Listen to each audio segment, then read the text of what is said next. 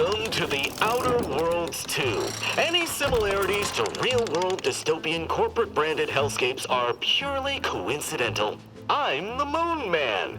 You might know me from such business entities as Spacer's Choice or its parent company, Universal Defense Logistics. Yeah, I'm kind of a big deal. But I won't bore you with how I became the galaxy's most beloved and recognizable spokesmoon. You're here to choose options from a menu. Well, have I got menu options for you?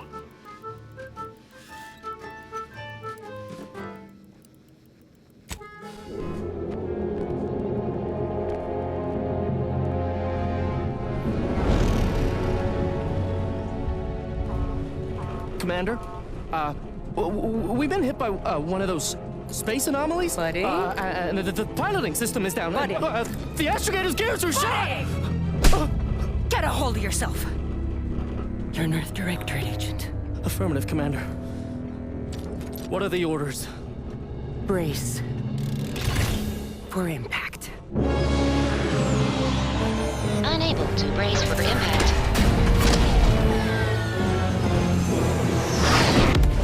Is it the end for Commander Zane and Buddy? Tune in next week to find out. From one side of the galaxy to the next, the Earth Directorate is on your side. Whether against corrupt corporations, tyrannical governments, or corrupt corporations in league with tyrannical governments. The Earth Directorate is here to fight for the rights of all colonists.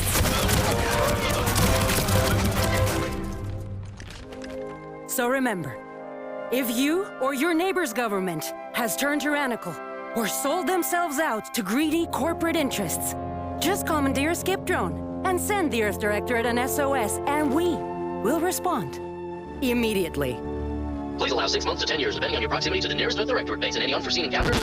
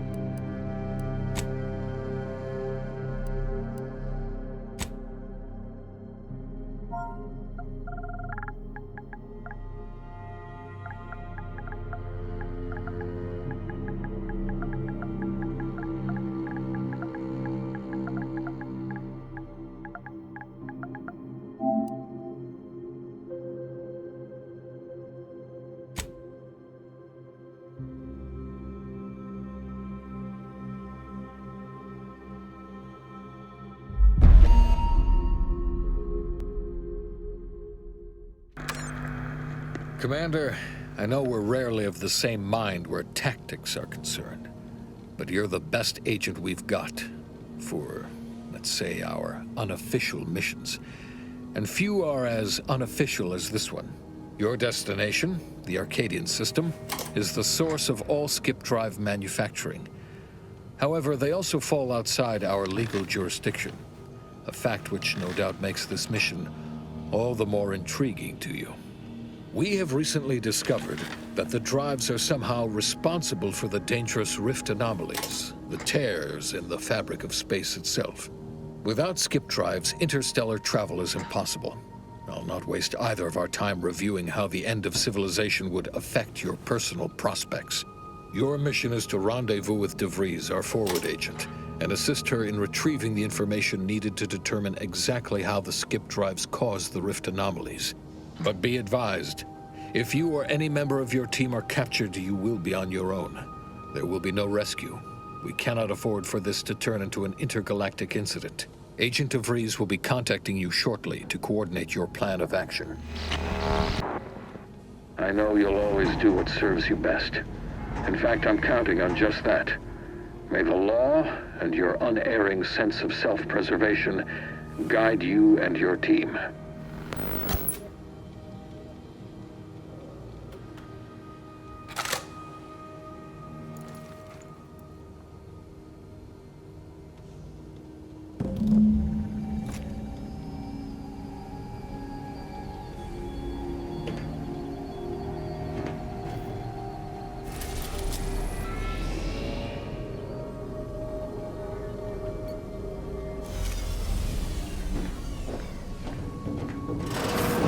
Commander, hey.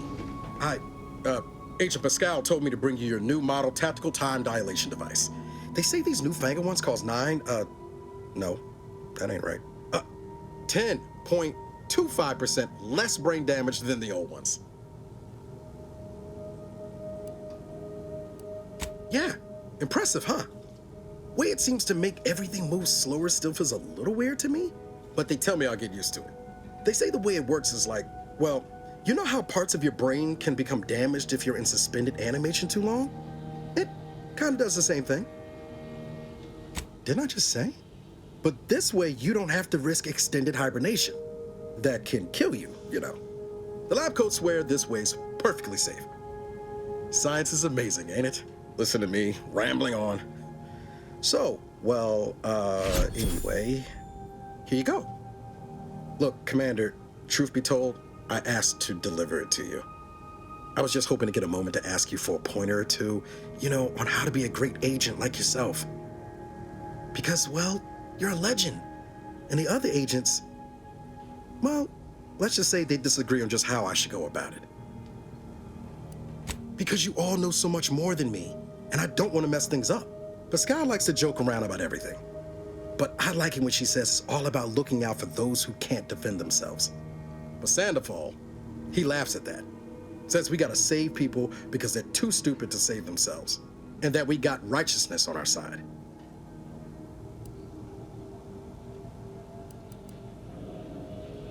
Yeah, there's some advice worth taking to heart. Anyway, thanks for giving me the time of day. Most superiors wouldn't. Oh, I almost plumb forgot to tell you. It's near time for Agent DeVries to establish contact. She's like you, top tier, one of the Earth Directorate's best. I know you'll like her. Anyway, we ought to be getting down to the main room and open up the channel. No need to wait on my account, Commander. I'll join you in just a tick.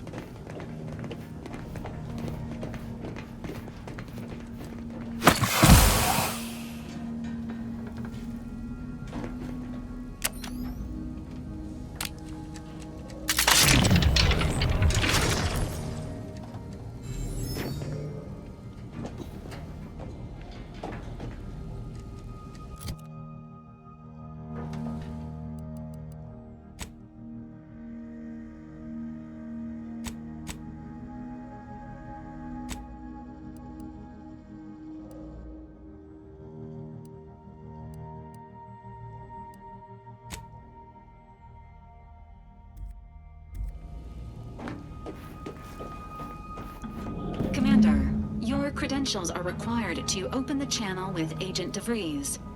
Yours are currently located in your cabin. Don't worry, you're not the only one who needs their gray matter rewired after hibernating our way through skip space, Commander. Door out of commission again? Best accustom yourself to crawling through the vents, I suppose. Go try the vent runs between the kitchen and your room. Good thing I ain't gotta do it. Not sure my knees could take it with all the years on me. Doesn't protocol dictate that agents have their credentials on them at all times, Commander?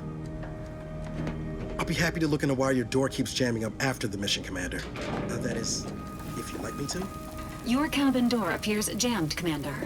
I've made an internal note for Agent Ibarra to look into the cause. In the interim, you will need to find another way in.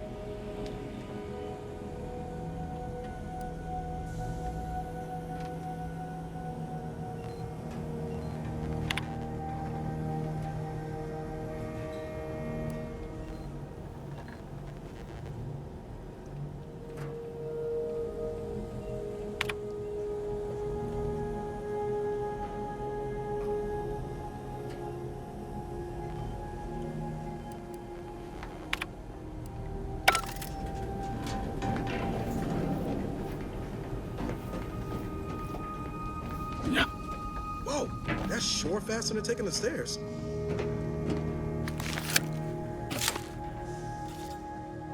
Commander, considering the danger and consequence of the mission we're about to undertake, I hope you'll forgive the lack of pleasantries. Arcadia is ruled by a dictatorship that calls itself the Protectorate. They are beyond secretive. However, it is their inability to even imagine that someone could infiltrate their system that has given us an advantage. One I've found a way to exploit spectacularly. As unbelievable as it may sound, once you make your way to my location in the skip labs, we will be liberating an unsealed skip core. Then you know what I'm speaking of. But the whole story about the explosive seals being necessary to complete the circuit so they'll function, well, it's a lie. The seals are just there to conceal the inner workings of the drive so no one else can duplicate them. Examining an unsealed one will be invaluable in helping our lab coats figure out how they cause the rifts. But you'll first need to make your way to the station proper from the landing pad. The timing for our mission is exceptional.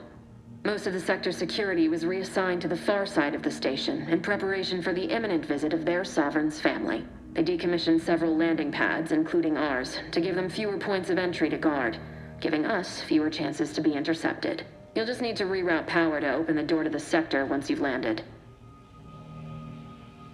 Once you gain access to the sector, you'll need to shut down their communications to keep them from alerting anyone to our presence. Then, you'll need to handle their combat mechs. I'm not so certain. They're relentless and well-armored. They may surprise you. I've managed to leave caches of tools and intel for you throughout the sector. I'd take advantage of all of them, were I you. This may sound simple, but I cannot stress this enough. Do not underestimate the danger we face. Come on, Agent. Haven't you heard? We're the best and brightest. We infiltrate corrupt governments before breakfast most days. Do you think this is some kind of joke? The Protectorate are the worst of the worst and will not hesitate to string you up if you're caught, if you're lucky. They think nothing of regularly chemically lobotomizing their own subjects for even the slightest error. Your life isn't the only one at risk here. Don't tell me to calm down. You know what I've sacrificed, what I'm prepared to sacrifice still. I've spent the better part of a year laying the groundwork for this mission. I don't need a team led by some self-serving raconteur who plays fast and loose with the rules whenever it suits them, fouling it up. For now, unlike you or your team, I am a professional. Whether I like it or not, you are the commanding officer here. My personal feelings will not impede our mission. I need to go now. My absence will be noticed soon. Once you land, I'll patch in over comms and guide you through the sector. Augustine! I mean, Agent DeFreeze. I just wanted to say we're all looking forward to working with you. Who? Niles? Is that you? Law, what are you doing here? It's been so long. I'm an agent. First assignment. Suppose I look a mite different now. Less grease. Oh, and no more smelling like fuel neither. Most days. Can't wait to see you once this is over, Agent. And good luck. Same to you, Ibarra. DeVries out. Navigator's warmed up in the cockpit, Commander. Whenever you're ready to fly us in.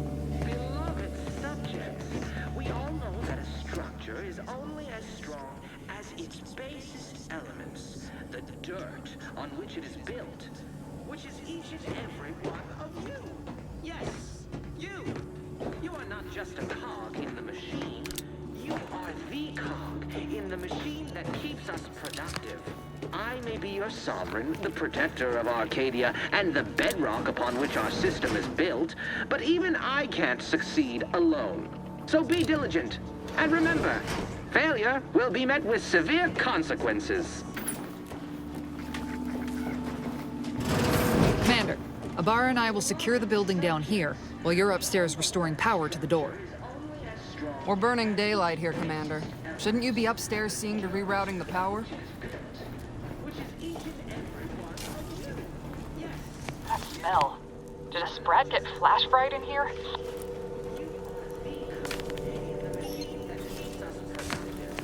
Agent DeVries's orders still stand. Power must be restored to the door in order to proceed into the sector.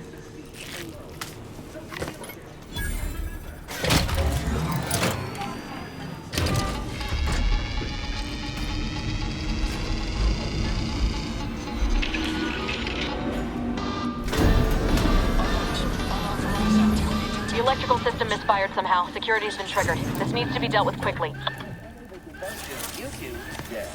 Expiring without permission will result. Commander, we finished our sweep. I'd wager we could use the intercom to call for help, Commander. Must be a guard around here somewhere who can shut the mechs down. Screen's broken, so should be nothing to pass yourself off as one of their own. Always a good idea to have a cover story.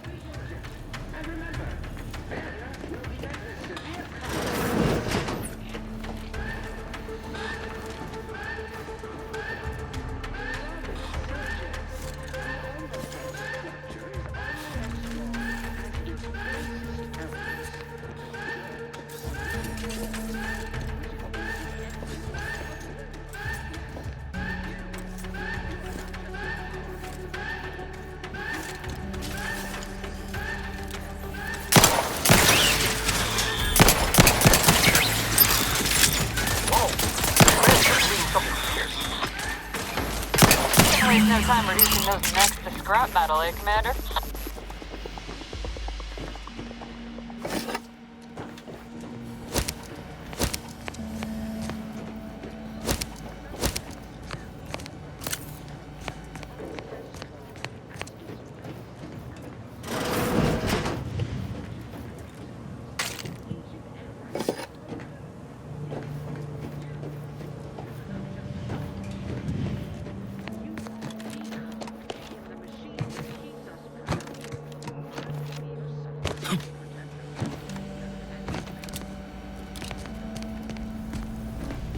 Commander, the situation is becoming more fluid than I'd originally planned for.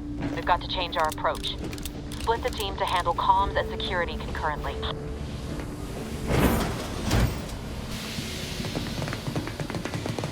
Good to know DeVries is consistently on edge. Wasn't just me.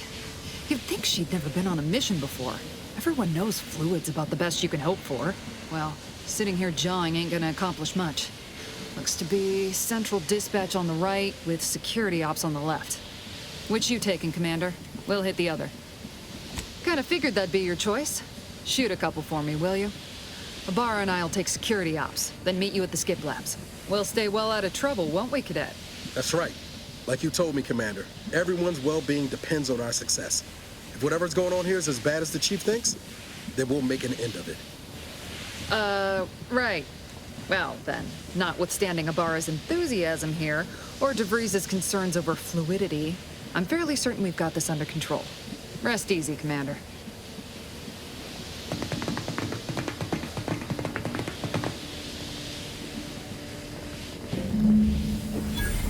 Agent Pascal, ma'am, I've been cogitating on how best to gain entry with security ops. You know, nice and quiet like.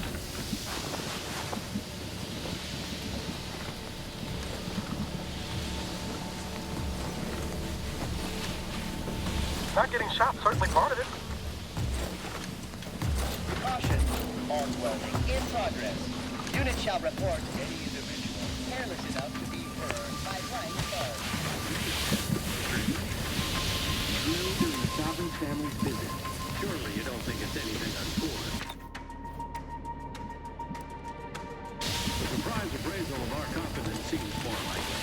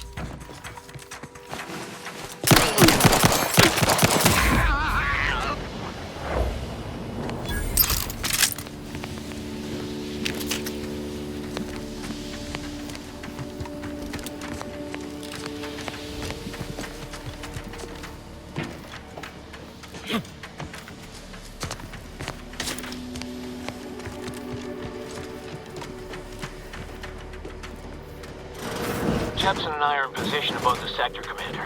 Path's been cleared. Only encountered one guard. Should have seen it. It wasn't pretty. As long as it's Sabotage in the name of your directorate, understandable. We're staying too close to the airlock when we're back on the ship. What? There's something wrong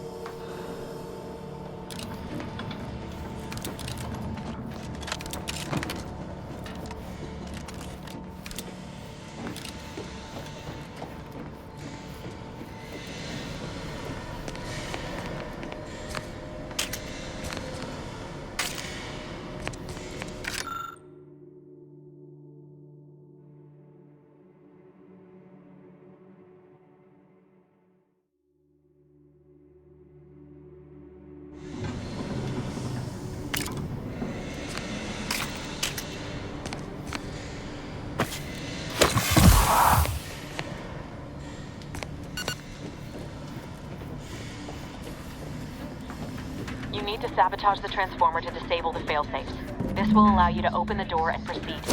I left the manual in the locker to your right in case you need it.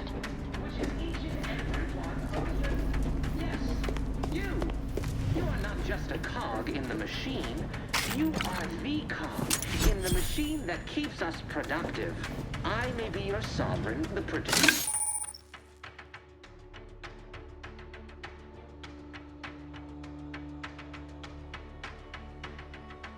Arcadia and the bedrock upon which our system is built, but even I can't succeed alone.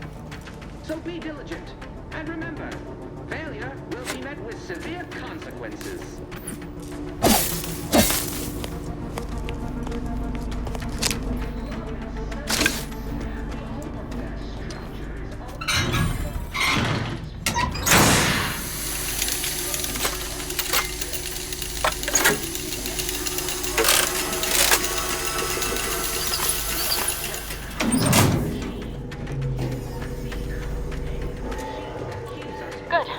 Now that that's done, did I forget to mention the alarm? Just ignore it and get to the manual override in the control room as soon as you can. I mean, no. No, of course we have nothing to be concerned about.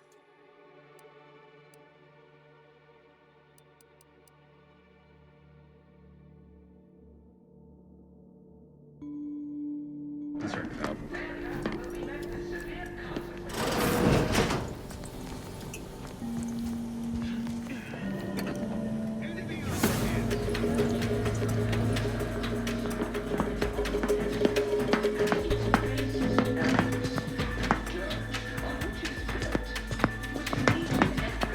My vexation grows. Taking cover! Down! You are the Kong. May be your sovereign, the protector of Arcadia, and the bedrock upon which our system is built, but even I can't succeed alone. So be diligent, and remember, failure will be met with severe consequences.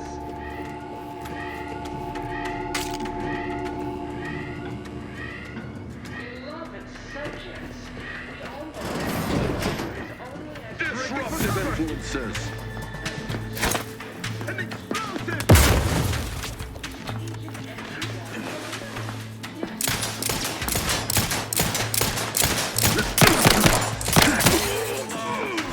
Realign with the paradigm. Seeking cover.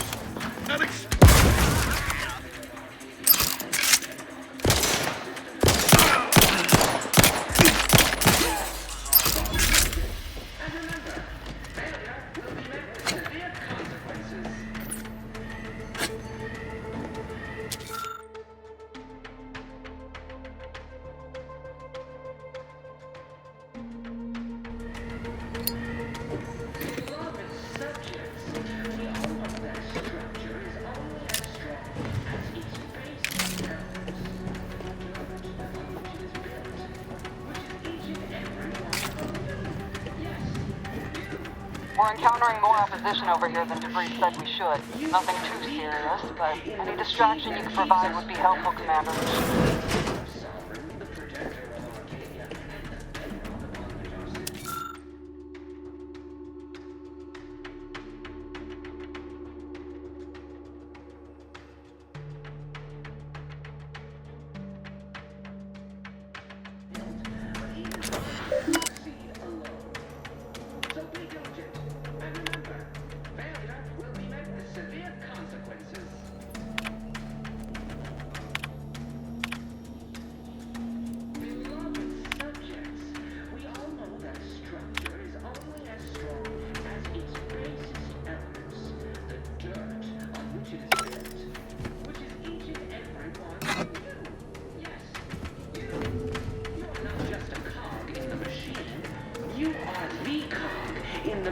That keeps us productive.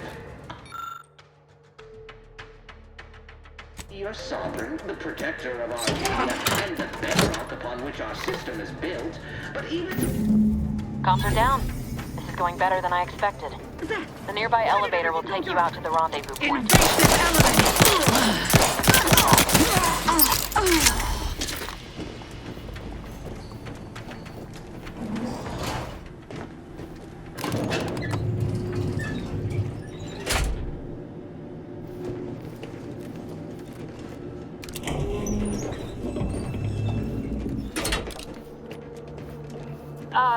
Give us a minute. Something's not right.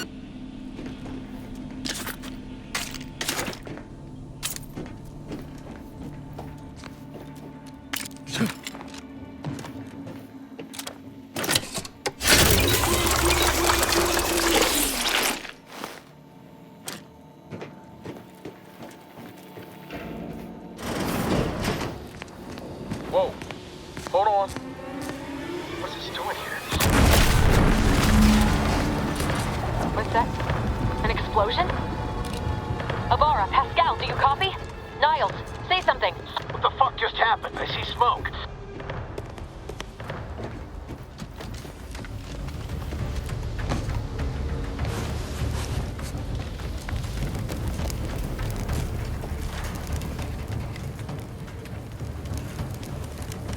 Commander, what do I do? Everything was fine, and then...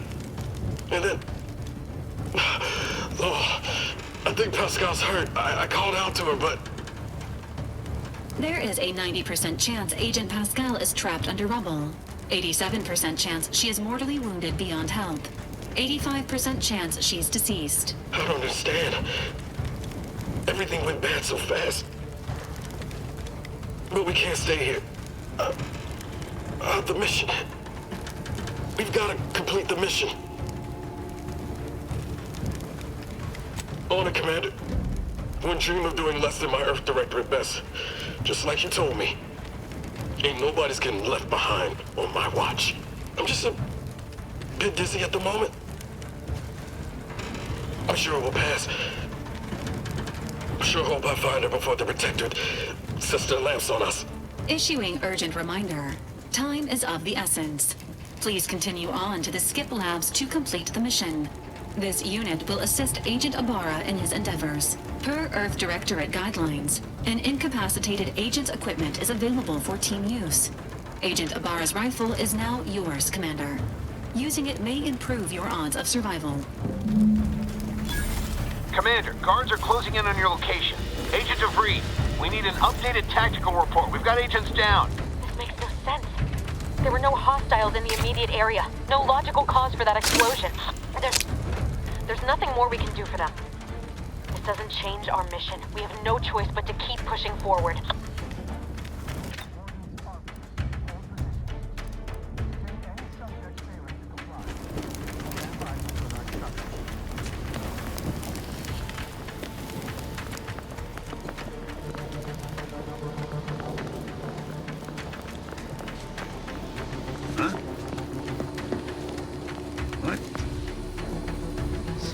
Illustration is in order. Individual!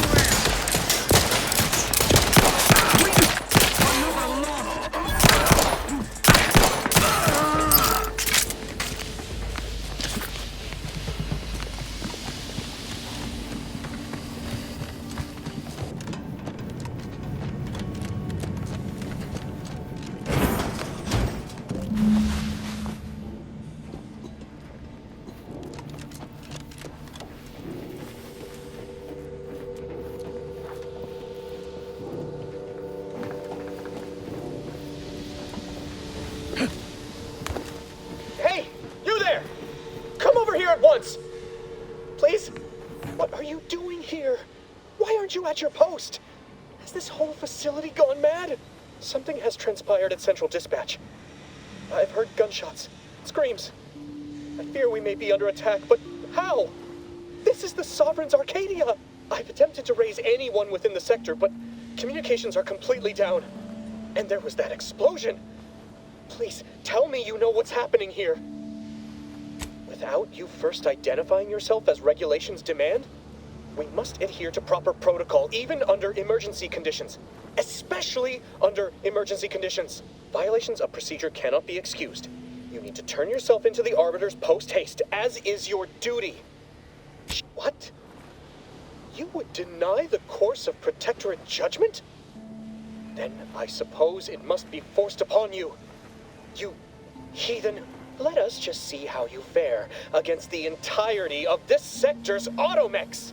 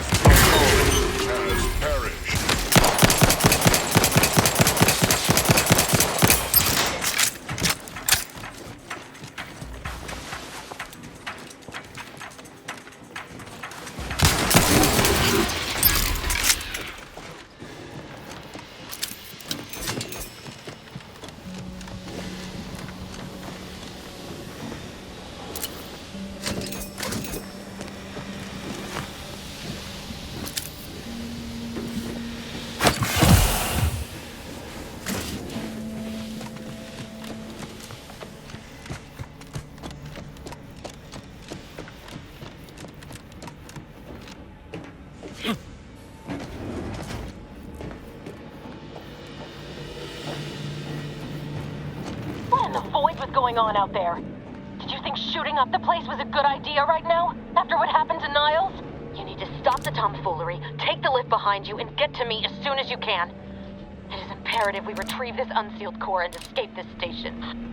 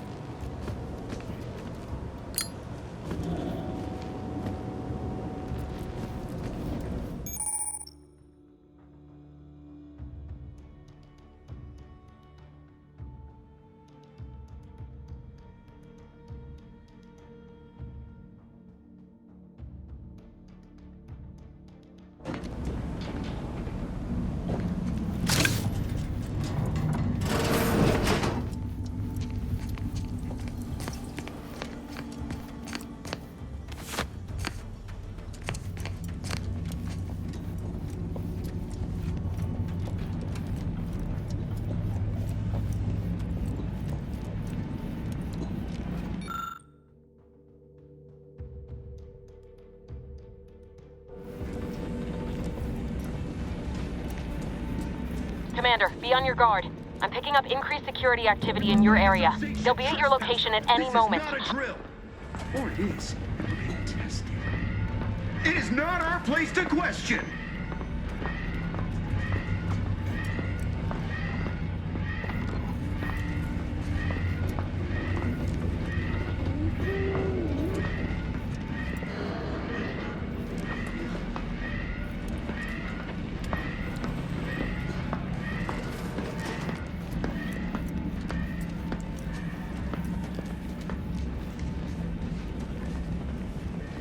Sovereign provides...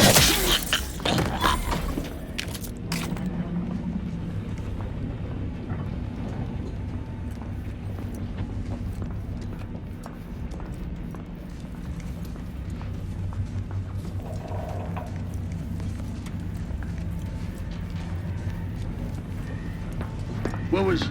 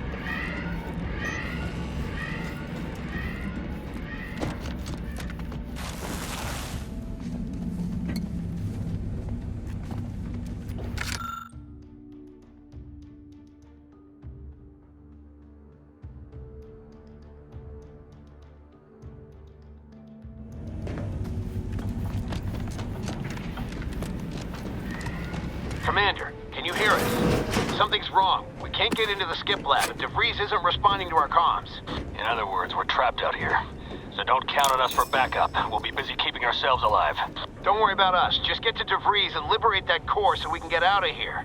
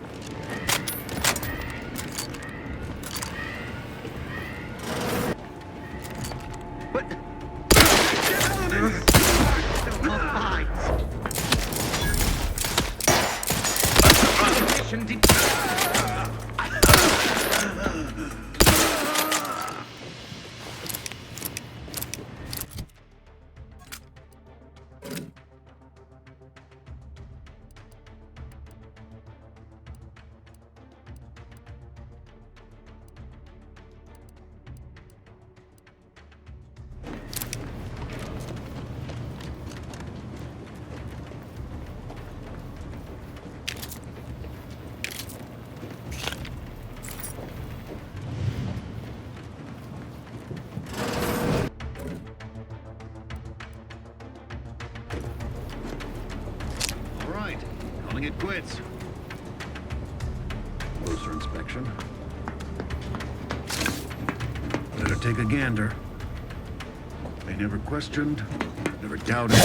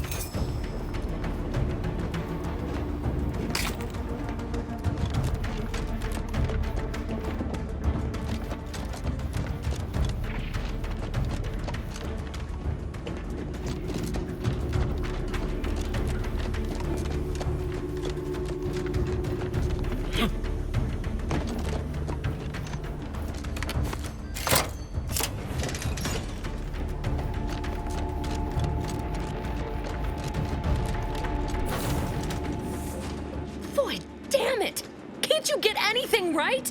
You were supposed to be dead already. I shouldn't have depended on your unwillingness to play by anyone's rules but your own, working to my advantage.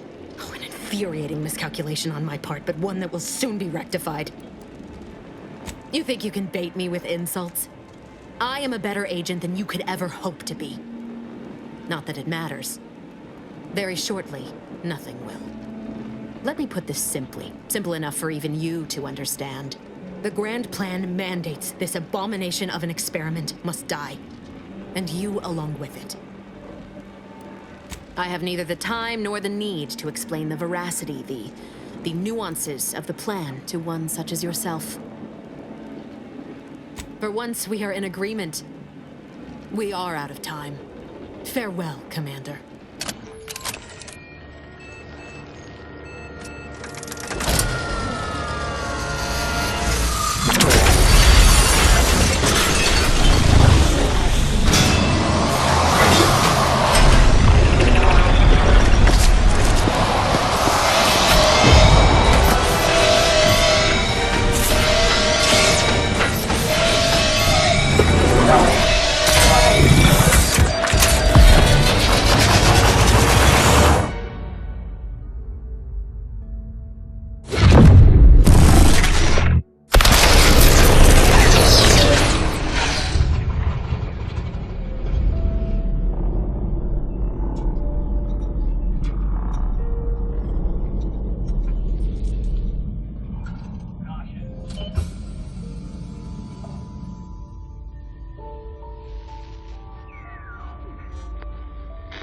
Sovereign's family has been killed by a naturally occurring rift anomaly. High priority alert to all Earth Directorate agents. Contact with Earth has been low. Identified ships on the edge of Arcadia. It's no longer just a spacer's choice, it's Auntie's choice. Greater value for your men. Arcadian citizens, we've come to deliver you from oppression.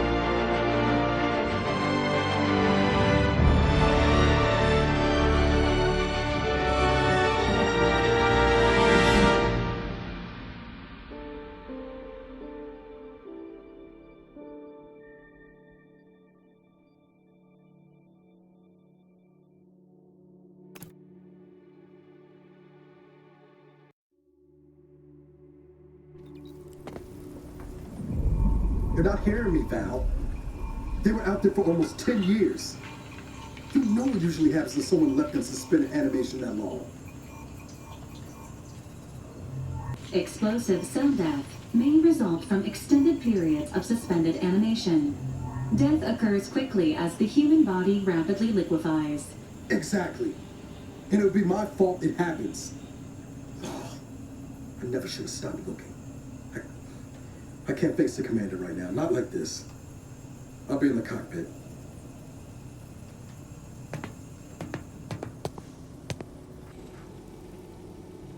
Welcome back to consciousness, Commander. Please accept your back pay for the previous mission.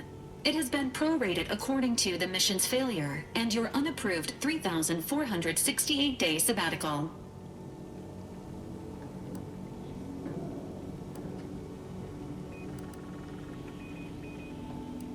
Due to the perilous nature of their job, Earth Directorate agents are not compensated with hazard pay. However, 2 more near-death experiences may entitle you to a decorative trophy. Revival protocols mandate a physical and cognitive test to confirm mission readiness. This is to ensure no unexpected changes have occurred regarding your abilities, Commander. Acknowledged. Your refusal has been noted in your permanent record, and an automatic grade assigned to your cognitive functions. An event summary will now be provided to improve your situational awareness, Commander. If you feel yourself beginning to liquefy at any point, please notify this unit immediately. Following an aggressive merger between Anti-Cleo's and Spacer's Choice, the new corporate entity known as Anti's Choice invaded Arcadia. Anti's Choice claims they are following market demands and liberating Arcadia through the power of capitalism. Many have died. Unfortunately, their invasion fleet also exacerbated the rift anomaly created by Agent DeVries' sabotage of Horizon Point. This means no ship can enter or leave the colony. The rift also remains a threat to the colony. Current estimations suggest the rift will destroy Arcadia in the next 10 years. Give or initiating reassurance. Do not worry, Commander. Prior to now, the probability of your intervention having had any impact on current events approaches 0%. While the rift is a low to medium priority concern, Agent Ibarra has expressed far more confusion and alarm about Agent DeVries' latest actions. Agent DeVries did indeed survive Horizon Point. This was confirmed when she brought down the old Earth Directorate surveillance satellite earlier this month. The satellite had been gathering information since before your mission. When it fell, it signaled agents across the colony, leading to the discovery of you and Agent DeVries. Agent Ibarra prioritized your recovery above pursuing Agent DeVries. This involved disassembling and rebuilding the astrogator to allow the incognito to travel to your location. It is inadvisable. However, Agent Ibarra has had many years to teach himself new skills, though he has not shown the same aptitude in soap making, hydroponics, or cooking. This unit has also observed a marked improvement in Agent Ibarra's hygiene regiment since the satellite was brought down. He is shaving again, and routinely changes his clothing. Final update. Due to the deaths of every other squad member, Agent Ibarra is now a full agent. He is currently in the cockpit. Please extend your congratulations when you see him.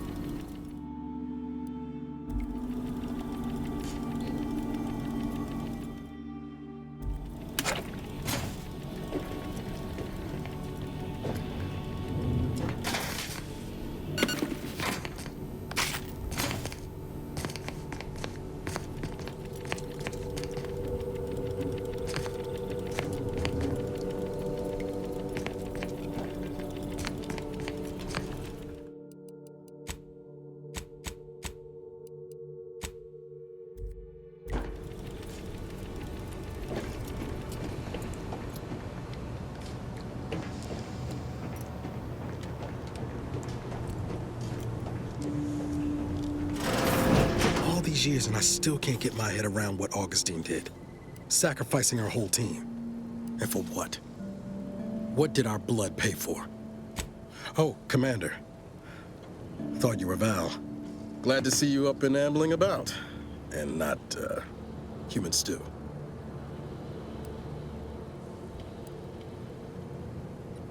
You know, when I first learned some of the escape pods made it away from the station, I'd hoped. I did search for you, Commander. Just as soon as I was able. Might be you're giving me more grace than I deserve, but either way, thank you. So then, I gather Val's described our state of affairs? Confirmed. The commander has received a full briefing on the following topics: the invasion of Arcadia, the Rift, and Agent DeVries' survival. DeVries. Would have been better if she joined the dead. I figured she'd done just that until I got the alert that she brought down the Earth Directorate satellite. If she's of a mind to, she could use the information on that thing to destabilize the Rift and destroy Arcadia. She was one of us, Commander. It's our responsibility to stop her. Acts of unprovoked violence are not sanctioned by the Earth Directorate except on occasions of premeditative self-defense. Searching. Mission parameters not found. Please contact the Earth Directorate for updated orders. Can't, Val. You know that. She's going to ground now. But as part of her original undercover mission, DeVries was inserted at the Vox Relay Station on Paradise Island. She then followed protocol, established a safe room there. Wager that's where we'll find clues as to her present plans and whereabouts. Thank you, Commander. Means a lot coming from you. Just to be clear, I'm not saying we're strolling up to the Vox station and knock nicely. The Vox is highly restricted and heavily defended. It'd be a death sentence. We might ought to explore the island first, find out what we can. The satellite alert pinged DeVries' tracker in a town, name of Fairfield. Wasn't nowhere clear as yours, so we need to poke around a bit. Doubt she's there now, but it seems a better place to start than assaulting her Protectorate communications hub.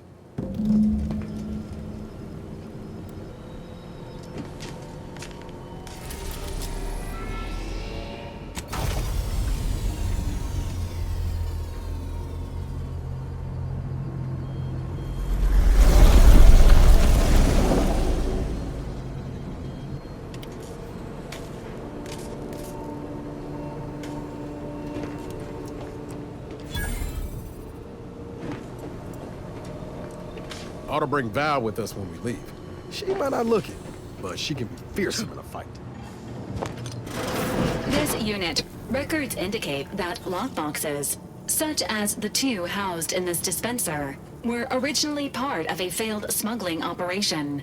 Special lockbox keys are needed to open them. After discovering the first lockbox, Agent Ibarra installed this dispenser to house additional lockboxes, which may be located throughout the colony. Unfortunately, due to a jam, the dispenser is currently inoperable.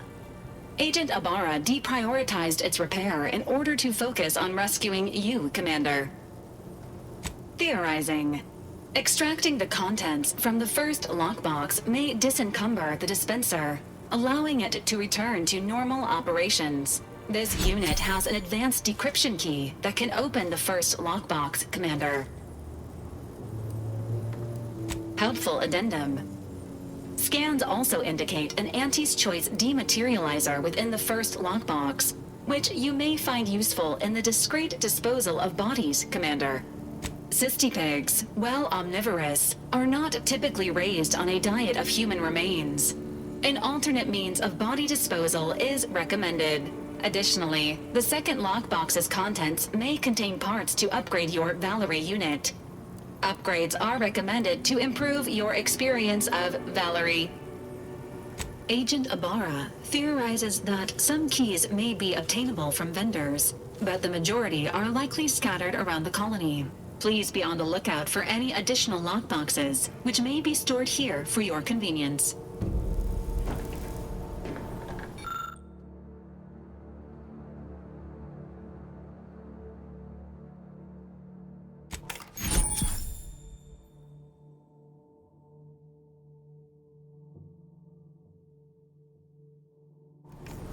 Congratulations on your acquisition of the dematerializer. The dispenser is now functioning normally. Your ability to conceal homicides has also been increased by 85.9%.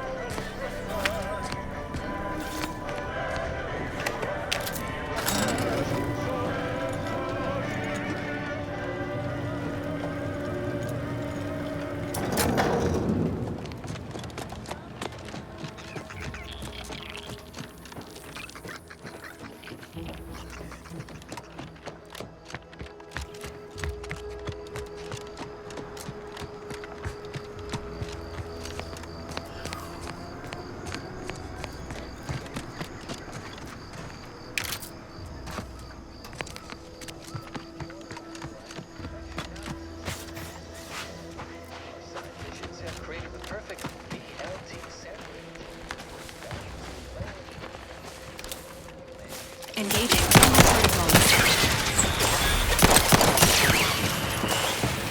Emergency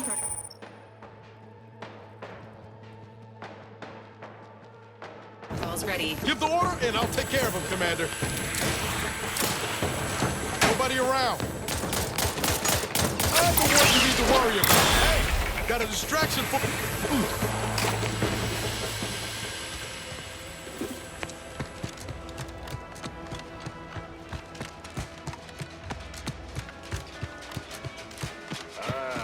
Company. Must be from that ship on the... Whoa there, go-getter. Why choose just any choice? Welcome to Fairfield, now under the new and improved management of Auntie's Choice.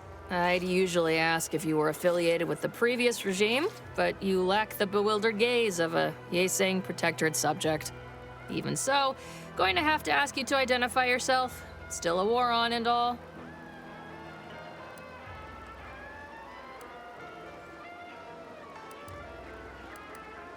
Well, then, try to identify who I'm looking at, presently. Good thing Auntie's understands the value of the free market and the competitive nature of hiring. End of the day, we let most anybody in.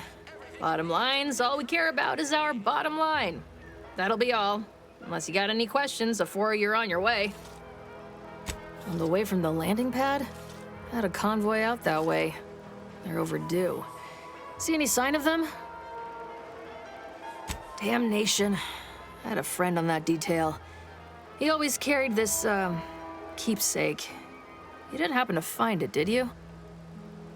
Well, never too late to start. Plunder's plunder, Auntie always says. Them Protectorate drones been a serious menace of late. Heard Trooper Faulkner shot a few. You find a way to put a stop to them, there's a bounty for it. Bounty terminal's out next to the jail, across from the bar. Just down the lane here a spell. You get to Town Hall, you passed it. As I've never heard of her, can't say I can. Seems like Minister Milverstreet knows everybody, though. Probably ask him. Anything else? Oh, we got everything. One of them, at least. Clinic's over there on your left. Watering hole's a bit down on the right. Market's a straight shot down the lane. What? You been in hibernation or something? We're here to bring the free market's liberation to the people of Arcadia. And Arcadia's bounty to the rest of the galaxy, of course. Before I forget, I have standing orders to send all newcomers to Minister Milver Street. He's in the town hall. That'd be the one with the giant hologram on it. Can't miss it. Once again, welcome to Fairfield, the official new home of free trade and self-reliance on Eden. Give NT 5 bits, and she'll give you a facial spritz. Holler when you're ready for me, Doc. I'll be over here. Definitely not in excruciating pain. I must ask you to hold still.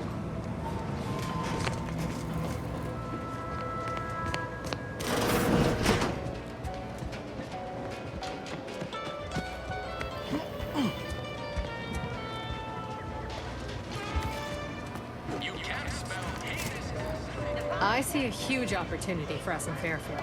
There's zero competition and plenty to drive people to... Welcome to the name-pending saloon, purveyor of spirits and stimuli. Why, sure. You'd be surprised how much loose talk and idle speculation occurs around here. What, between the Protectorate defectors, finally able to speak their minds, and all our off-duty Antes employees carping about work and the war. Any particular topic you have in mind? Basically, to avoid it at all cost. They have a brigadier up there by the name of Montelli. Sounds like he's as much a danger to his own troops as ours. Real piece of work, even by Protectorate standards. Reportedly enamored of show trials and summary executions. Tell you one thing you can't avoid, the bridge. No other way around it, and at present, it's held by Protectorate forces. We have a small contingent of troops bivouacked nearby. Forward Operating Base, they call it. You're asking me for the particulars of a high-level corporate acquisition. Like an in-depth accounting of the various parties who vied for control and who won out in the end? They merged. Rebranded. Auntie Cleo seems in charge now. Dunno. Do my best to steer clear of corporate intrigue. Oh. Minister Milver Street's blessed with the gift of gab. Swear he could sell bypass shunts to a Raptidon. Ain't one of them falsely magniloquent types, though. Sincere fella. Shares command of Fairfield with Acquisitions Officer Carr. She's blunt and murderous. Two traits Auntie's Choice highly prizes in a commander of corporate forces.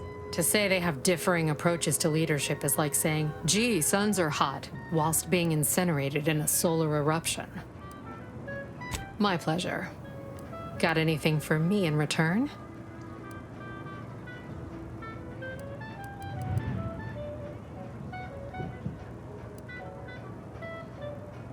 Your Earth Directorate. Never figured to meet one of you all, especially in here. It's like some hapless critter, once thought extinct, just trotted on into the place. Here I was hoping you'd have a good story for me in exchange, but oh well. Not everyone's a seasoned raconteur. Pick your poison, and I am mostly not being literal there.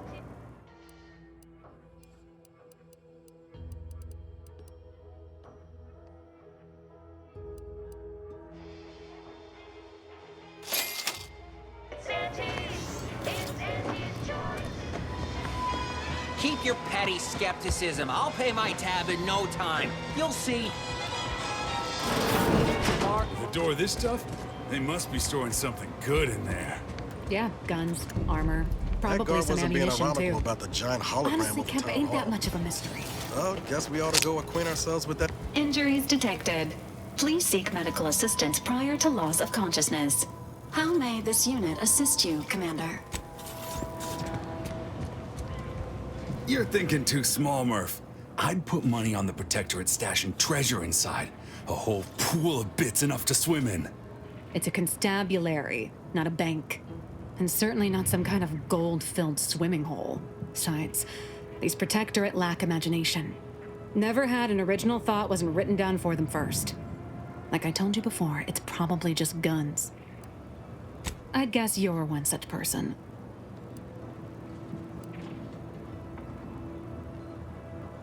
And a wrong one, as we've learned in dealing with this malicious contraption of a door. We've tried everything short of skipping a ship through that door to get inside. Though, come to think of it, maybe that's not such a bad idea. Don't encourage him. Fine, Skip drives out. Say, maybe we could commandeer one of them tractors out in the field instead. Oh, bet that could plow through the door. In case you haven't noticed, we're in the middle of a war, and hard to say whether we're winning or not. Better question is why no one else is treating this like a top priority.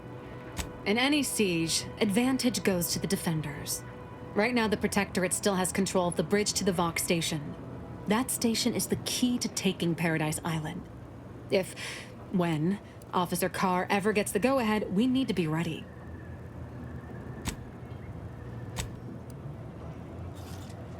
What do you want to know? What are you, some kind of spy? Back down, Trooper. I'm sure our friend here is just curious. Still haven't gotten orders to, I suppose. Only person besides Carr who might know more is Commander Torres out at the forward operating base. Like it's just that simple. Haven't you been listening? That door is sealed tighter than a Saltuna can. Nobody's getting through anytime soon. You sound like you've got something percolating.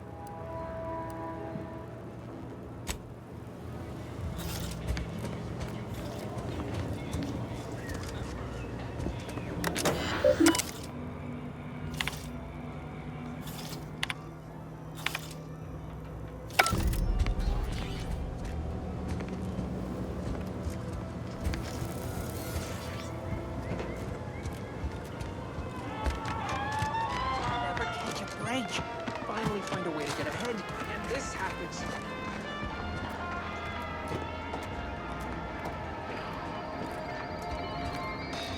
Auntie's Choice is the proud maker of Spacer's Charm, Zero-G Brew, and Peddle your wares elsewhere. No. Yet you see fit to keep me in a constant state of consternation. With each unauthorized act, you jeopardize our hold of Fairfield. Yes, but you must understand, the Protectorate citizenry is a hair's breadth from defection. Within the week, I'm certain. Certain? Like the week prior and the week before that. Impressive foresight you wield. Should apply to join the Order of the Ascendant. It would be difficult enough to convert the stubborn populace without your soldiers' constant, ill-advised forays. Enough! Your yipping reminds me of my 2 old canids. I loved those canids. You, on the other hand, are trying my patience. We don't want to try Auntie's patience, do we? No, Auntie.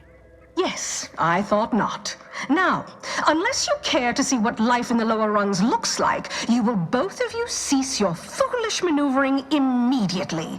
Do I make myself clear? Yes, Auntie. Good. See that it is done. I will brook no more disappointments. And while you're at it, you might want to look into your security situation, Commander. I'm not accustomed to an audience when addressing my subordinates. Who in the void? Eavesdropping on Auntie's Choice business is like to get a body shot for spying. Though you're not wanting for moxie. I'll give you that. Now hold a moment, Carr. When opportunity comes visiting, perhaps it's better not to riddle it full of holes. Our new compatriot may be of assistance. A surprisingly good point, especially from you. She only forbade us using our own personnel. Be a whole other matter were a stranger to happen to aid one of us. But which? Well, you seem an observant sort, so I expect you'll tire of Milver Street's bluster soon enough. Come see me before agreeing to whatever absurdity he proposes. Unlike him, I have some work actually befitting your time. I'll be waiting. Alone at last. I never thought she'd leave. Now then. Splendid, because I'm not interested in hiring any more idiots. I'm looking for people of tact and vision and perspicacity. I do not believe in signs. I believe in opportunities. Right now, at this moment, you and I have an opportunity to save countless lives. But I'm hardly the type to beg and ask for nothing in return.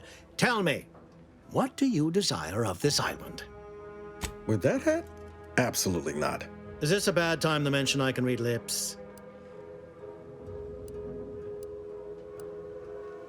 Tisk tisk. I appreciate your devotion to remaining mum, but I simply cannot work with a freelancer who I do not intimately understand. I see. Return when you feel more forthcoming. Watch out for that Auntie Cleo. I know she don't look it, but she's more dangerous than she seems. Even the whole of Spacer's Choice couldn't outmaneuver her. You're here early. I expected you'd be on the receiving end of Milver Street's bluster until close to the end of time. Happy that ain't the case, as I can make use of you. I'm Officer Babylon Carr, head of aggressive acquisitions and persons elimination on Paradise Island. Let no one say I can't be official when circumstances merit. Now, not to say I question the presence of a wayward sightseer in the midst of a war-torn waste, but it might be safer for us both if I knew your purpose. The Vox, eh? Bent on bloody self-destruction, I could just have my troops dispatch you, save you the effort. Although if you were keen on continuing to draw breath, perhaps you and I could broker a deal.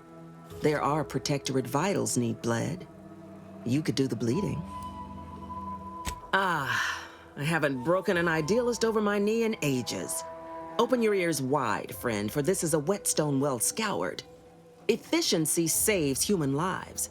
Engage a detachment in open combat. Expect dozens dead on both sides. Kill their commander beforehand, and their soldiers will rout without a shot fired. Such is war. Milver Street, for all his book learning, doesn't seem capable of understanding such.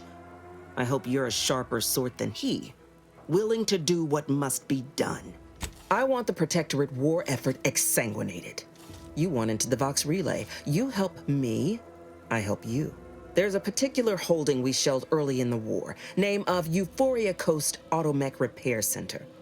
Deserves a raising for the length of its blasted name alone. My scouts report recent Protectorate attempts to bring it back to functioning. I need the place sabotaged, lest Automechs return to aid the Protectorate war effort in droves. Should note, the ministers like to take our working together as a personal affront. Aid me, and I suspect he'll rescind any offer he may have made to you. Could be direct. Feign that you're an assistant of some kind, though you'd have to have some know-how regarding engineering. But a simpler path would be paying a visit to the Ministry of Accuracy, liberating some credentials. Yaysayers ain't capable of suspecting a piece of paper. Certainly could. I wouldn't shed a tear on behalf of those drones, but the Protectorate is used to losing its people, and there'd no doubt be a replacement crew in a week's time. The repair center itself needs to be permanently put out of commission. Anything else is temporary. Think all you like. Speak to Milver Street if he ain't already stuck his hooks in you. I'm confident you got the spine for what must be done.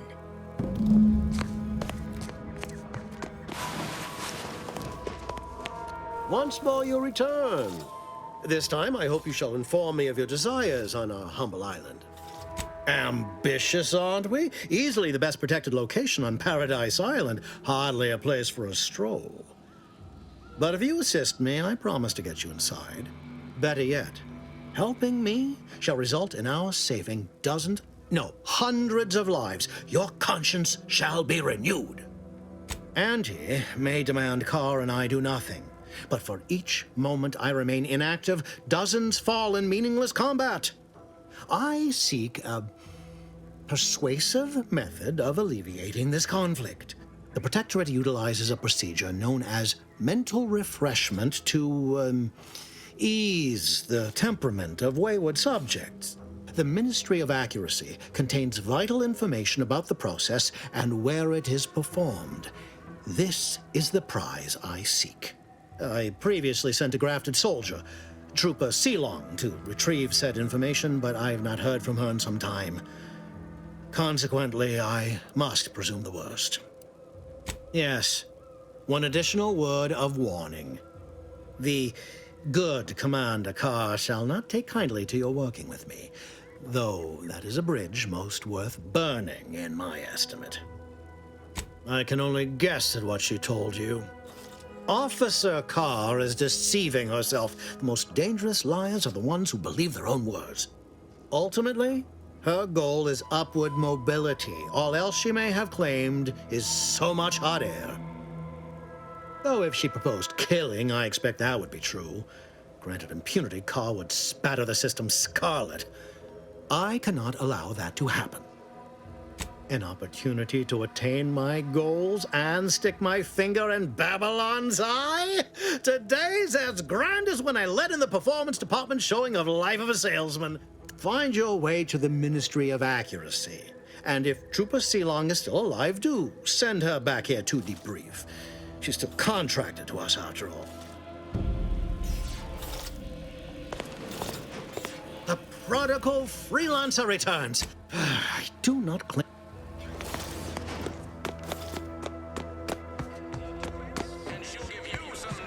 Commander, there is a 98.7% chance that hunting Agent DeVries will require greater amounts of ammunition than you currently possess. Ammunition can be purchased at vending machines or crafted at a workbench using materials like this collection of scrap metal and powder. I can also help you craft items in a pinch when we're out together. Most won't even explode on you.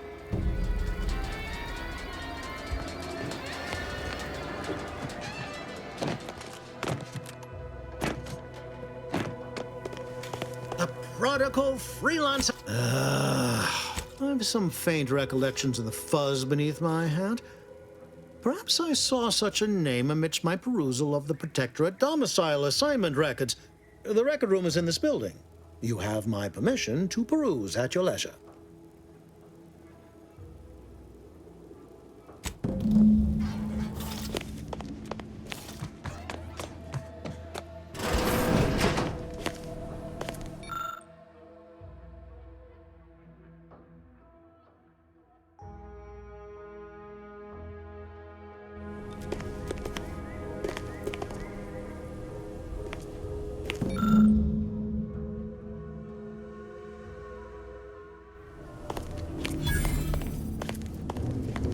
Heard you're working for Milver Street. You can consider my offer formally rescinded. No reason to believe he wouldn't attempt to sabotage anything I attempted.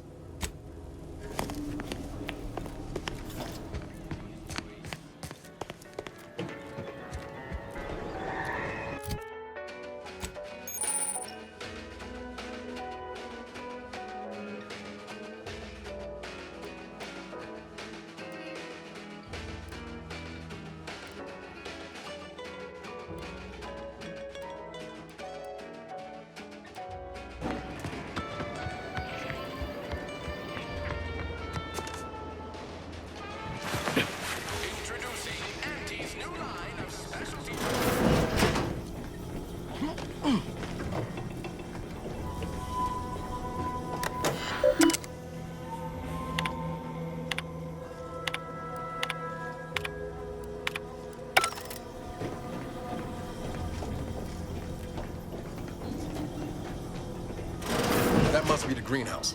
You know, one where that Emmeline is supposed to be moving stolen goods. Moon Man character of yours. Is he some kind of... I'm simply not credulous. I'd welcome you, would-be consumer, but we are not a retail operation. Please visit the various consumer locations around Fairfield for all your purchasing needs. I have far too many claims on my time to be able to cater to the curious at the moment. I was meant to have help, but they lacked the barest amount of gray matter it takes to keep from getting locked up by excessive corporate malfeasance. So, I'm on my own here, breaking my back, trying to buttress all these vines on top of all my other jobs. Oh, the bits I wouldn't pay for some of those mechs the Protectorate used to work this place. So, is there anything else, or can I get back to work? Really? Feel you're entitled to that information, do you? Nah, it's only a crime if you get caught. And you only get caught if you cause enough trouble that excessive corporate malfeasance has no choice but to haul you in. So long as you respect their boundaries, keep the right palms greased, and apply a bit of discretion, it's easy enough to do just about anything you need done. But since the original crew we sent here couldn't handle those 3 simple rules, it does so happen I have an opening for a well-paid accomplice. I'm part of Sub Rosa. We're a group of merchants, information brokers, and commodity traders who deal outside the systems most folk are confined by. We're the best way to get things done in anti-space if you're looking for profit. Want to buy it, sell it, move it? We've got someone to do it for you. Oh, isn't that just wonderful? I had no suspicion when you walked through my door that you'd help resolve the last of the morass Paradise Island has become for us. And all we need you to do is access Quartermaster Cardos's terminal and scrub any Spectrum vodka from her ledgers. It's already been resold, so having it in her system could become problematic. Expunge it, and I get you some bits, and the friendship of Sub Rosa all over the system. It'll probably be nothing. She's just a sergeant, not someone who has any real pull. And I've already made arrangements with everyone who matters. So, if she catches you, about the worst she can do is a switch on the rest. And I'll be waiting here with your bits.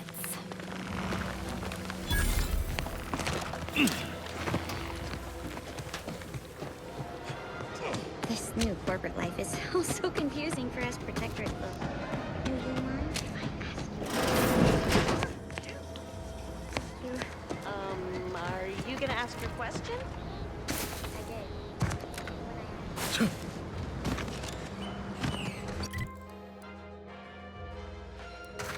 No signs of corrosion. Exhaust manifold still warm. Come on, baby. Might I have a word, Commander?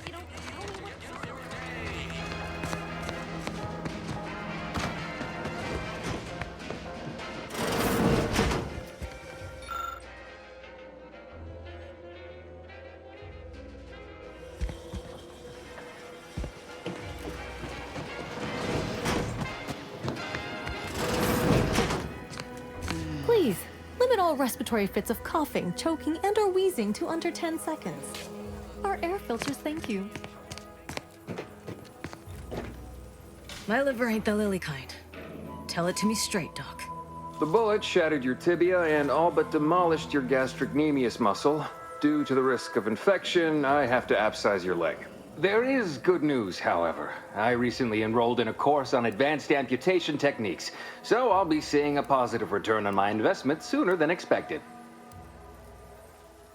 Excuse me, I'm in the middle of a private consultation. Say, how sore are my pockets gonna be after all this, Doc?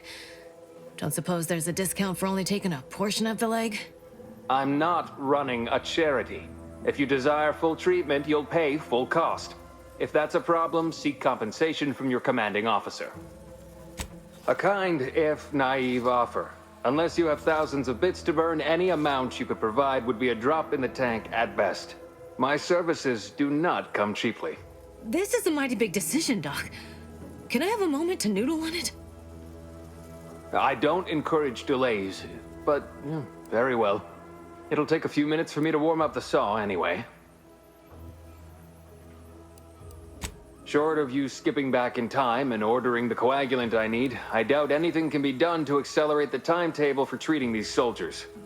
I am a doctor, not a magician.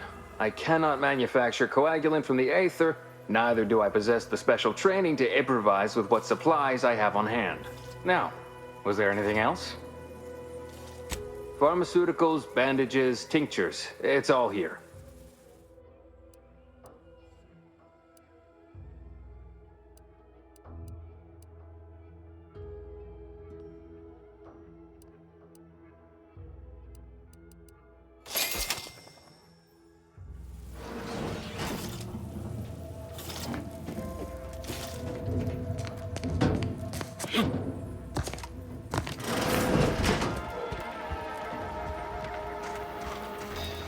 Don't go into that cheap saloon if you got a lick of gumption. They got no... Swear, I almost had it this time. Everything all lined up. Easy mark, guaranteed moneymaker, favorable terms. Practically the recipe for success. Look like you've had your share of troubles. Ever had the perfect opportunity just slip through your fingers? So you can understand my situation then. I had just the thing to get me a fast-track promotion to lower middle management. Now you seem like someone who knows a good deal and wouldn't be adverse to helping me out. It's like this. I agreed to meet with a business associate to finalize a deal, but the location got set for Spire Grove. Problem is, you been outside of Fairfield? Well, the funicular to Spire Grove broke recently, so I got no way to get up there. I'd break my neck scaling that cliff for sure. There's a long way around, but it's not for me. Why, the path there might be lousy with raptidons for all I know. It wasn't before, but mayhap they were just lulling me into a false sense of complacency so they can strike. While exploring facilities to the north, my partner unearthed a heretofore unexploited advanced protectorate technology. Couldn't or wouldn't go into details, but he promised every household would want one, that it'd revolutionize the daily life of Anti's choice citizens. Pitched him the dumbest deal I could think of. Told him I'd trade him my entire tossball card collection for schematics or a prototype. Said sure. Complete rube, didn't even ask about condition. My Kelvin Tran rookie card isn't even ultra fine, got a piece of nicotine chewing gum stuck to it. Opportunistically leveraging difficult predicaments. That's the Anti's choice way. I have a few bits I can offer you, not much, but if it turns out a roaring success like it ought to, and I get a fat promotion, I promise I'll see you're taken care of later. Splendid. Go parlay with Jackson Plum up at Spire Grove. It's some kind of agricultural harvesting encampment southwest of here, near a mess of them rocky spires. He'll provide the agreed-upon schematics. All right then, don't let me keep you.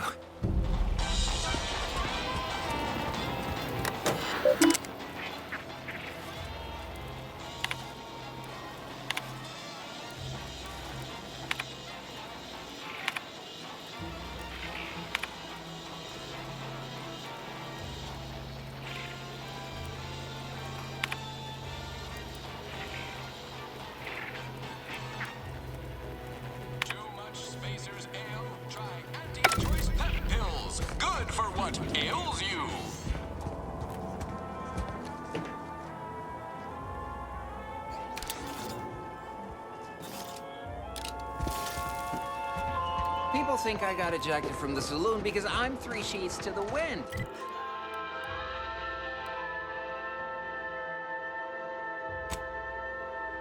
Well, maybe I am drunk. Drunk on bold ideas.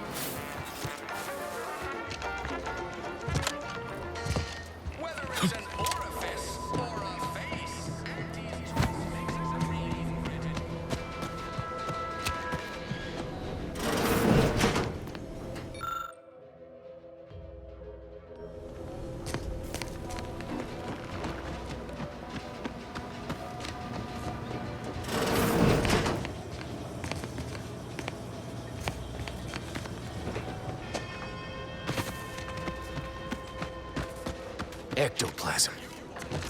Wait. Nope. Just taro excrement. Ugh. Heavens, Auntie, you scared the living daylights out of me. Shouldn't sneak up on a man like that. Good way to earn a bullet betwixt the eyes. You know, you might be right. I'm reliably certain I did not want to find out. Guess I should apologize for all that hullabaloo before.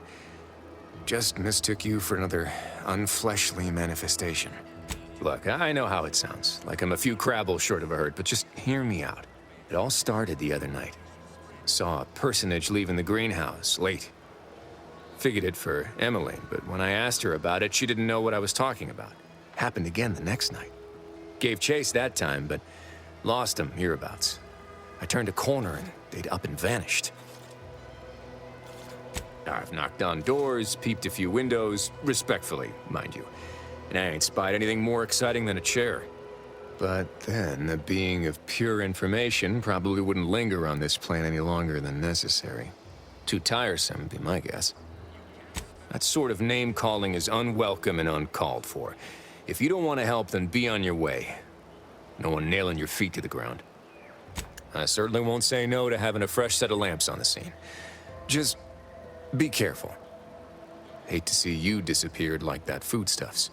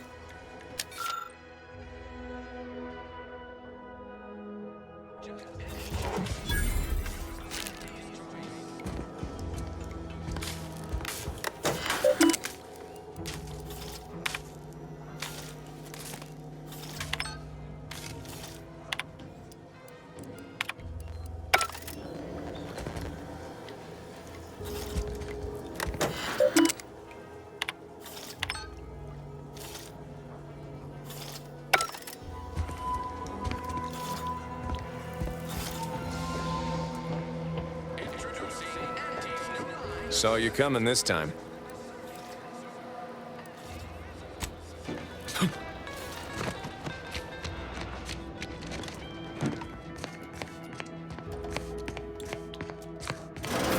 I suppose it was only a matter of time until we were discovered. Though what an odd thing to die for. Apples.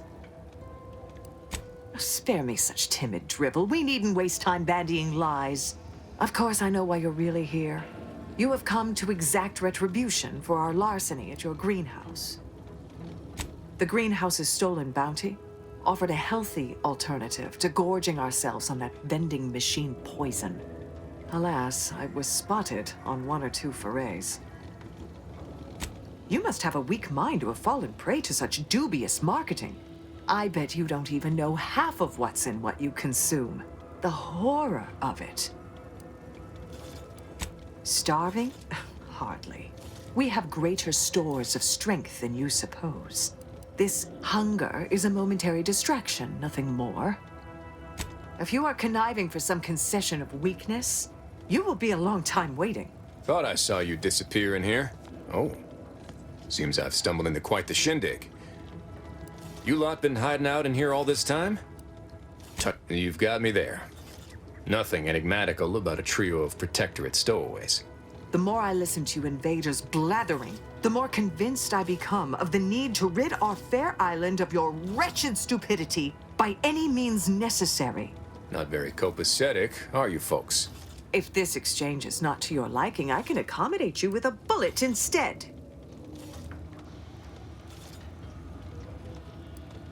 Spare me your insults. They mean less than nothing coming from the mouth of a corporate pet. This was always going to end in blood. Emergency.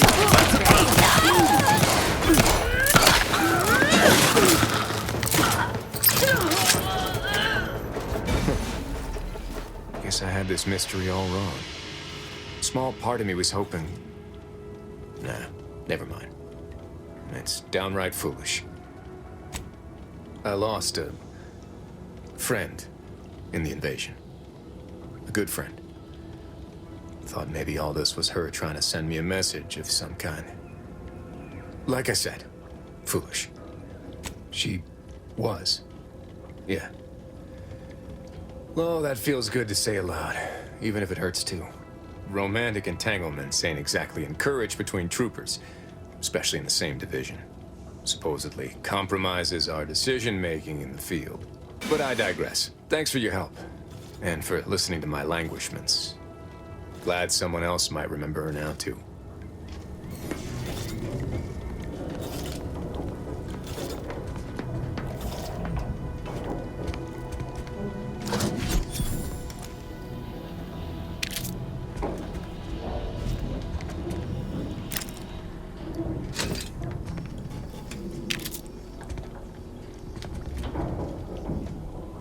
Emmeline will be pleased not to have to worry about her fruits and such going missing anymore.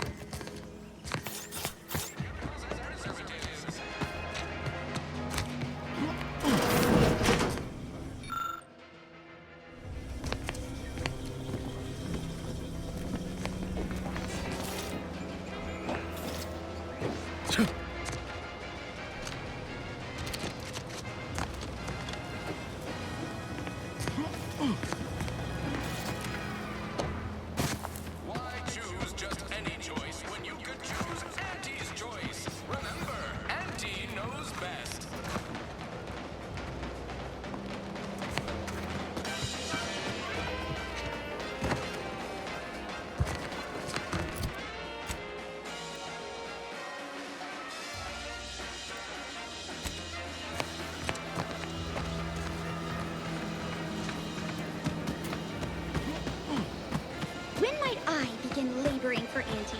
I so eagerly want to contribute to Auntie's choice is the proud maker of Spacer's Job, Zero G and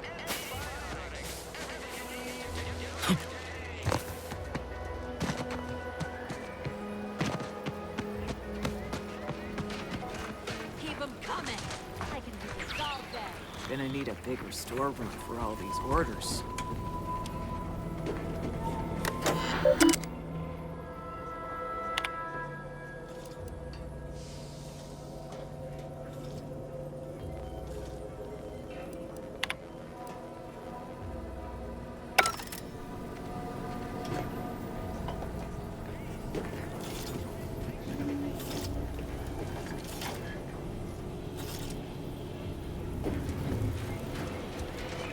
Let me guess. Gun keeps jamming, armor don't quite fit snug as you like.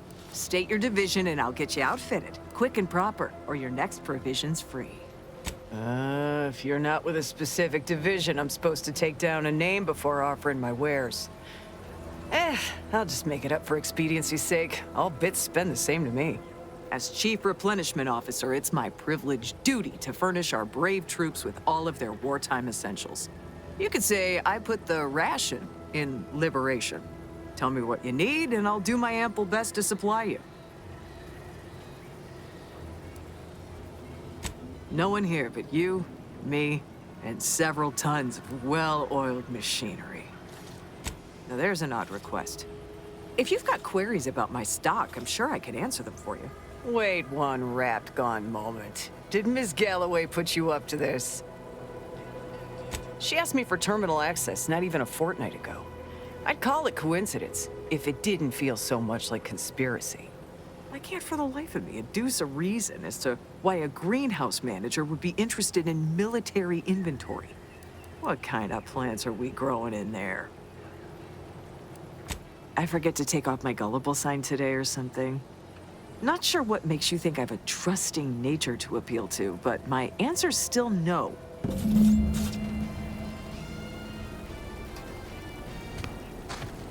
Business is always good when a war's on. What do you need this time? As a friendly reminder, all sales are final, especially ammunition.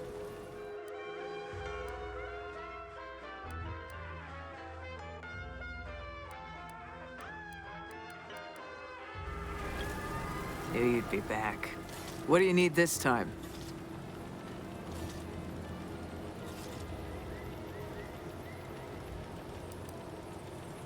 Good eye. Though I'd say they're better than nice. Got more armor than a hammerclaw, but better flight handling than the old clunkers we used to stock. If things had turned out differently, it might be someone else standing here, while I'd be off piloting one of those beauties. Don't have the aptitude for flight, apparently. But this role suits me fine. I like the upward mobility, in the metaphorical business sense, I mean. I heard you got the bug, huh? Huh. All right, come on. Let's give you a quick tour.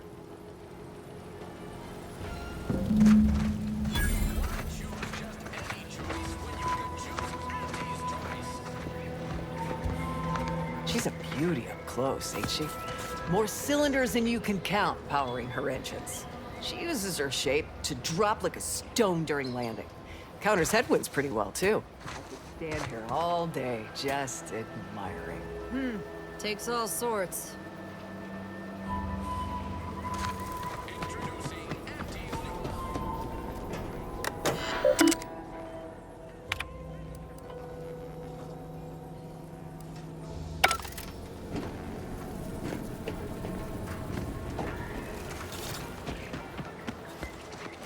And over there, you see, the fuselage has been modified to endure the pressure of repeated entries, which is...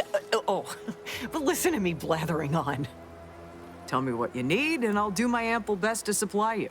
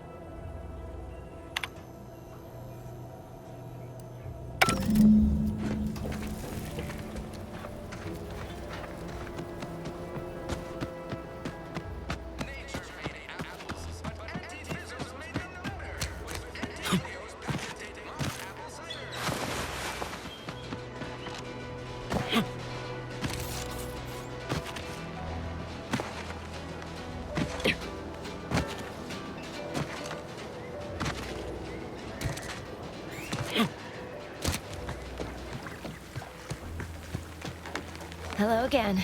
You get that inventory issue sorted? How grand.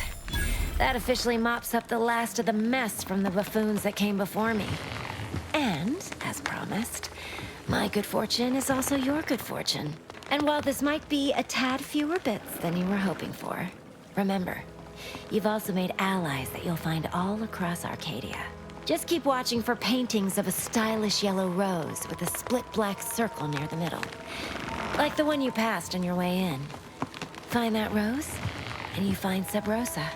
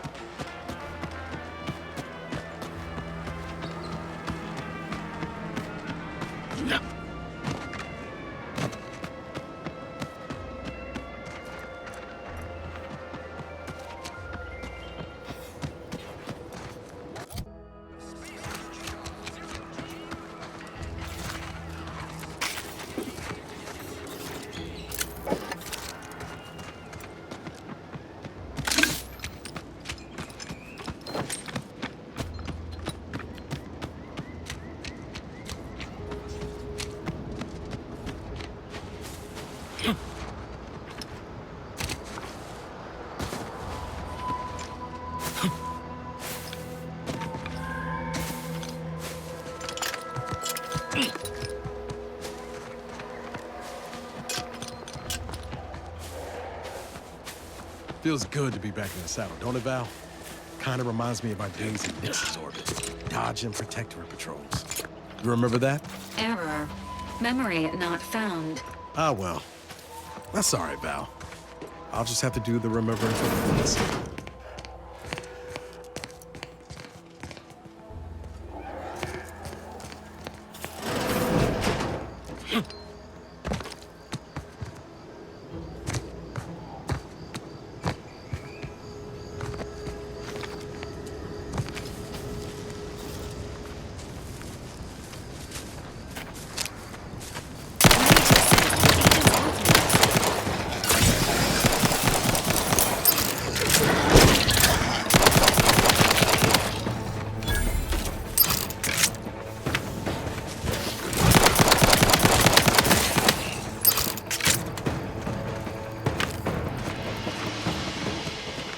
Enthusiastically neutralizing unfriendlies.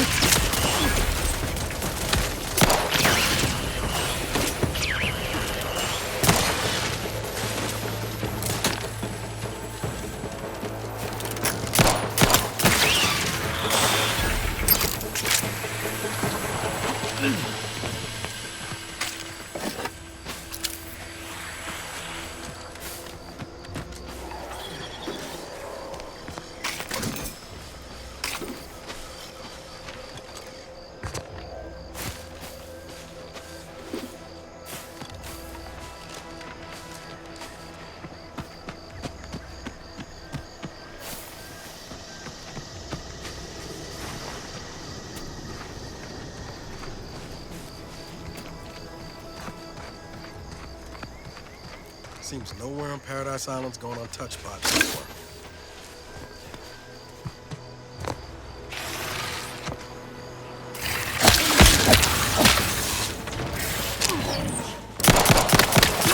Hit the broad side of a frame. Combat.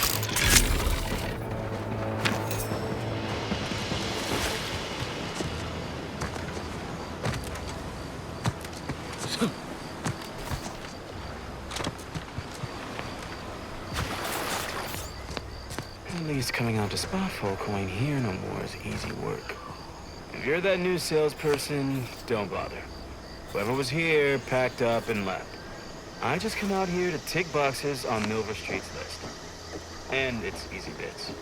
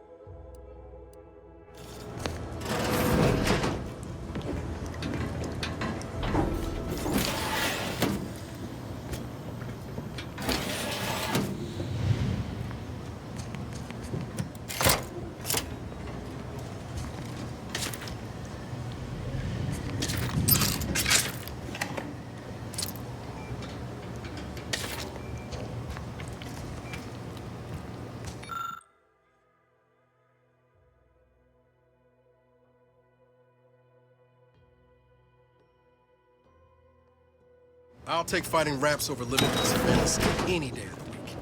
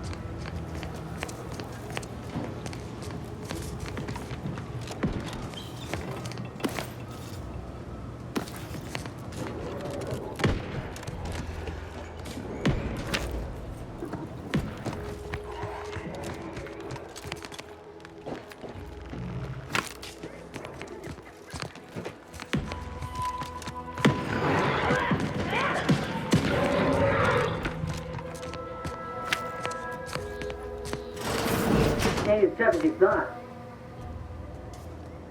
Hey you! Get over here before you get yourself killed!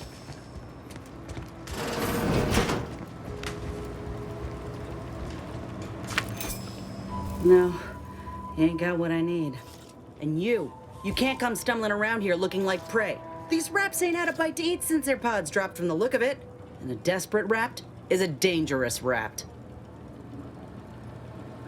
Yeah? Well, I'm Trooper Silong. Inez, former combat medic, Enhanced Soldier Division. Now just a menial troubleshooter who looks to have gotten her job swept out from under her. They're always counting me out. Every single one of them.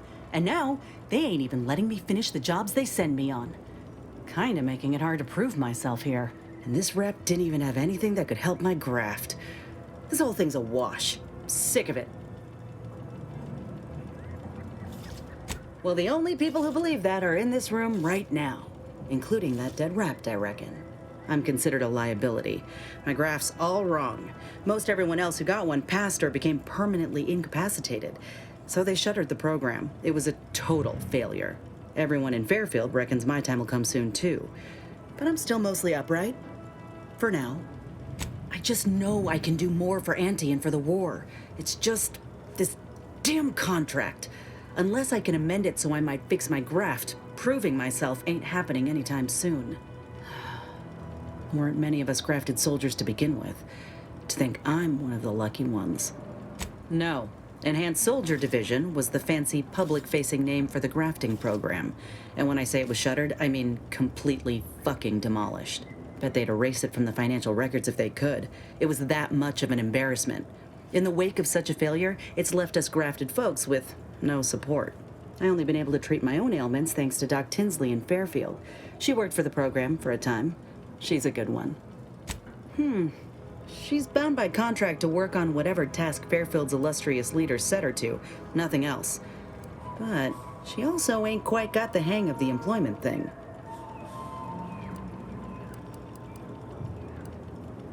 You looked at the fine print of an employment contract lately? It says any action taken by a worker that could result in impeded work must be approved by the contract holder. Not only would trying to fix my graft impede my work, but it's also financially unviable, unproven, a risky investment. So I'm stuck with a limb that's slowly poisoning me. Could pursue fixing it myself were I out of my contract, but if I attempted to end it, I'd have to waive all employment rights for the next year. It's a non-starter. Law, no. The contract would just pass down the line of succession. It's a very long line. And anyway, I ain't a killer. No matter how much I fantasize about shutting him up when he goes on and on about how he's the father of capitalism reincarnated. Or lamenting that his mock apple martini ain't blended quite right. Ugh, never quite got the hang of those. Yeah, thanks for the expert opinion. Get the feeling you will. Anyhow, think I'll return to Fairfield to have a little chat with Milver Street. Good luck in there. Mind the wraps.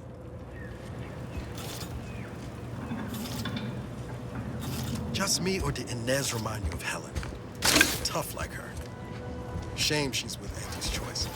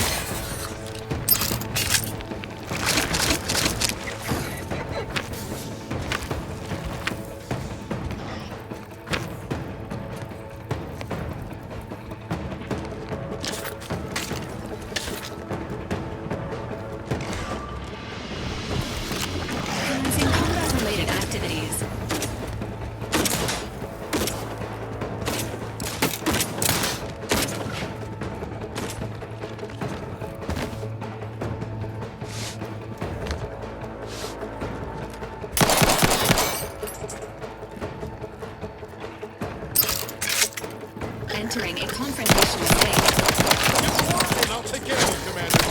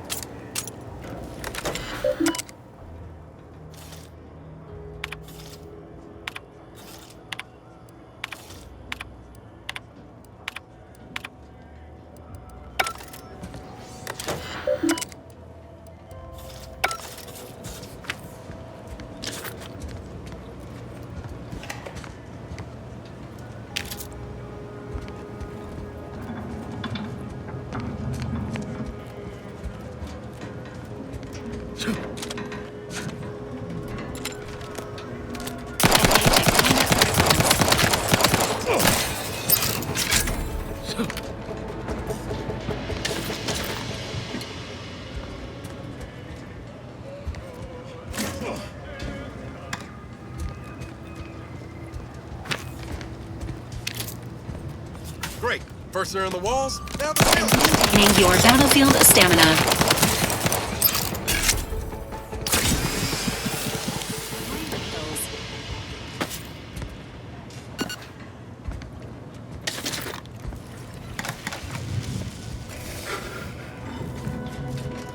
I know I've been pushing to find DeVries, so this might seem a bit of a left turn. Avoid it. I'm just gonna ask. Got an old friend here on the island. The doctor who patched me up after Horizon Point. Ex-protectorate, a good man. Tracked him to Westport a short time ago, but never got up the nerve to visit. Reckon we could drop by and pay him a visit. Brief one, of course. Not sure he'd still consider me such, but that's part and parcel of the reason I want to see him. I had some bad years on my own. Now with you here being part of a team, this might sound a mite soppy, but I feel like I could be a proper agent again. That starts with writing accounts. This friend of mine, Zebulon Tran, I let him down. And I've been chewing on that live wire for a while. Too long, maybe. After I recovered from Horizon Point, Zeb and I ran together for a spell, doing what we could to help folks in difficult spots. Fighting protectorate tyranny in small ways. Too small for Zeb, as it turned out. He was unhappy before I showed up, and after, well, all my directorate talk fired him up even more. I had my orders. I was to stay low. Couldn't let the protectorate catch wind of an Earth Directorate agent in its midst. But Zeb, he kept pushing to take more extreme action. I agree. But the problem with burning down a system is finding ways out for all the innocent folk trapped inside it. That wasn't the goal anyway. Just helping out where we could. We worked hard, but the Protectorate's arbiters and Sentinels worked harder. Often than not, our help only made targets of the folks whose lives we were trying to improve. Didn't matter what we did. Arcadia was still caught under the Protectorate's boot. Guess some of what you said way back when stuck. All that talk about putting people first. Figured that's what I was doing, putting a stop to all the pain I was causing. Anyway, things weren't good. Zeb and I couldn't find the rhythm we had before. We were arguing every day. Eventually, cutting ties just seemed for the best. Clean like. Only later I learned Zeb hadn't given up the struggle like I assumed he would. He got to stay in mental refreshment for his trouble. That's the last I heard of him, till recent. If it weren't for Zeb, I'd be in the ground. It's a debt I never properly repaid. Plus, I don't relish his last memory of me being a vanishing act. I owe him better. And since finding you, well, a lot feels possible now that didn't before. Much appreciated, Commander. Promise, I won't be making a habit of pulling skeletons out of my closet. Westport's on the east side of the island. I tracked Zeb to somewhere on its outskirts, but never got up the nerve to visit before now. We ought to start there.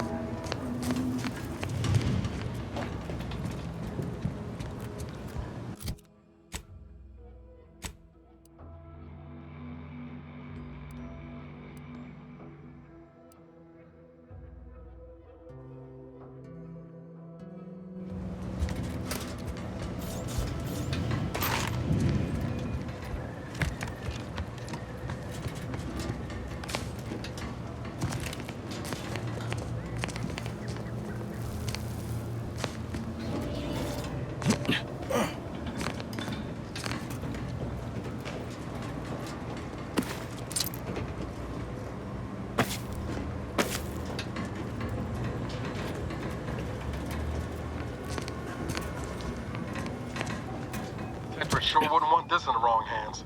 So it's probably exactly what Milver Street's after.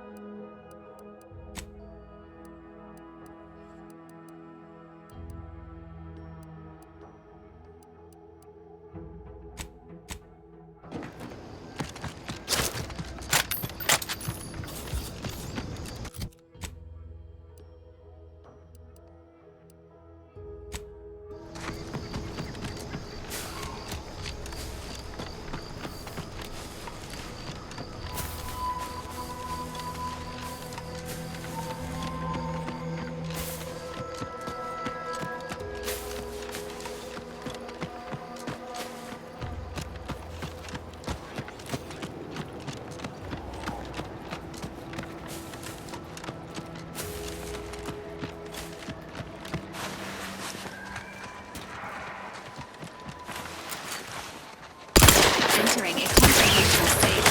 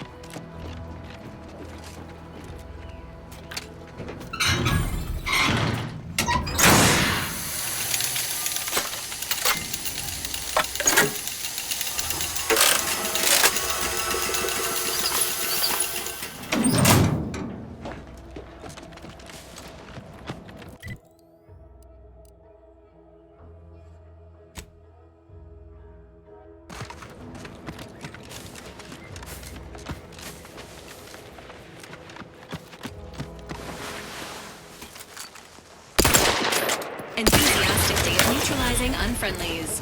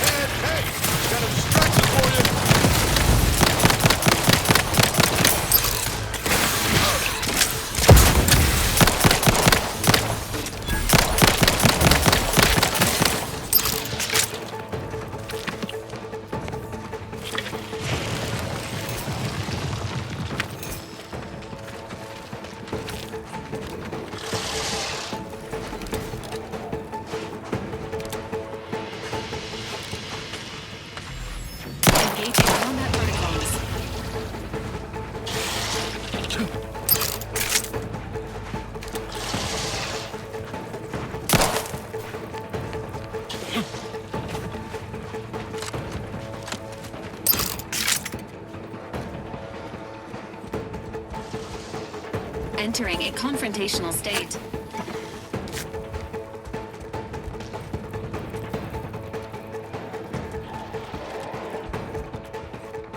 Benefits available at your request.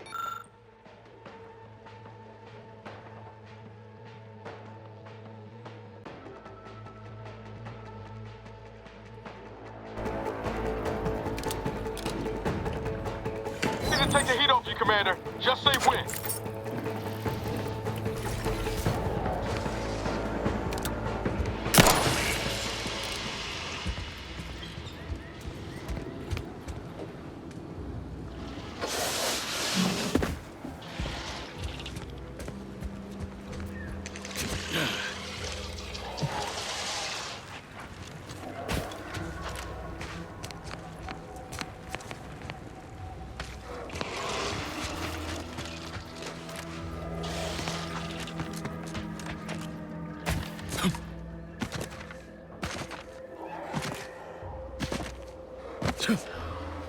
This unit has finished compiling the comprehensive report on the commander you requested, Agent Ibarra.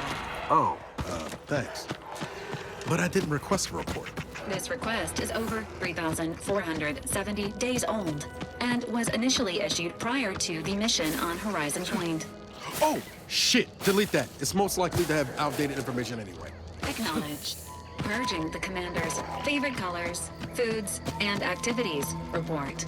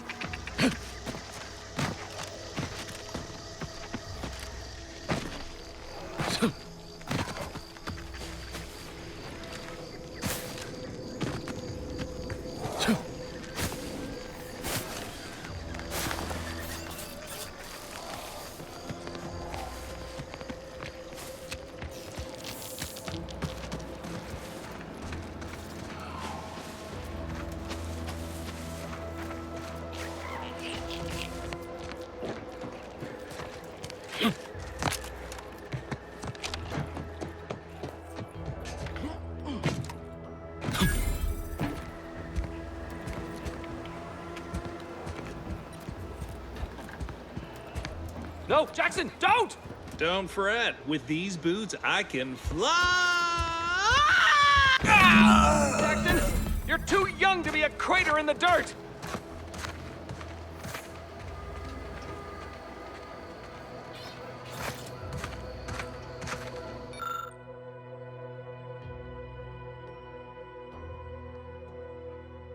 Oh, law, I can't believe he jumped that way. Sir, I know this isn't the time, but are they gonna put us to the gallows for this? What? No. That ain't how we operate in Auntie's Choice, Liza. We might be looking at a pretty fierce demotion for losing half our workforce and getting stuck up here, though. Demotion to fertilizer? No. Now cease your jawing. This ain't the time. Hey, you! You down there! Would you mind checking on our fellow? Might he have survived the fall? He thought those boots would make him fly, but they really just allow the user to jump repeatedly. Unless their downward velocity is too great. If so, well, you see what happens.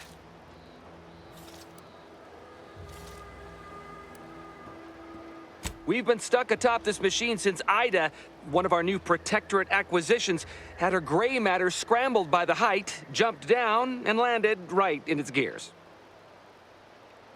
I can't fathom no sensible motive. She joined us shortly after Auntie liberated her with the freedom of meritocracy, and she seemed happy enough. Were you not listening? She said she'd always be a loyal subject. It was part of the endless inculcation we endured in the Protectorate. It can prove insurmountable for some. The notion that she'd sacrifice herself, even after seeing the vast possibilities in staying alive and climbing the corporate ladder, it's just impossible to cognize. There ain't no way off this platform besides jumping, and you've seen how that ends. But you being down there makes you uniquely qualified to help us. The reason Jackson tried using those plasma thruster boots was to gather a piece of machinery we'd spotted on a little table halfway up the spire. It's a drive overloader. If we install it, we can push the platform's arm hard enough to, well, to grind old Ida out of the gears. Though the power of that overloader will deluge the system and, well, overload the drive and burn it out all permanent-like. But desperate times and all that. So if you were to use them boots to bound up the spire and deliver the overloader to us, we'd avoid the tragic fate of our 2 former cohorts. Exactly! Because he had no idea how science works and thought the word thrusters meant he could fly. So when I told him to jump, he opted for open air instead of where I told him to go. They're experimental. We'd not laid eyes on them before, but the data we found with them says they were actually designed to let people hop their way up the spire. If you activate the plasma thrusters when you're already airbound, they can give you a fair bit of extra boost. It should let you turn a quick hop into a surprisingly grand vault. What? It's your duty as a subject to... No, Liza, remember, you're not Protectorate anymore. So, what have we talked about? A duties only. Discharged if the disbursement is dutifully deserving. Right. Sorry, I'm just a little flummoxed by being stranded up here. So, bits, stranger. We'll give you bits if you get us down before we starve. Thank the Sovereign... thank you, stranger. We are eagerly anticipating a long life utterly absent of starvation.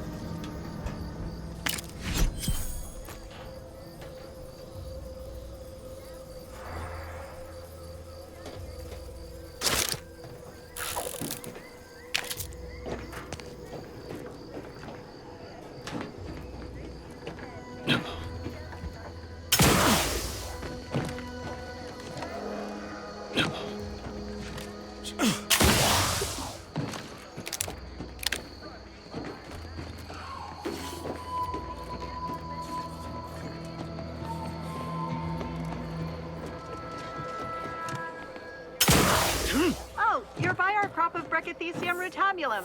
They're found in bandages and burn tinctures.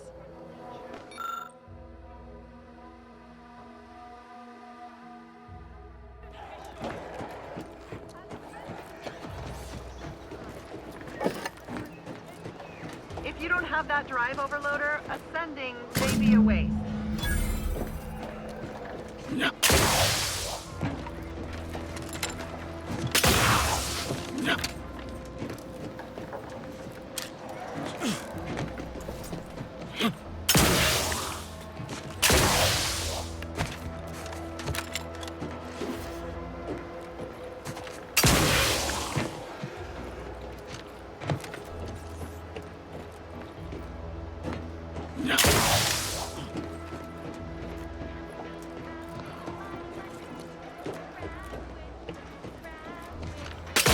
That's it? It was that easy? That was some impressive climbing. Poor Jackson could have learned a thing or two from you. Starting with the right direction to jump, I suppose. Wonderful. Get us down, and I'll happily compensate you in accordance with standard Auntie's Choice urgently improvised extortive standards. Travel can be more than just a thought.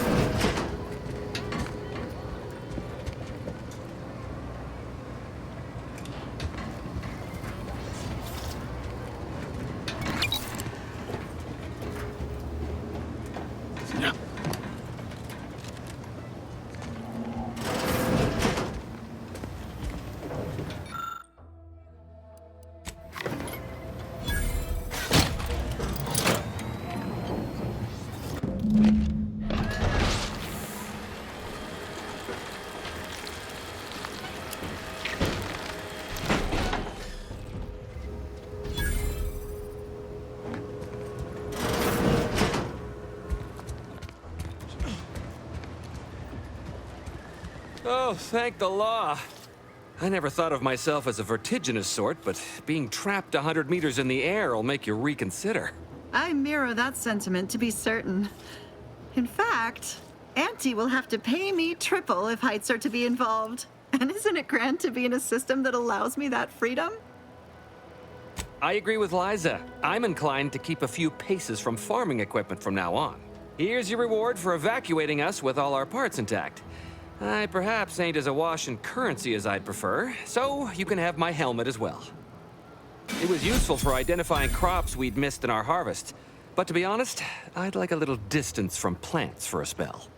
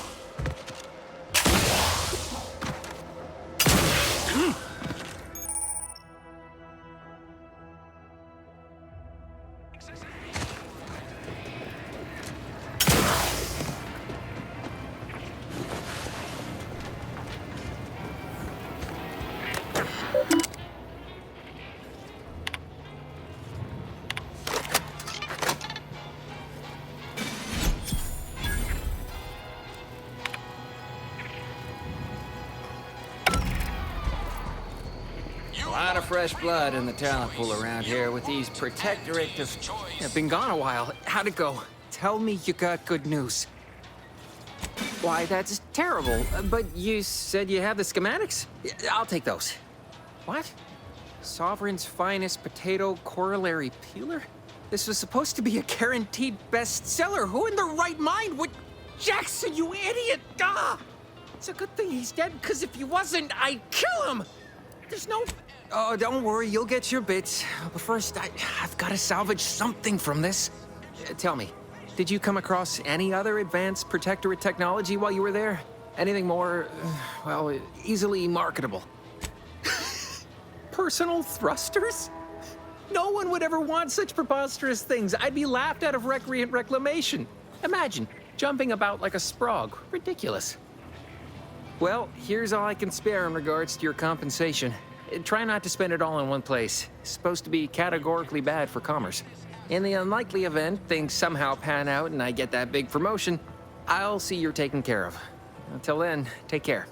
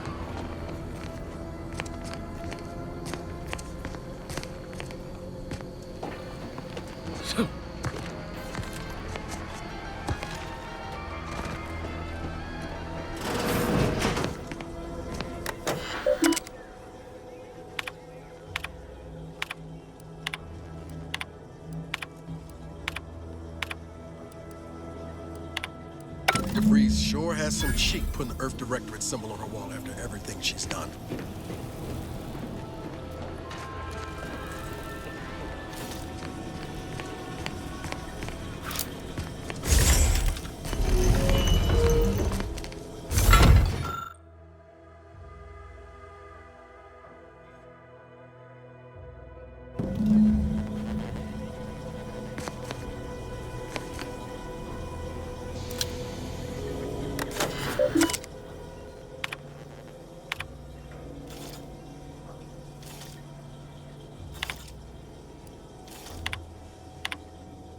I thought my duties complete.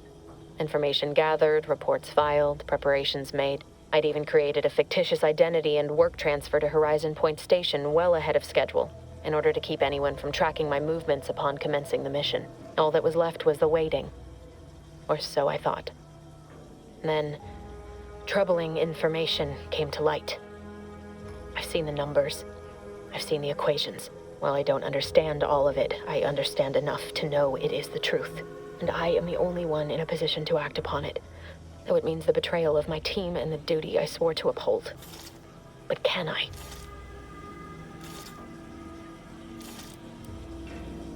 My cover story has worked. I am safely ensconced at the Vox station, assigned to the lowly Information Input and Retrieval Department. seems a colony so certain of its absolute control over its subjects can be less than rigorous when it comes to security. I was able to easily widen out a space behind the walls of the main control room to establish my safe room, giving me unfettered access to the communication transfer conduits. I have hacked into their system downstream from the security protocols, so I am able to infiltrate their entire system with them being none the wiser. While I have little doubt as to the success of our mission, trepidation still gnaws at me, though I cannot say why. Perhaps it is simply the normal mission commencement jitters. I did it. They are all dead. And I am still alive. I had not expected this. I had prepared no alibi, and so felt assured my ruse would be discovered and I'd not have to carry this burden. But the complete gullibility of the Protectorate subjects cannot be underestimated, it seems. My threadbare excuse of my grievous wounds as pitchball injuries was accepted without question. I can only keep telling myself it had to be done. Something which becomes harder by the day as the rift anomaly grows in the sky. But it was all part of the plan. Wasn't it?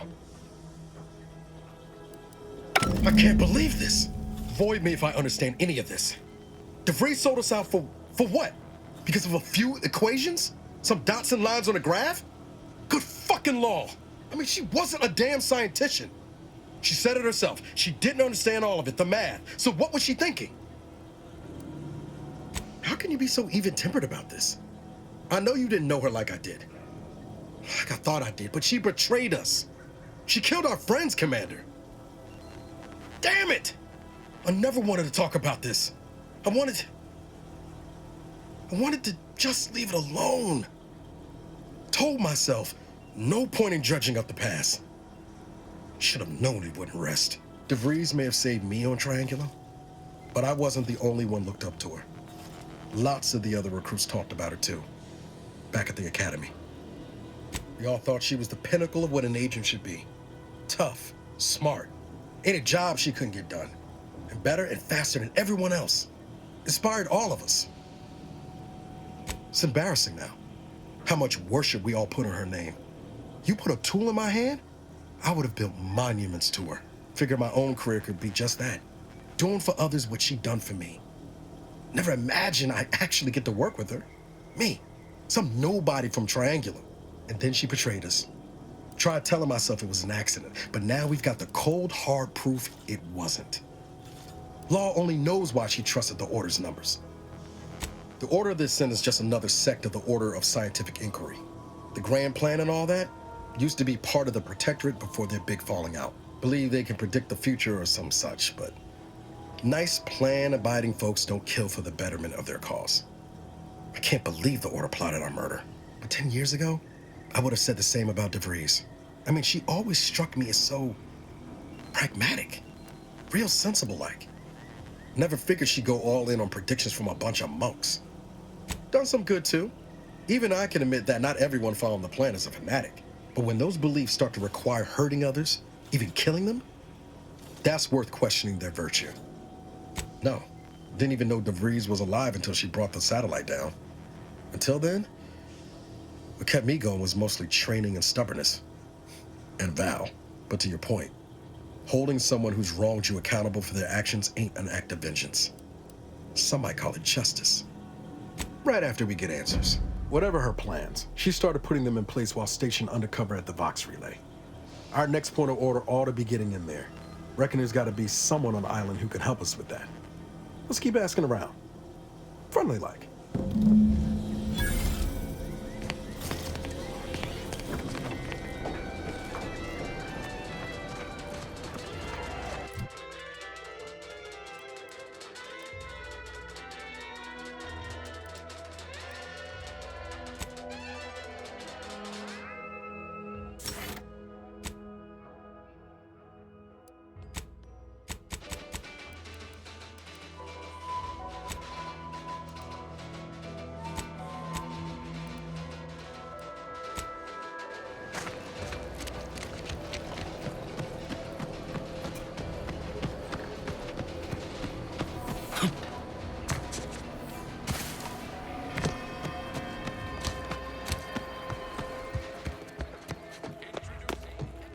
much appreciate you undermining my work, Minister. When have I ever not made a go of a job for you, huh? Is it so damn hard to extend a mind of trust? Calm down. You know well would not have been necessary had you completed your task in a timely manner. I'll calm down when you stop braying your little excuses. How about that? My, such aggression. We scarcely need add hostility to your list of inadequacies,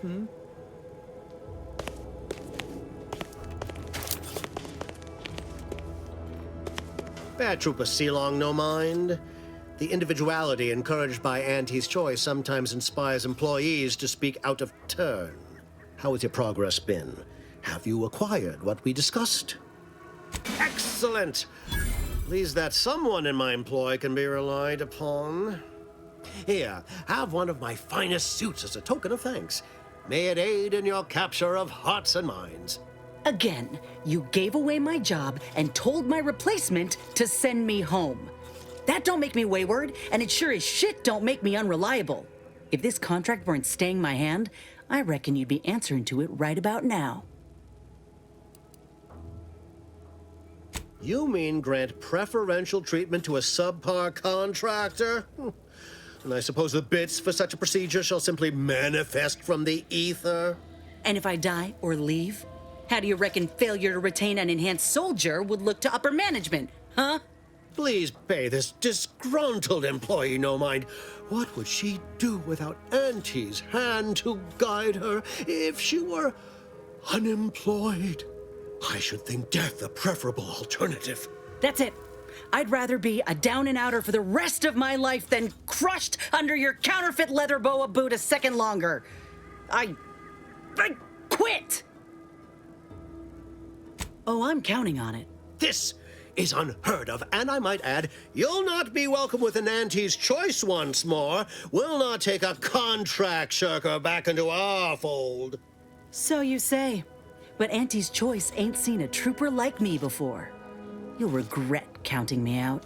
Till then, I hope you choke on your mock apple martinis. And you, I got a proposition for you. Come find me when you're done with this clown.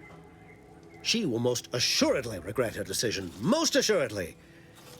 But I suppose that is no longer my concern. Now, where were we? Oh, yes. The acquisition of this information is but the first part of my plan to bring our foes into the fold and to ensure my future.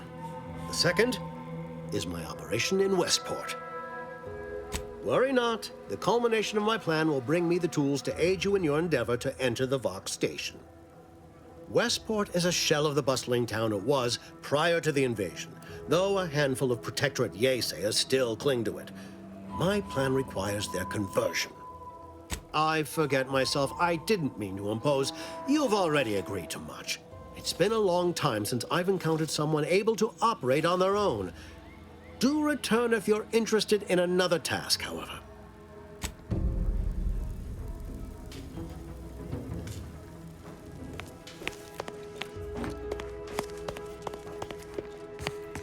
All done in there? Hope that little dust up back there didn't put you off. My contract had me caged, and I was glad to get a few licks in during the jailbreak. Got a proposition. Since I'm newly free-ranged, and you're free-ranged yourself, thinking we ought to team up. You're going places. I want to go too. If you help me fix my graft, you'll retain the services of a fully functioning enhanced soldier. Me. Don't matter what you set your mind to, together we'll be unstoppable. And in time, maybe I'll have earned myself the clout to be welcomed back into Auntie's choice. Had a feeling you knew a good offer when you seen it. Once I'm in top form, you'll be pleasantly surprised to see what I'm capable of. Just gotta find out how to get there first. Doc Tinsley worked with Grafts for some time before she came to Fairfield. Damn fine scientist. Reckon we should visit her lab at the edge of town to see if she's got ideas for us. This much of a crowd's not likely to keep a low profile. Someone ought to head back to mine the ship. Acknowledged. After you.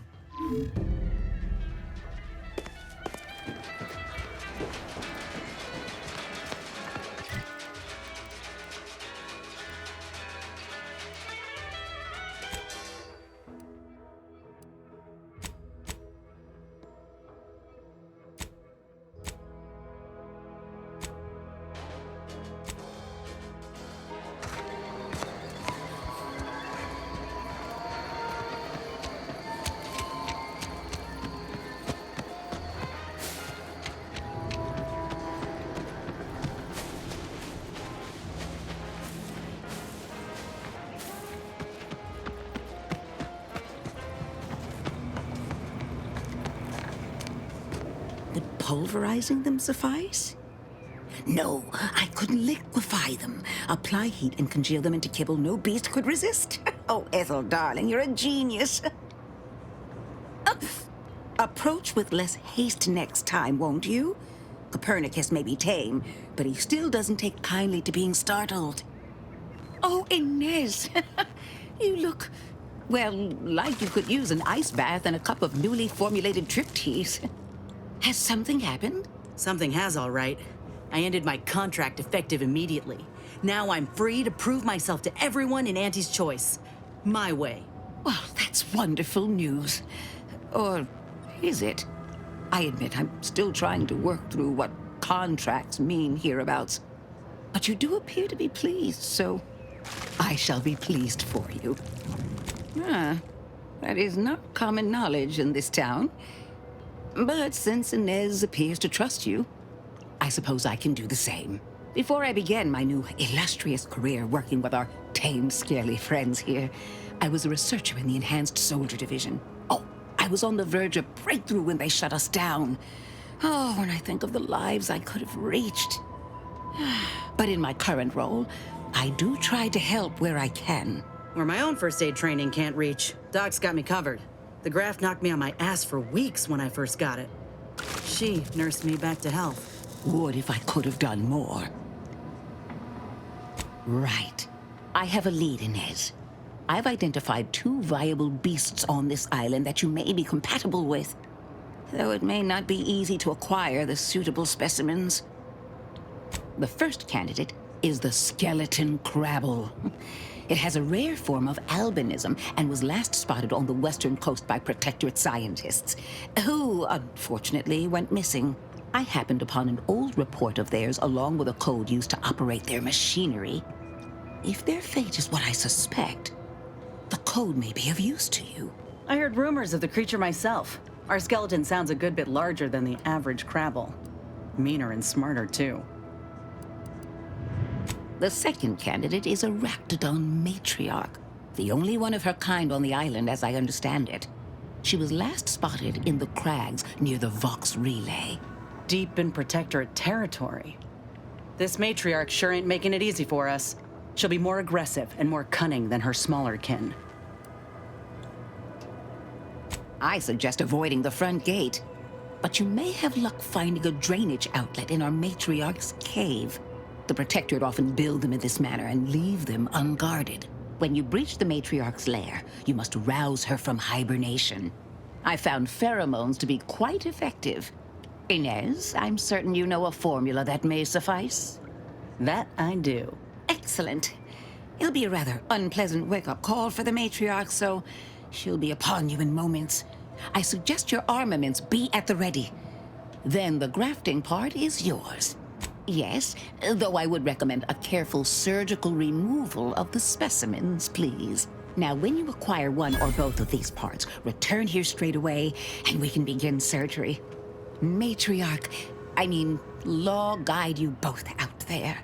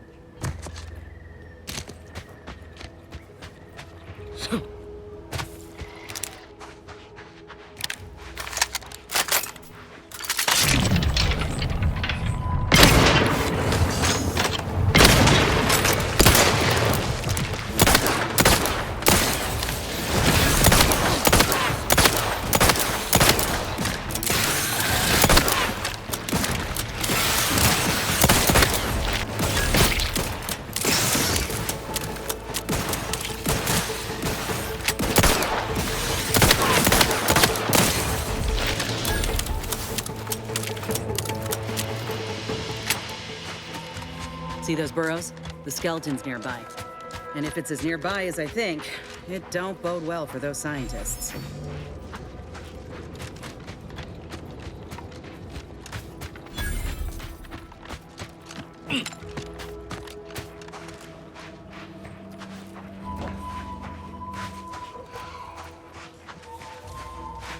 Well, you hate to be proven right.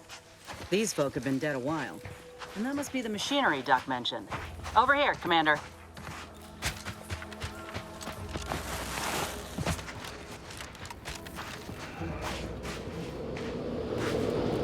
Huh. Seems this terminal reroutes power to speakers around the cave. They were using sound to lure the Crabbles out. Let's see here.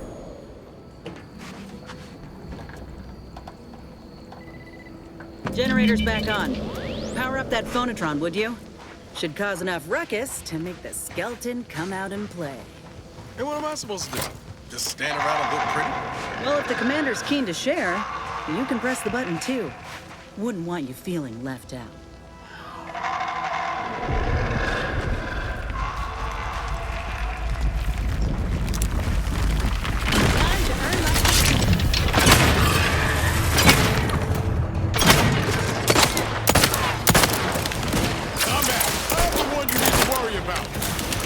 Making it easy for us. Watch it.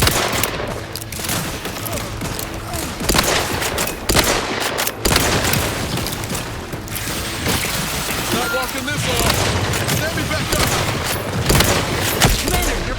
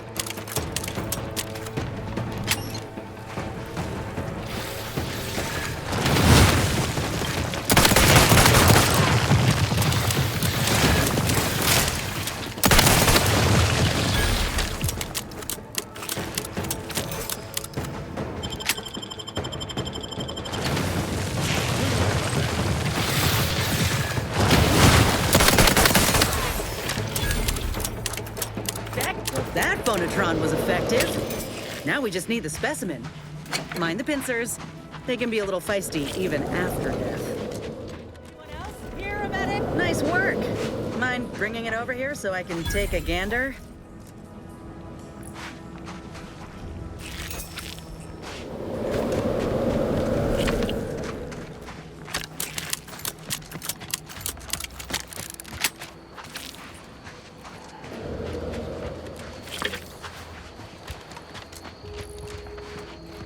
Muscular reticulation's still intact.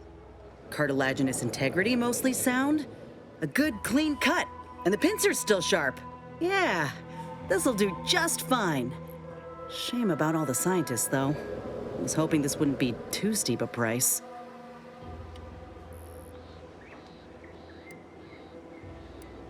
If you still got some hunting you, that Raptidon matriarch's on the loose.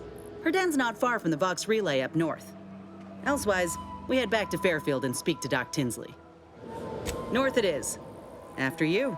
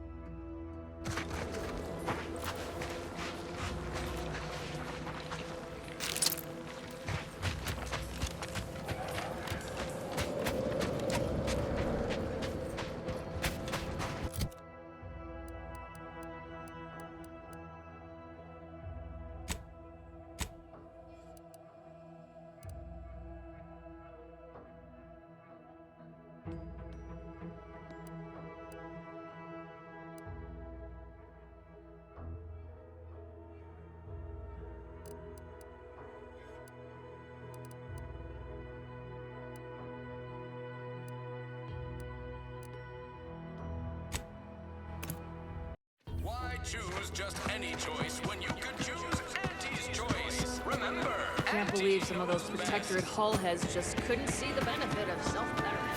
Yeah, let them simmer in their cells first. Less evil bodies muscling in on our contracts. Got mine stamped inside. You ever find yourself with too much disposable income? I got plenty of ideas on how to dispose of it.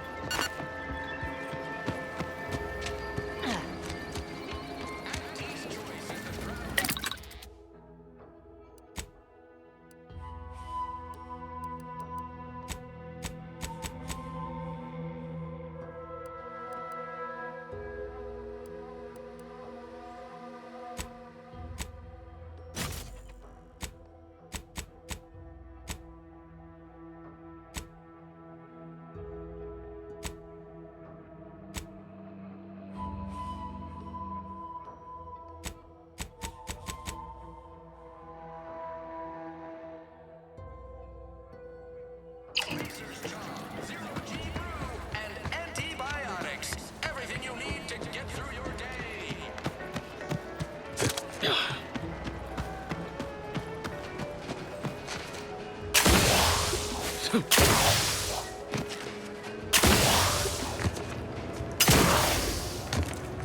Back again? I hope the hunting has gone well. Certainly, if you've procured the right materials. I've been fine-tuning the procedure in the meantime. I do believe it'll be as smooth as Crabble butter. I'm gonna assume Crabble butter's especially smooth, because I'm ready to feel like myself again. The material we harvested from the skeleton Crabble could allow me to fire off scalding shell shards. They'd pierce through armor easily, I imagine. We only acquired one grafting part, so I think that'll have to do. Unless you want to help me hunt down the other creature? Wise. It's always better to have options. I'll be here when you're ready.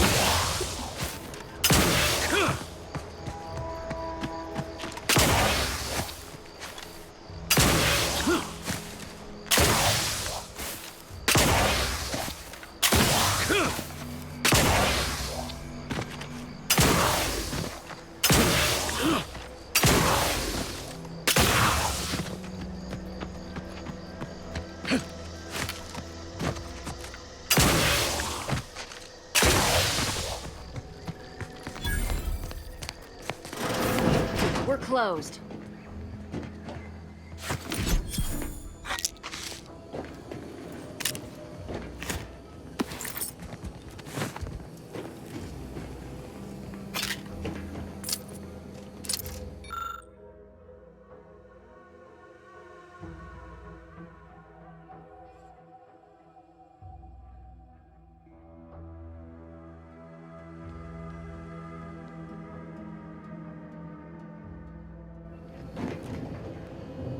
Did you not hear me? This place is closed. No learning today about how everything happens according to the obscure calculus of an indecipherable plan. Why are you asking? Who are you? The people she tried to kill. By the architect. I had no idea. I wish I could say it was unbelievable. I was afraid she was becoming a danger to herself and to others. But this is horrifying. Yeah, imagine how we feel. Why don't you tell us where she is so we can make sure she ain't being a danger to herself or others? And how are you going to do that? That ain't something you ought to be concerning yourself about. If you think I'm going to help you do what I think you're talking about, you are deluded. I may be deluded, but you're lucky you ain't dead. Seeing how she seems partial to using her friends as victims. Does she? It occurs to me that you have provided no proof of what you're accusing her of. Why don't you take a long look at me? This is all because she betrayed us. Her team, her friends, even the one whose life she saved in Triangulum. By the architect. You're Niles, aren't you? She mentioned you a few times, but refused to elaborate. All I knew was that she was fond of you, and that you were dead. She was fond of me? Then why? Why would she try to kill me? I can't say, but it may be one of the things she anguished over. An anguish I fear finally overwhelmed her, and could likely be what's driven her to her present course of action.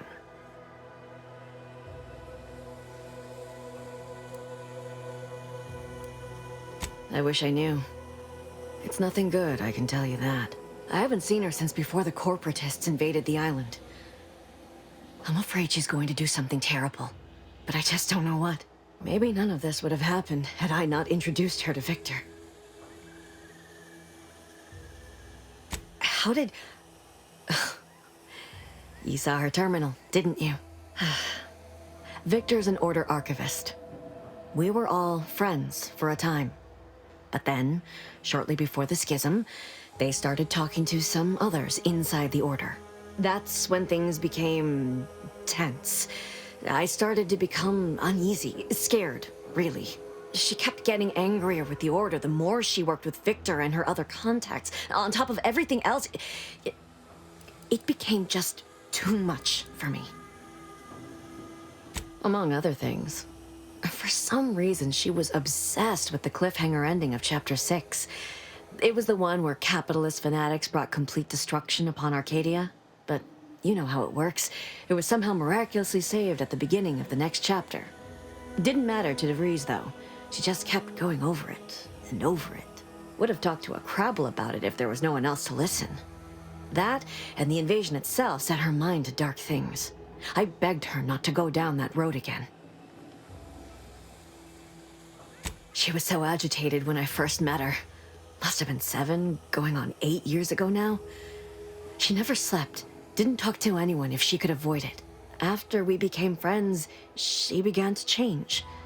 Still bothered her from time to time, but I thought it mostly behind her. I couldn't watch her go back to how she'd been. Or worse. We became friends when she... Well, she saved me. I'd said something without thinking. Must have been distracted. We all know to watch every last word we say. For some reason, she interceded on my behalf with an arbiter. And she convinced him he didn't hear what he actually did. No one does that. Void, I didn't think anyone could. She ain't the only one. It's difficult to explain. She spoke about things in unfamiliar ways. I felt her words to be freeing at first. But slowly, I began to feel unmoored, doubting everything I ever knew. She said learning the truth of things was worth it. But now I question whether her truth was just more of her penchant to sow chaos, no matter who may be caught in her schemes. Some days I wish I'd never listened to her at all. Others, I can't help but miss her. Even with everything. Know a little something about that, too.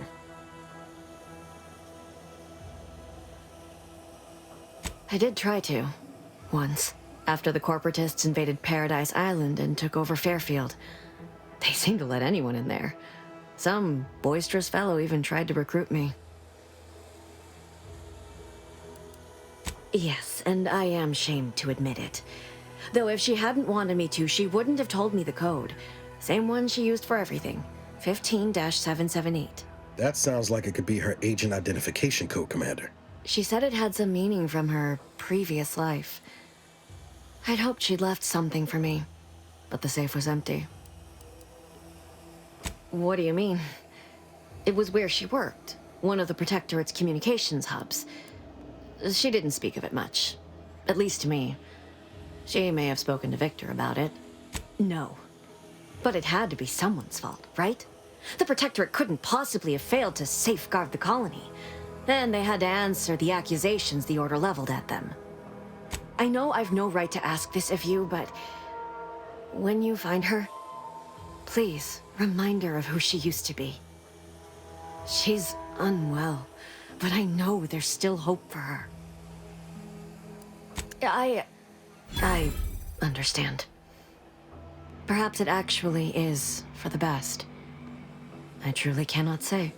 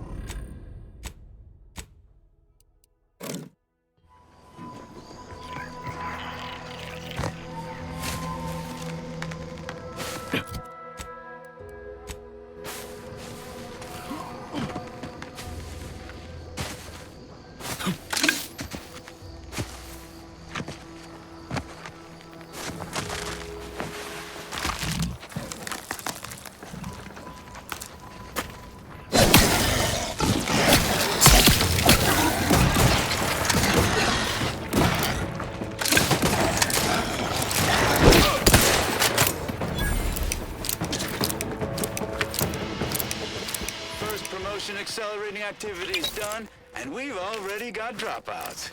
Doozy of a drop, too. Can't believe Ormsby pegs these people as executive material. Me, sure. Them? Huh. We can hear you. Hush, cop. Today's task was about upward mobility. 3 died hanging the ropes. Told them they were doing it wrong. Dead include Assistant Hagen. And other slackwits. Show some respect. Oh, like you care. You didn't even participate. I told you, I got a cute lumbago. Time to break camp for the next skill-building exercise, which I will surely dominate. This is Sanitation Specialist Cutshaw, soon to be VP of something big, signing off.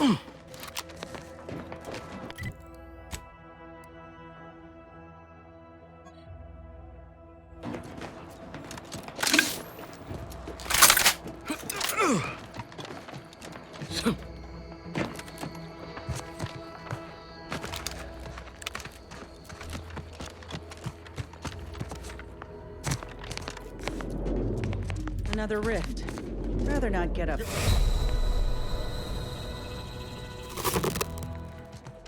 Rifts like this have been popping up all over the place since Horizon Point. They're harmless. So long as you keep your distance.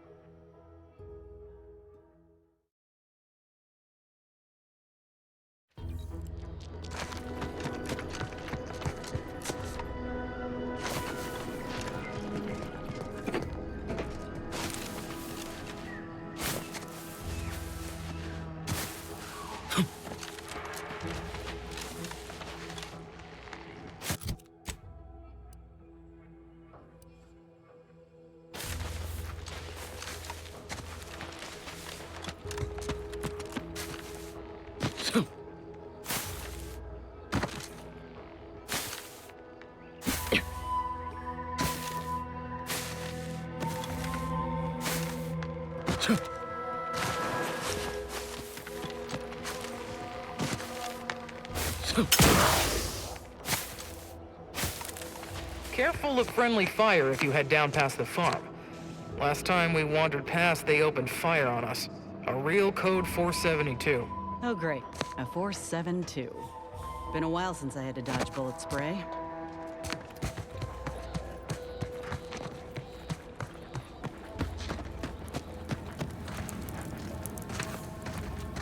I don't even want to think about the damage those crabbles are gonna do to my machines. They're crabbles. They ain't gonna do nothing to your precious terminal. Only thing they're a danger to was us. Let's not waste each other's time. Peddle your wares elsewhere.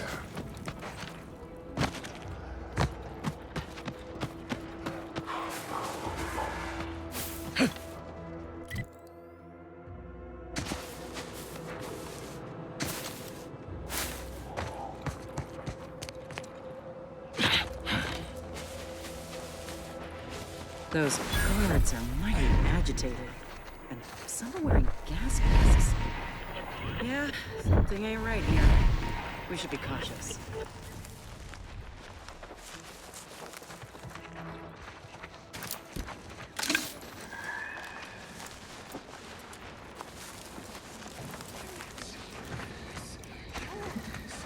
Got some.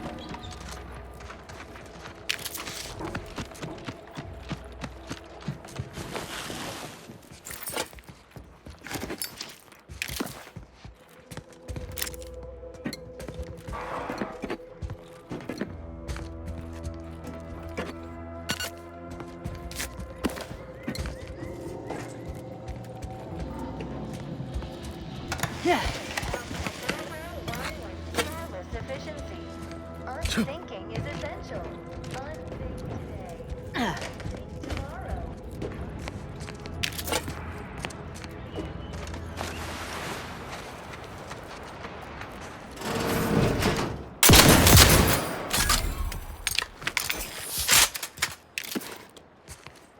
Sit or sprint?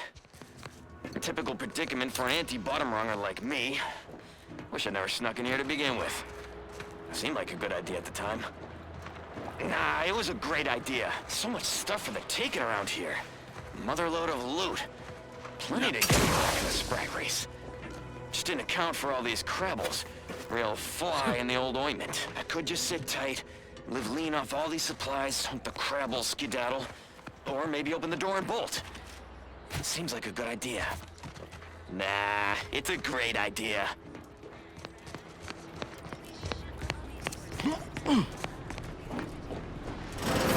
Niles. Howdy, Zeb. Look.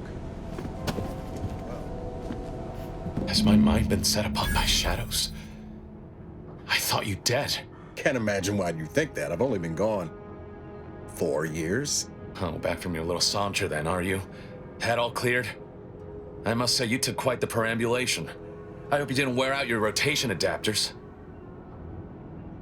Zeb, this is the commander I told you about. One in charge of the Horizon Point mission. So you're the one responsible for the severity of Niles' injuries. You ordered him to remain behind on a fruitless recovery effort.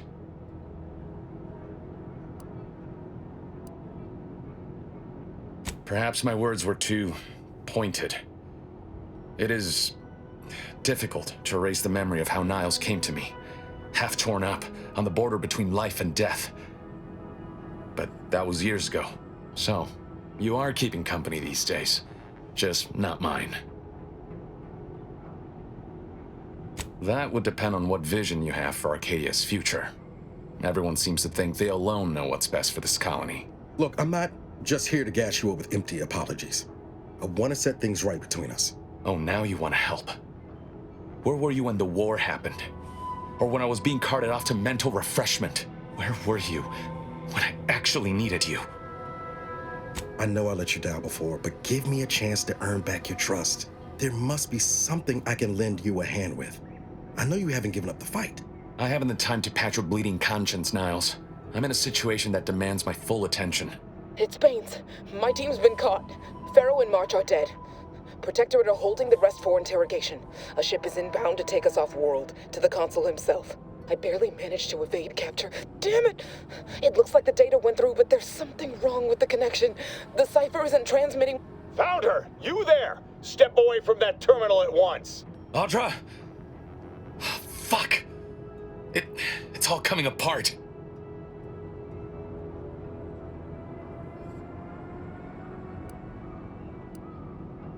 I knew something was wrong. What have you gotten yourself into here, Zeb? That was one of my operatives. I organized a mission to infiltrate the Vox to acquire valuable intelligence. But obviously, something's gone wrong. Without that cipher, the intelligence is worthless. But I'm more concerned about my people at the moment. If you're sincere in your desire to help, prove it. Rescue my friends before that ship departs with them on board. Please. I am. Without question. Okay. If they're sending a ship, that means my people are being held on the Vox's landing pad. Use my call sign so they'll know you for an ally. I'm certain Niles remembers it. And do exercise discretion, as well as caution. The guards at the Vox won't hesitate to fire upon you, should you be discovered. Not to worry. This is exactly the sort of thing we're trained to handle. Yes, but the uniform doesn't stop bullets, as I'm sure you recall. Good thing we know a doctor then.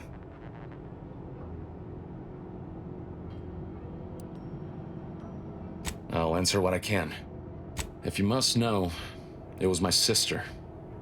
A neighbor reported her for some misconduct and she was taken to be refreshed. I never heard what her alleged crime was meant to be. The woman who returned was nigh unrecognizable. The injustice of it rattled me. And once I began to look into what had happened, the more discomfort I felt. Then I met Niles. He told me the truth about other colonies. Made Arcadia feel so Small, claustrophobic, repressive. And my smoldering resentments became a full conflagration. Stop there.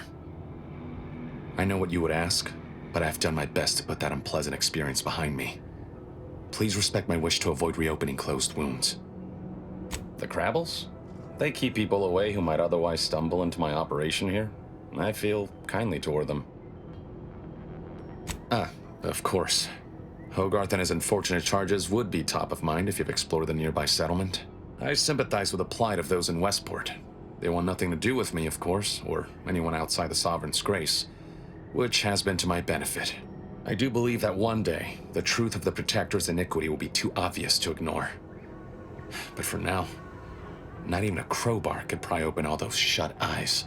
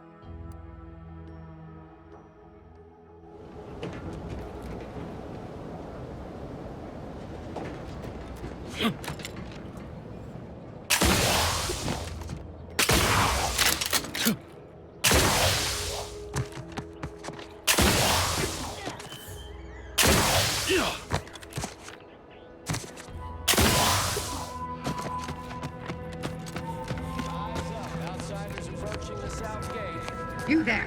Keep your hands where I can see. Halt! What's an Auntie's choice monstrosity doing here? Have you come to spy? So confusion and disruption, I'll not have it. Good, because I ain't bringing it. Though if you're that desperate to test my patience, by all means, keep it up. Patience. As if you infiltrators possess as much, feverishly raising our lands wherever you go. You are fortunate that I've been ordered not to open fire unless fired upon. They never listen to sound advice, do they? Some folk are dead set on going their way, even if it's straight out an airlock. I will not suffer an outsider to trespass and trample further through our lands. Turn back from this bridge now, lest my ever-depleting prudence be spent. If you are not a loyal Protectorate subject, you will not cross this bridge. Be grateful I do not judge with such haste as my superior to the north, Brigadier Montelli. He's been fervent of late, looking for any Protectorate subjects who have displayed disloyalty in his estimation. Any associations with wrongdoers results in swift execution. That has, unfortunately, put many folk in his sights, myself included. Well, don't you have a penchant for solving problems? You know, I may have a use for such an attitude. I know of 2 traitors who yet remain on this island. Bring them to me, and I'll dispose of them before the Brigadier questions my loyalty and deems me guilty by association. In return, I shall grant you clearance to cross the bridge. Fair exchange, wouldn't you say? This is exactly the manner of depravity we mean to free these folk from. I know we gotta cross the bridge, but there must be an alternative. One that don't involve an executioner.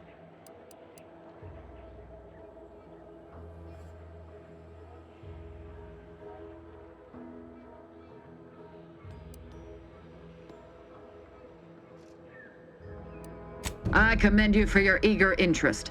I seek 2 traitors in particular. First is Ida Rutledge, a worker at Spire Grove. I once had utmost respect for her. We were, oh, damn it all, we were friends. When the Grove went silent during the invasion, I assumed she'd fought to the death as any subject would. But reportedly, she's not only failed to die, but is also teaching the enemy soldiers how to use the equipment. Conspiring against us. Such treachery is unconscionable. What?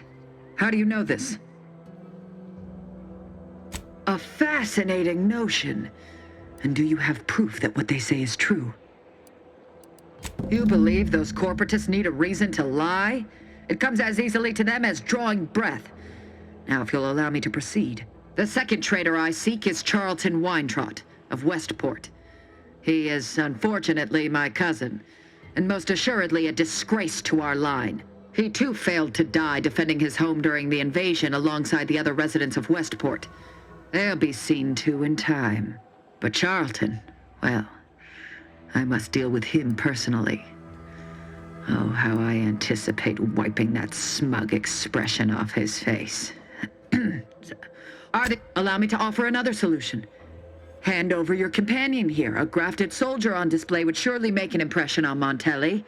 And us all. You're out of your mind. You ain't gonna use me to solve your problem. You're just dragging out the inevitable. Tell her, Commander. See? So how about you take that suggestion and shove it right up your... Fine. Then I patiently and graciously ask you to leave before I fall into further upset about my time being wasted.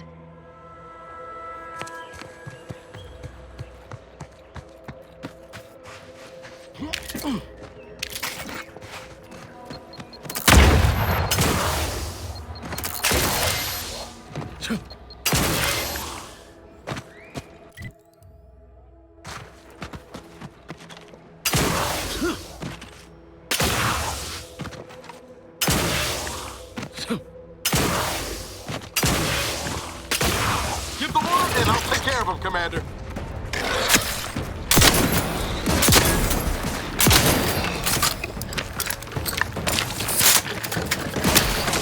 Commander, you're bleeding!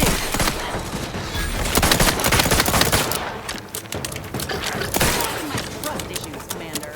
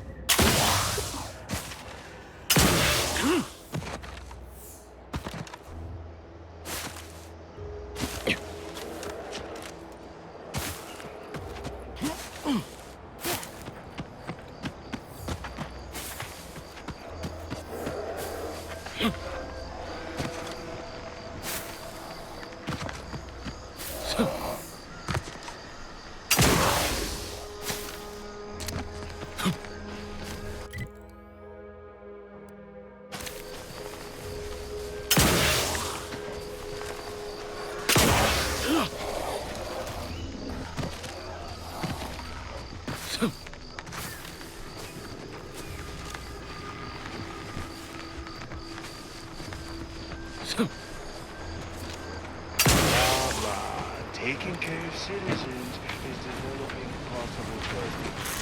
Come out here yourself. Okay, that subject laughed after the first time.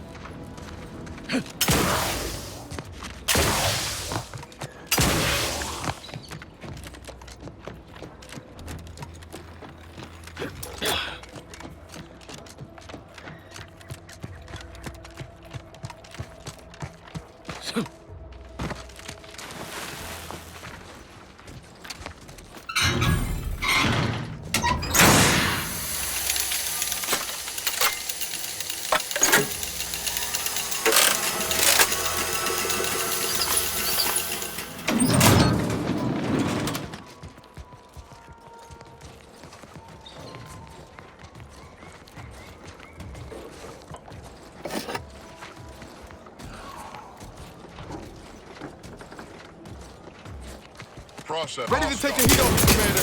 Just say when.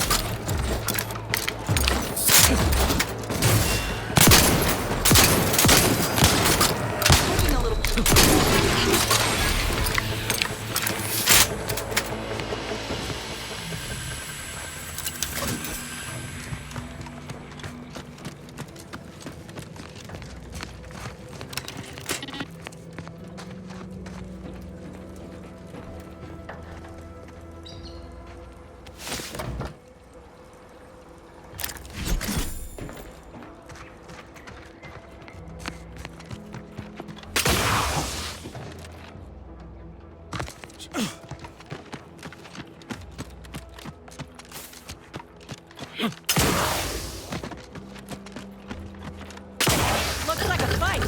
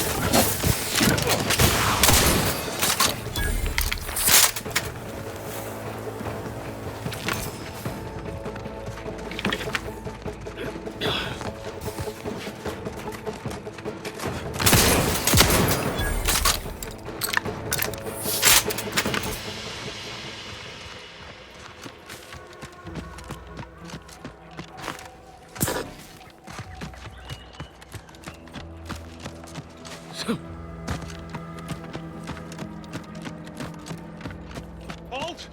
Don't come any closer. Oh, huh? It's a brawl. What's that noise?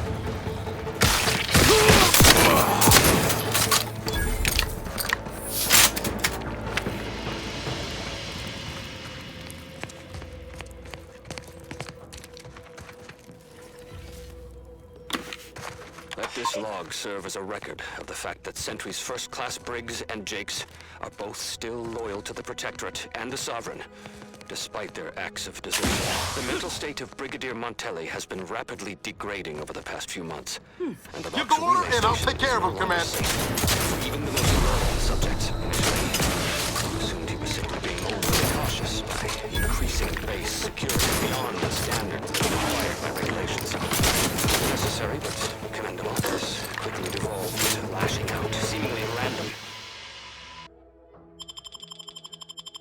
Finally, he started purging the traitors from our ranks. Any infraction, real or imagined, is now seen as an act of treason and deemed grounds for immediate execution. We could no longer live under the abuse of the paradigm. This may make us traitors in the eyes of our superiors, but we will return to be judged when sanity has returned to the Vox Relay Station.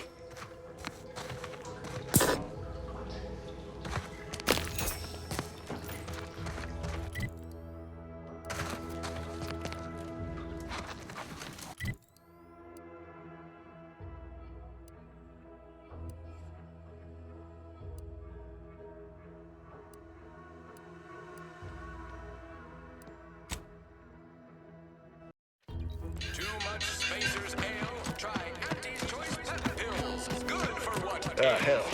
I've stood this post so many times I could do it in my sleep. Mind you don't let the bosses upstairs. Every time I think I'm having a bad day, I just tell myself, wait till tomorrow.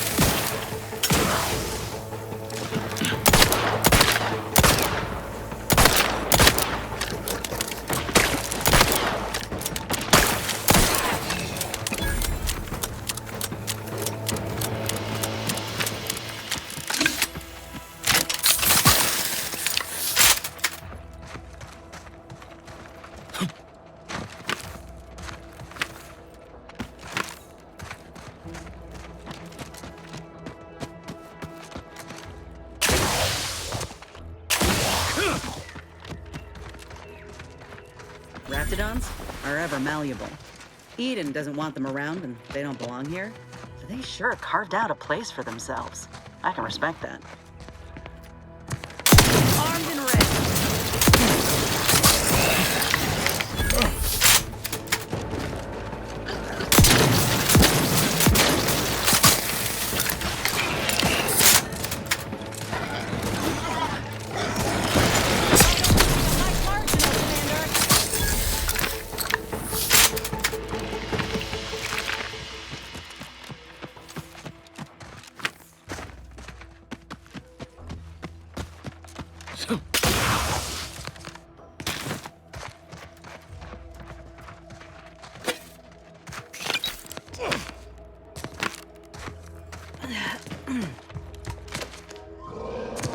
Keep howling. We're coming for you.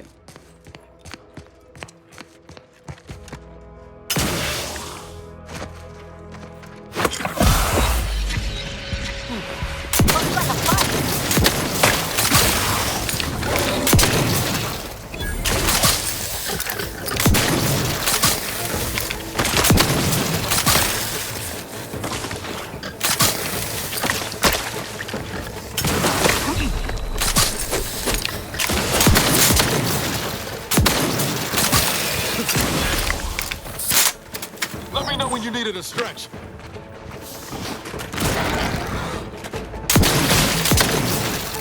Yep.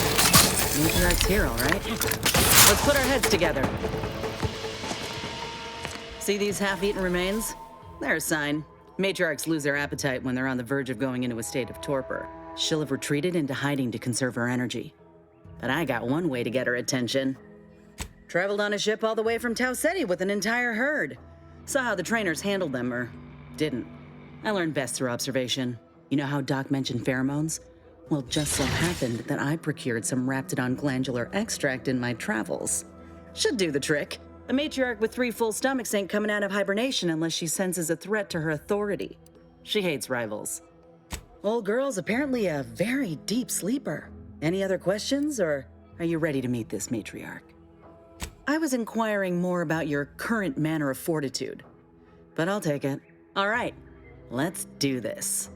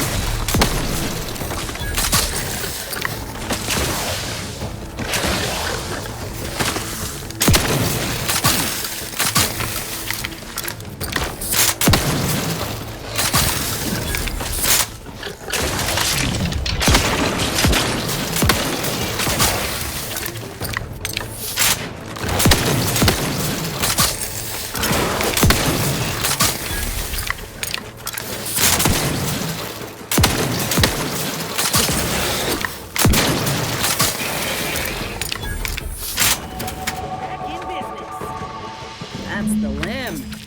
Bring it here, would ya?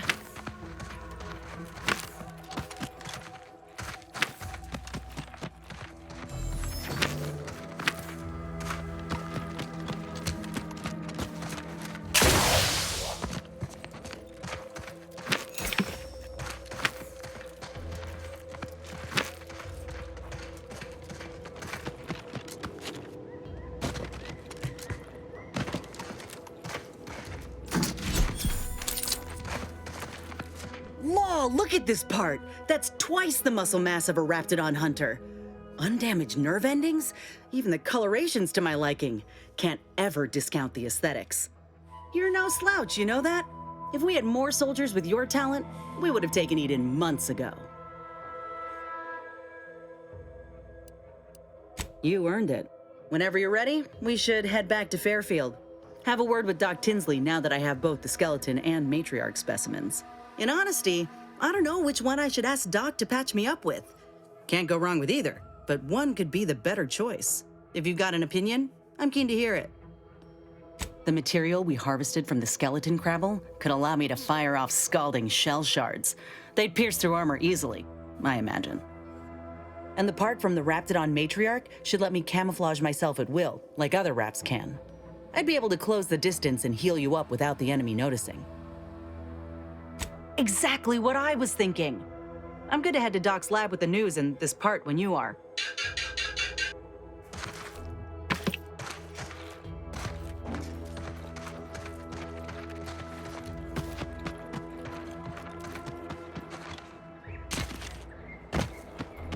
Huh. This drainage pipe must be coming right from the Vox Relay. They're lucky the Raps ain't chewed their way through yet. Damned if I stay, damned if I go. Can I remain unsullied under the command of a rambling, nonsensical persecutor? Oh, hello there. You seem to have caught me at a most inopportune time. Was just, patrolling the sewers, monitoring for suspicious activity. Now, I must kindly ask that you vacate the vicinity. Your presence here is proving distracting, to put it mildly. Only patrolling one of the most vulnerable parts of the station? Yes, that's it. Very specialized work. Discreet, confidential. You'd never comprehend the value of this task. There's no need for animosity, I assure you. I'll abide, please. It's just that I don't know what's going on here. The station's changed. It's become a damn charnel house, stained with the blood of my brothers and sisters. I don't know what to do. I just don't wish to die. I can't.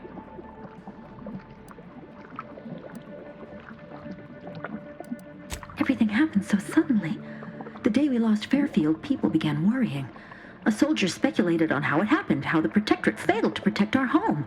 Next day, they were strung up, which was understandable, even though they should have just been refreshed. But then another went, and another, until bodies littered the base. All the while, Montelli has acted as if nothing is amiss. I couldn't stand the bloodshed anymore. I ran to the sewers to hide, and have been here ever since, scavenging what I can. What pathetic act of rebellion could I enact that would not earn me a justified bullet?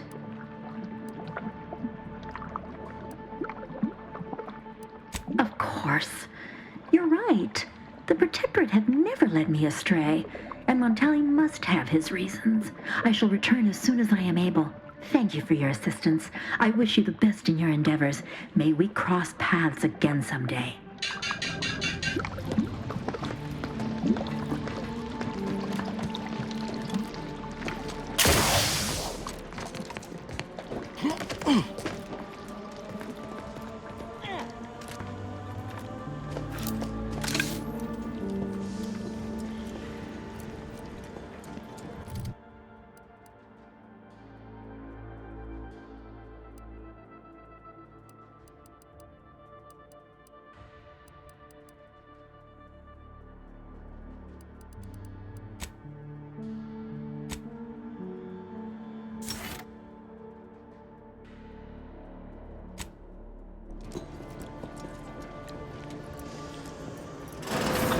Bad company.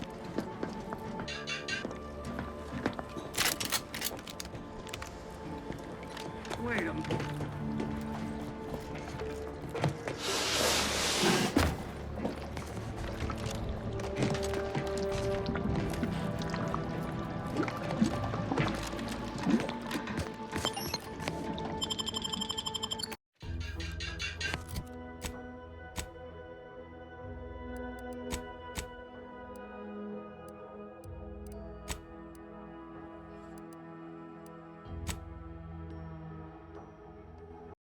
Nature made apples, but anti-fizzos made them better. With anti-Cleo's patented... Sometimes I get the feeling we're not welcome here.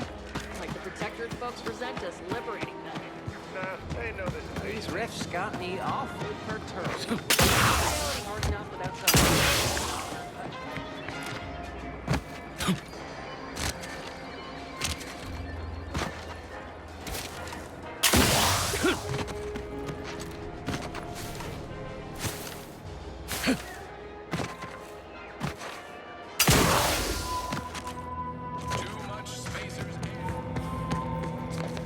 Back again? I hope the hunting has gone well. Of course. I'm pleased that we now have 2 viable options. What do you make of them, Inez? The material we harvested from the skeleton crabble could allow me to fire off scalding shell shards. They'd pierce through armor easily, I imagine. And the part from the Raptidon matriarch should let me camouflage myself at will, like other Raps can. I'd be able to close the distance and heal you up without the enemy noticing. I believe either option would suit me fine. Then I will. And you know what? This makes me the first of Auntie's soldiers to graft with the skeleton's claw.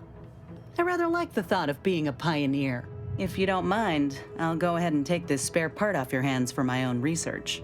Oh, the skeleton crabble will be a splendid match for you, Inez. Go on now. Get sorted while I get this machine up and running. Mind the Raptidon drool on the table. No need to be nervous. I promise. Thank you for the bedside manner, Commander. As you can tell, I've got a nervous temperament and jump at the sight of my own shadow. Enough distractions, please. I need the utmost focus for my work.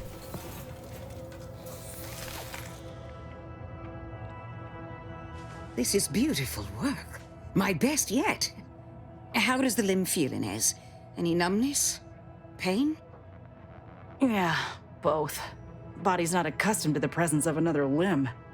Feels like I've got an extra passenger in my nervous system. But it certainly beats feeling like I'm bleeding on the inside.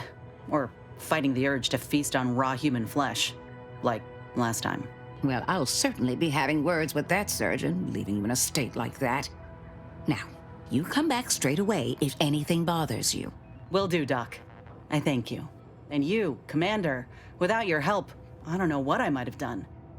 Whatever you need going forward, I'm there. You got my word.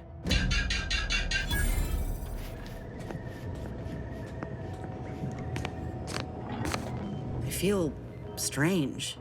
In a good way. Auntie's documentation doesn't describe the side effects of grafting with a crabble, but so far, not hearing complaints from me. I'd say this officially puts me back in full fighting form. If you ever thought I might slow you down, you can give those fears a kiss goodnight. Rather kind of you to say. But we both know you can keep pace with just about anything on this island. I got a good feeling about this partnership of ours.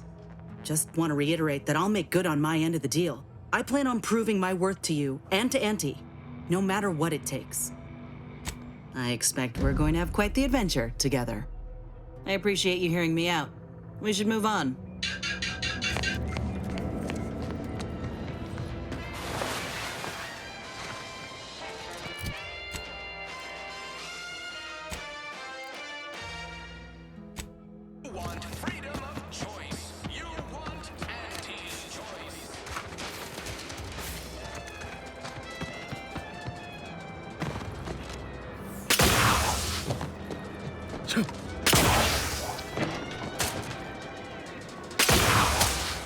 Targets, not on the ground, recruits.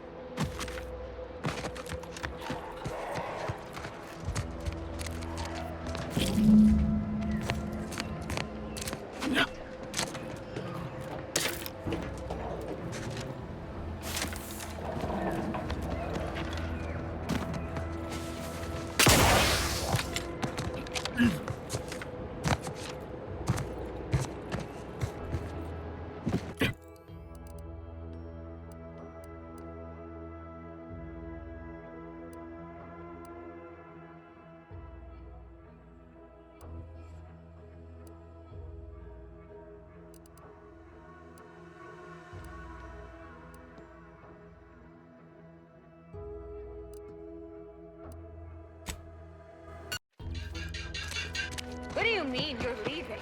Shift's over. I have a life outside the place now. A life?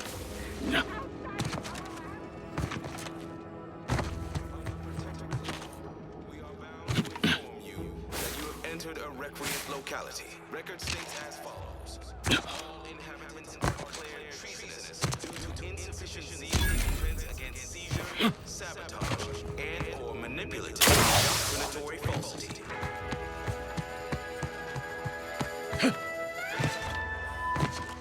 Our enemies envy our prosperity, disdaining our sense of community. At least it's not shooting the water anymore. Visitors, huh? Just meandering about, free of any appointed minder? Not so sure I ought to be speaking with you. If you need someone to talk to hereabouts, I suggest you seek out Vigilant Hogarth. That tall, stately building back yonder is his domicile. Do hate to come off impolite. If you're so inclined, we can pick this up later, after you two confabulate. Apologies, but I don't believe I should be discussing such matters with you without permission. Once you report to the Vigilant, I'd be happy to speak freely. Word to the wise, despite what you might hear, we still consider ourselves part of the Protectorate. Anyone spots an outsider engaging in misdeeds might just open fire. We have community, purpose, time for recreation. Simply saying I'd rest easier if he'd been assigned to it. Originally, my generator goes, this town's finished. And plentiful. We have everything we need. Prudence dictates we take a moment to rightly appreciate it all and thank the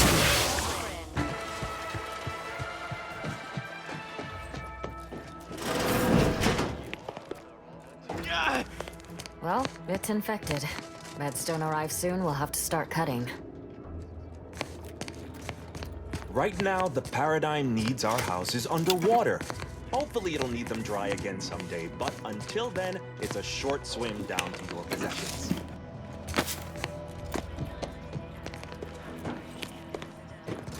This is all going perfectly. Seeing Zeb again went different than I expected. Not that I had high hopes for tears and confetti, but damn. That's appreciated, Commander. Maybe I ought to apologize straight away. But I'm not convinced I did the wrong thing, leaving. Had I stayed, who knows? Likely I'd have gotten us both killed.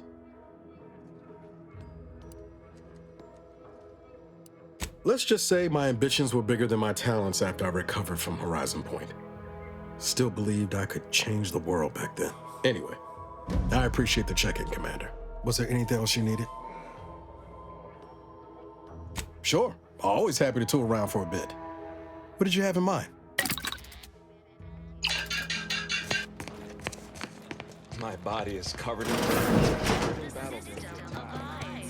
But now, more than ever, we must all I was sad for a moment because my house got submerged in the flooding. doing your job with pride. Prudence dictates that we watch our neighbors. Your I neighbors, may just invite same as ever. But prudence dictates we give it a little extra added zeal for now, just to offset any minor disruption. The matriarch and appeared right out of the aether, just as I imagine our proud sentinels do.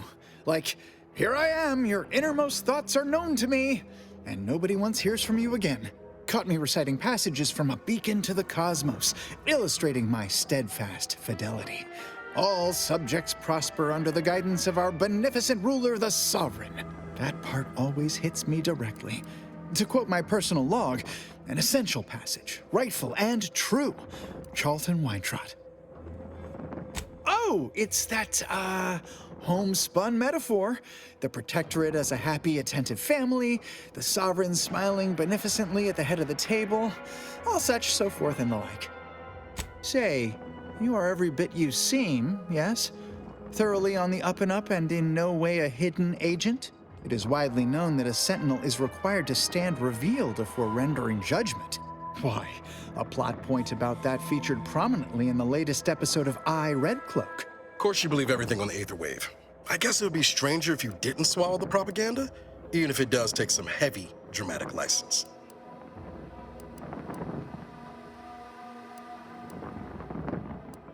Whew.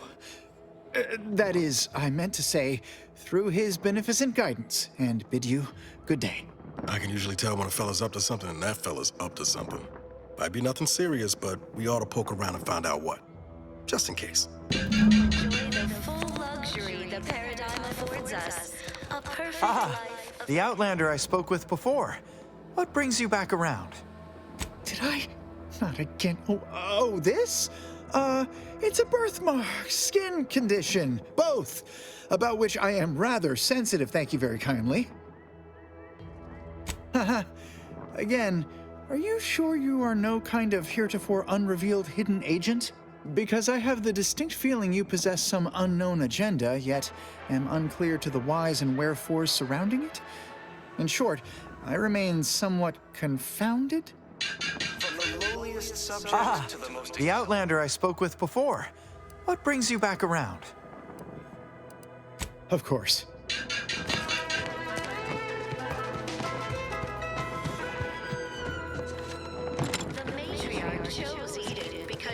Recognized it as the perfect ecosystem. Almost missed the routine certitude of my assigned profession.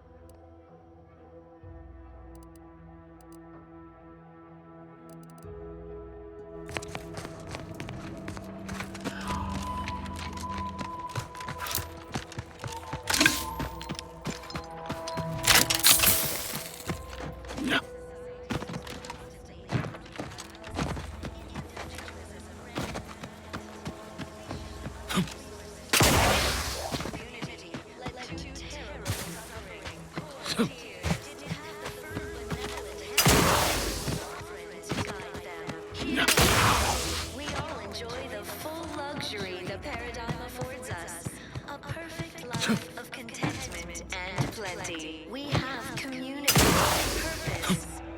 Look who's back. We sleep well at night. Work isn't strenuous or stressful. Food is nutritious. The Outlander I spoke with before. Why, that's wonderful. I'm actually quite relieved a fellow customer like yourself somehow saw through my carefully maintained act.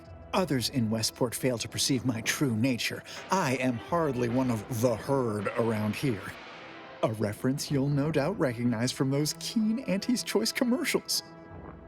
Why, they are certainly inspiring. There's this one character who just laughs at danger, says he hand makes his own luck. Is that not the grandest thing you ever heard? You and I are just like him. Get up and go-getters. Say, did Auntie's Choice send you here? Don't fret, I am exceedingly skilled at keeping secrets. If I am not the person for it, I would be most surprised. Do tell.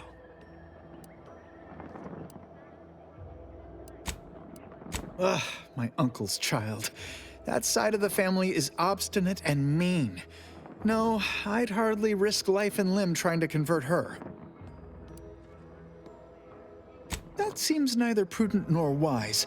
I value my neck and do not intend to hang. Oh, did you have another mission in mind? One especially designed for my unique talents? Of course. Toodaloo! Meddlesome raptidons, or the base individualists within Auntie's Choice. Though don't Hey there, go. Why, hello again. Any new business to discuss? Involving, of course. Toodaloo. Hey there, go. We must all do our part to maintain it. Keep doing your job with pride.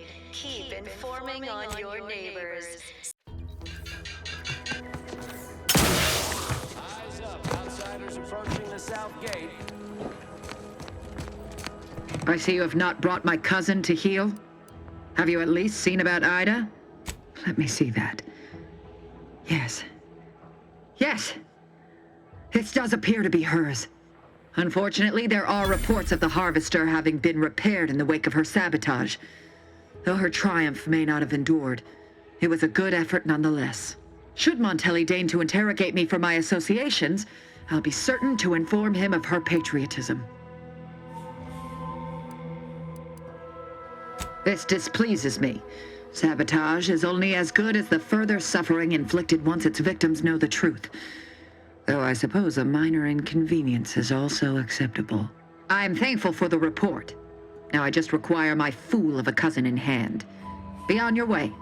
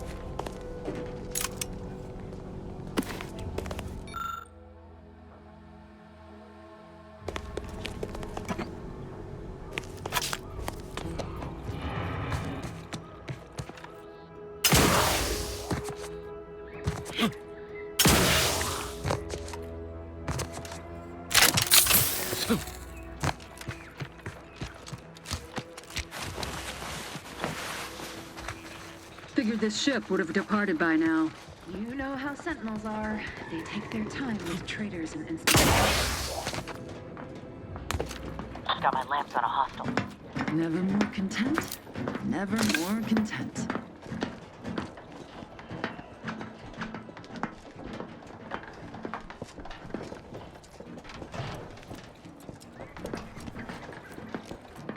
Gloria, Arcadia, never to be outshone. Our colony, Arcadia, our home.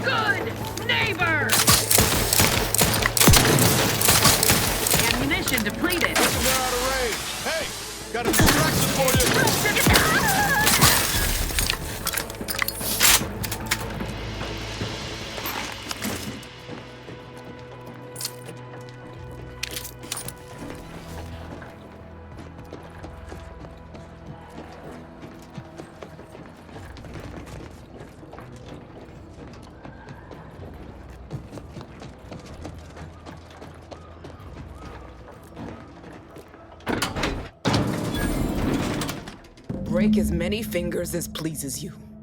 Still won't change my tune. Wait, who are you? I'm certain I haven't seen you before. I remember all my oppressors.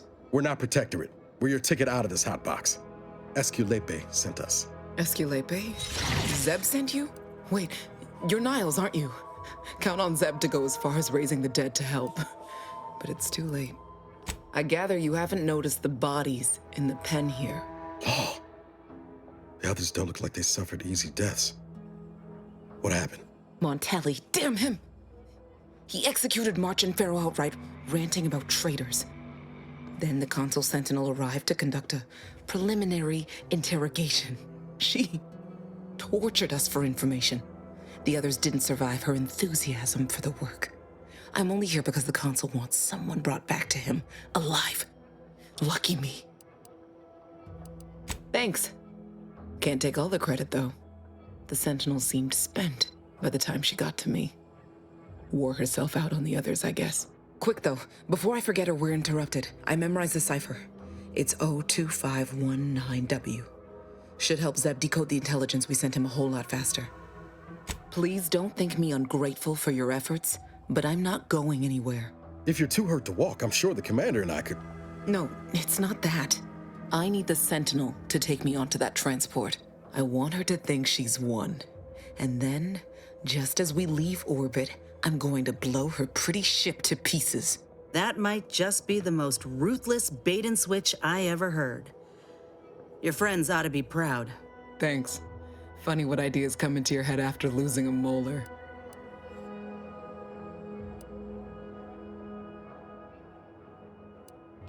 I'm no martyr. If there was another way to protect Zebulon and our cell, I'd take it. But if I escape, the Protectorate will pursue me, and everyone I care about will be in danger. I'll make it look like an accident. Mechanical failure. When I was being tortured, I saw some frayed wires near the fuel system. With the right spark, I think I can ignite it. I have my doubts. Even if she managed to spark a few wires, that ship's bound to have a fire suppression system. It would kick in if there was any real ignition. What do you propose, then? Not blowing yourself up, for starters. You know how relentless the Protectorate is. But if I die, that's the end of it. The Consul will turn his attention elsewhere, and our cause can continue in the shadows. Please, if you can help me sabotage the transport, then help me. We don't have much time. Might be I could sabotage the transport from the outside. Make it look like negligent maintenance. What do you think, Commander? Yes, Commander. Stay put. Shouldn't take me too long. Done. Won't go into the particulars, but you can trust that ship will blow the moment it hits orbit. Excellent work. I see why Zebulon liked having you around. I'd say I won't forget how you've helped me, but, well, you know. Tell Zeb... The bravest thing I ever did was start thinking for myself. Everything else after that's been easy. Good luck, Audra. Likewise. And thank you both, again.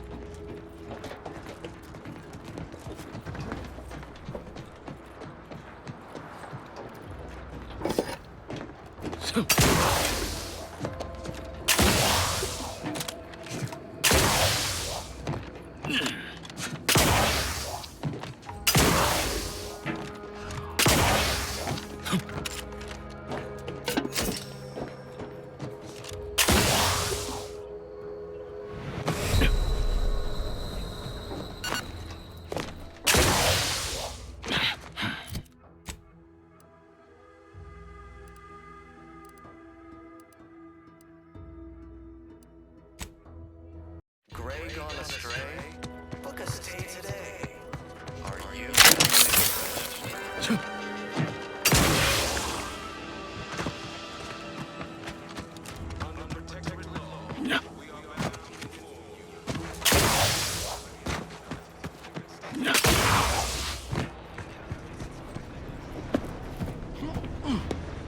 You've returned, but where are the others?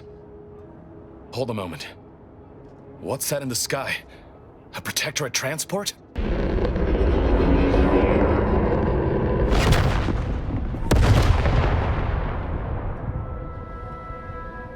What in the blazes was that?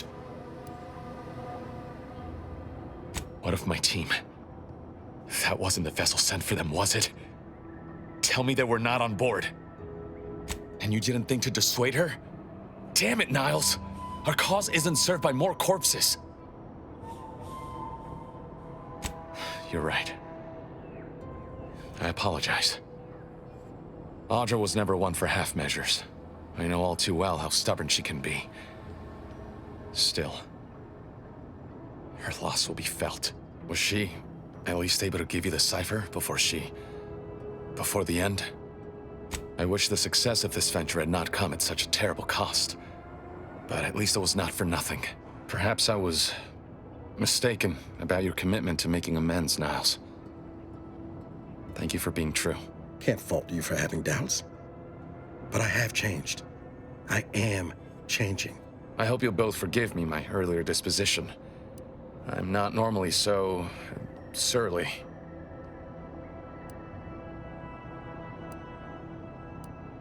I'm pleased Niles has found such a supportive friend and ally. That's a rare thing in this colony. I haven't much to reward you with, but take this. It's something I had started on for Niles long ago. Hopefully it fits. This information came at a steep price, but I'll put it to good use. Expect to hear from me should our cause require further assistance from the Earth Directorate's best.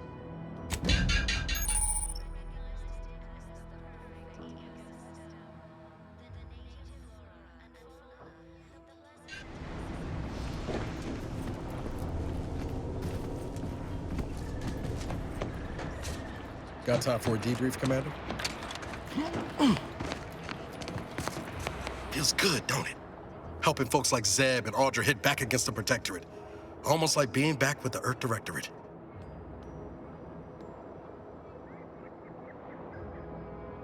Yeah. Guess I am. First time in a long time I felt something kin to hope. It's easy to focus on all that's going wrong, but wins ought to be celebrated too. On Triangular might have suggested going for drinks somewhere they don't come with fuel, but here, I think we'll have to settle for patting each other on the back. Shucks, Commander. I'm gonna get top-heavy you keep paying me compliments like that. Thanks again for going out of your way to help Zeb. Now I can focus on hunting down the Vrees without feeling like I've got a rabid sprat in my back pocket.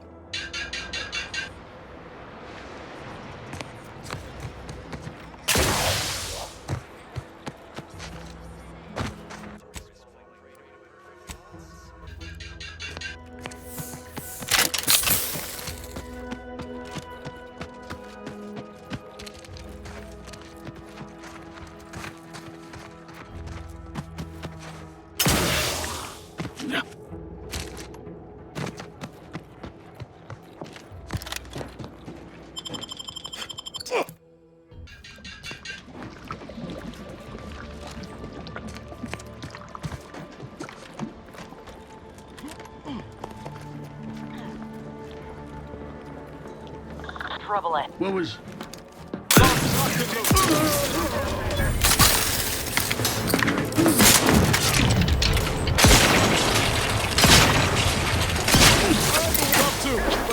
ready! Got extraction for you!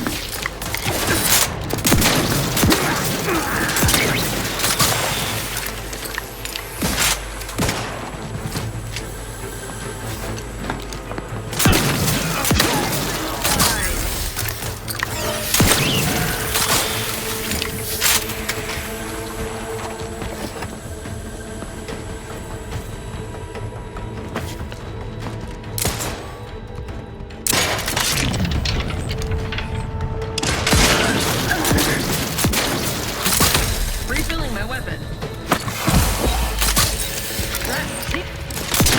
Restoring the balance.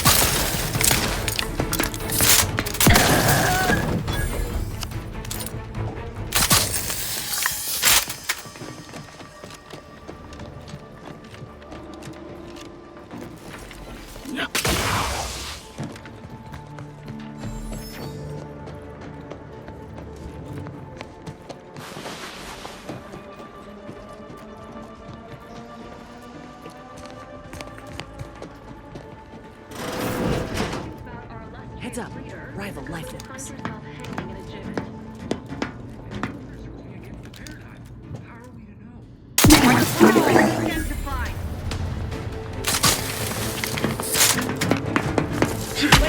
Track ready to wait. On your command.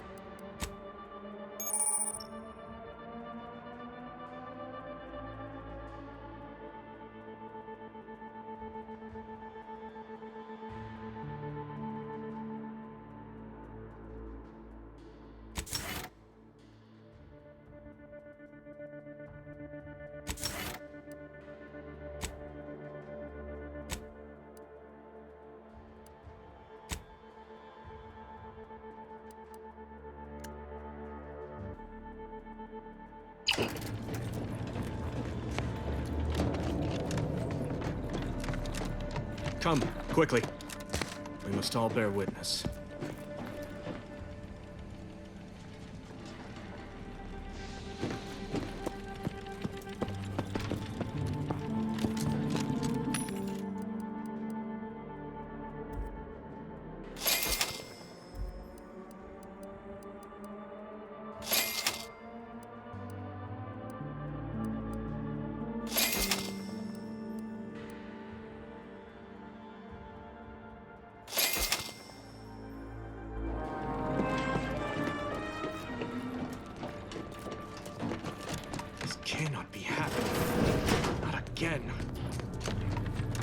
Putting traitors on display like that's one way to send a message.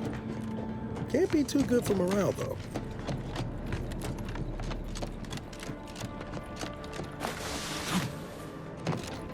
Technicians Acna and Gastrell, you stand accused of manufacturing a fatal flaw in one of our valued dragoons.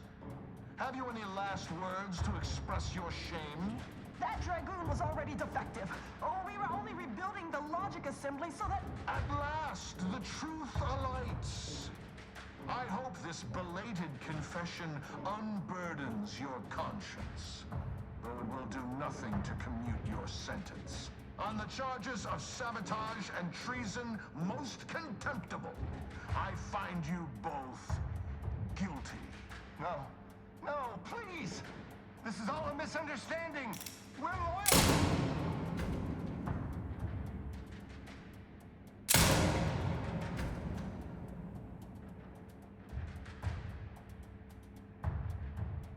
More loyal subjects executed. And valued technicians, no less. I cannot see how reducing our own manpower guides us down a path to victory. Wait, I recognize you. From Horizon Point.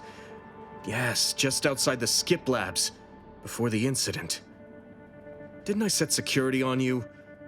How are you here? Alive? You got security called on you outside the skip labs?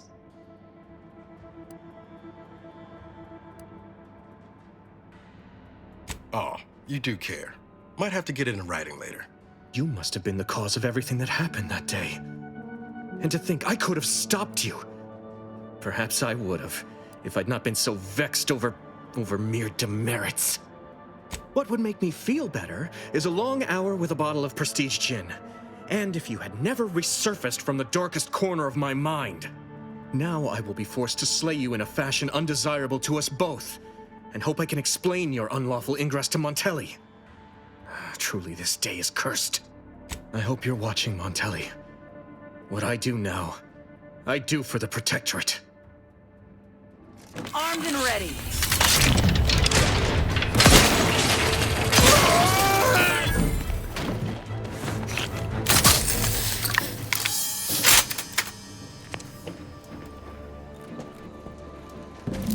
Might have a problem.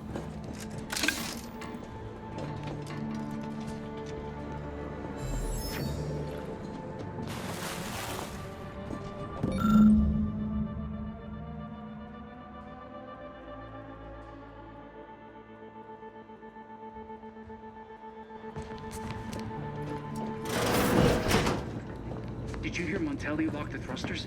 I heard nothing, and neither did you. But if the Vox Relay launches, we won't be able to change its trajectory. It could land on one of our towns.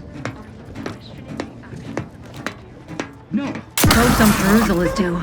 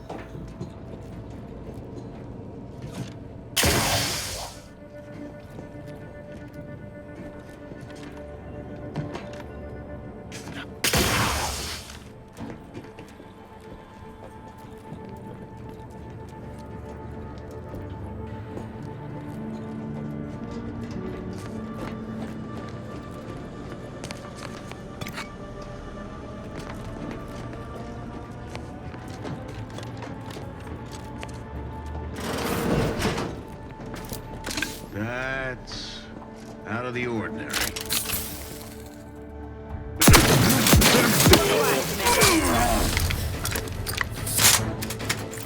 Looks like a fight.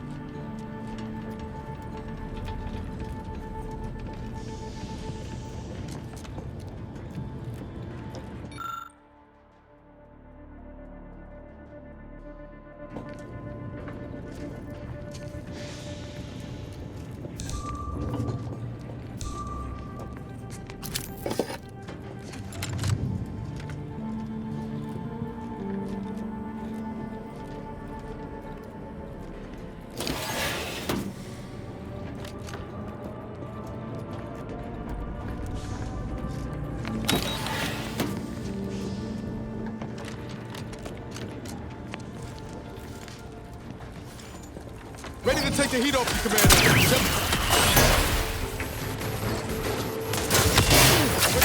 still tight. Hey, got a distraction for you. Hey, me, you get the claw. Pop in my claw.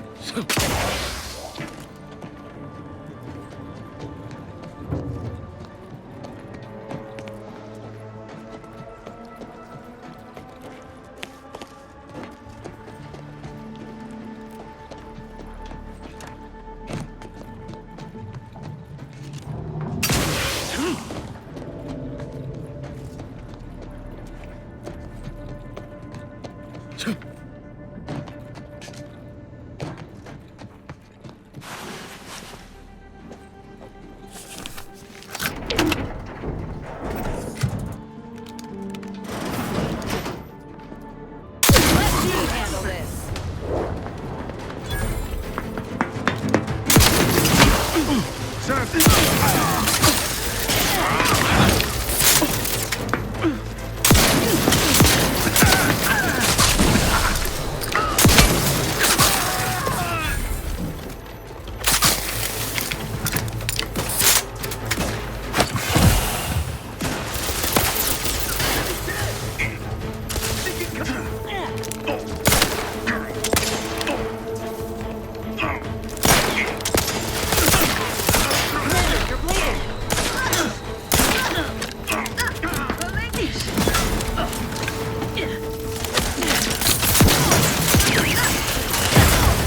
Let me know when you needed a stretch.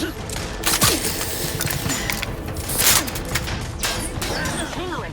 All charged up.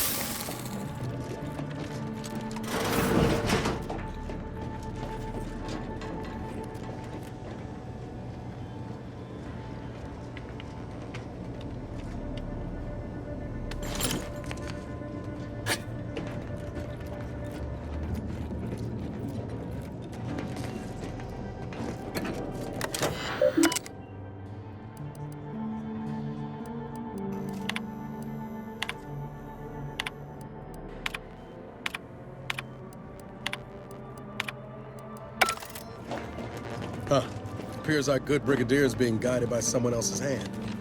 You wager that influence is what pushed him over the edge?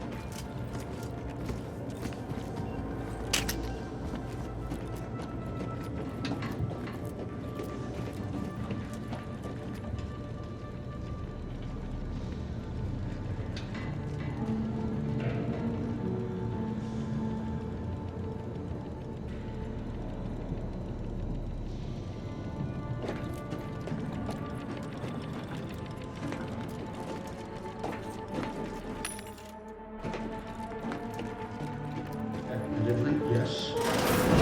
What now? Ah, an intruder. Of course. I was warned the paradigm would test me, and here you have arrived. Yes. Dispatching you may yet grant me the opportunity to show my unimpeachable quality. This piece of work's been on a murder spree and has the nerve to call himself unimpeachable. Let's tread lightly. Don't want to stir up more of his crazy. Seen this before. All that pressure from trying to live perfect. Some subjects pop a lid. We should mind what we say unless we want this conversation to be real short.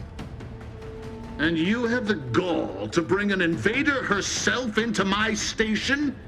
Remarkable daring or foolish bravado, to be sure. Come then, infiltrator, test me. Perform your part in this grand drama, but be forewarned. I am not you speak, and yet all I hear is the bleating of a lamb come to slaughter. For crimes against our perfect sovereignty and conspiracy to commit the same, I hereby sentence you to death. Console ahead. What's the Driving onward!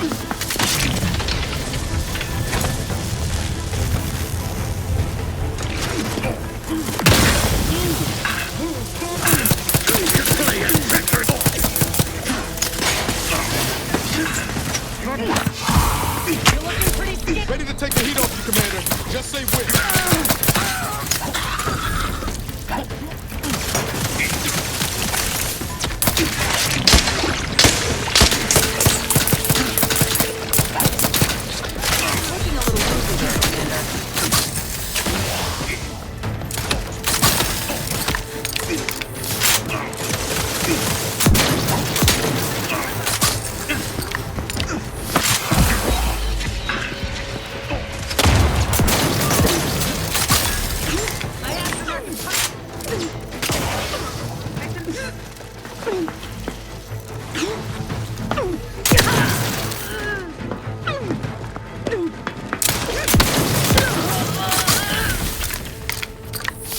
Do go through ammo, don't you?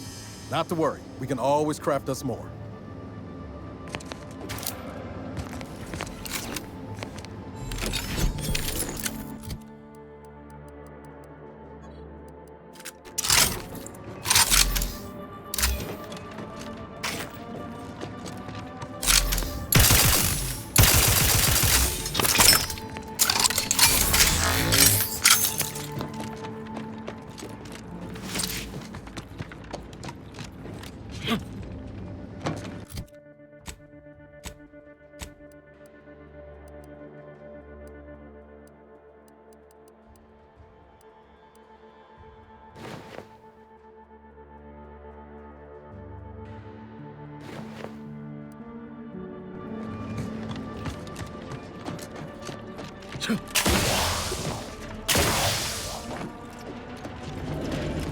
Finally, control room.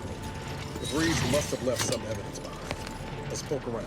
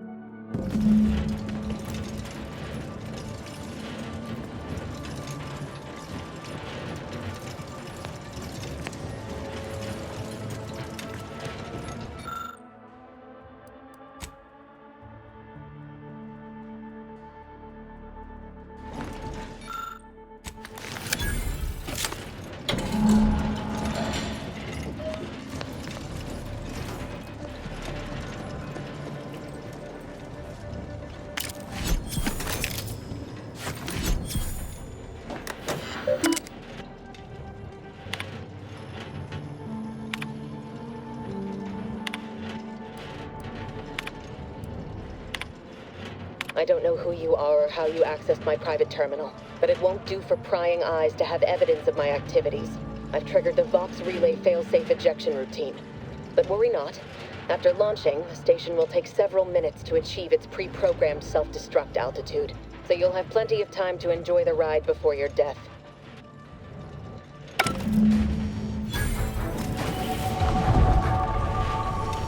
We gotta do something. If the Vox crashes into Fairfield, it'll kill a whole lot of my people and innocent civilians. Use the control panel. Do the right thing. It's a relief to hear you say so. Go on then, Commander. We're short on time as it is. Commander, we need to go.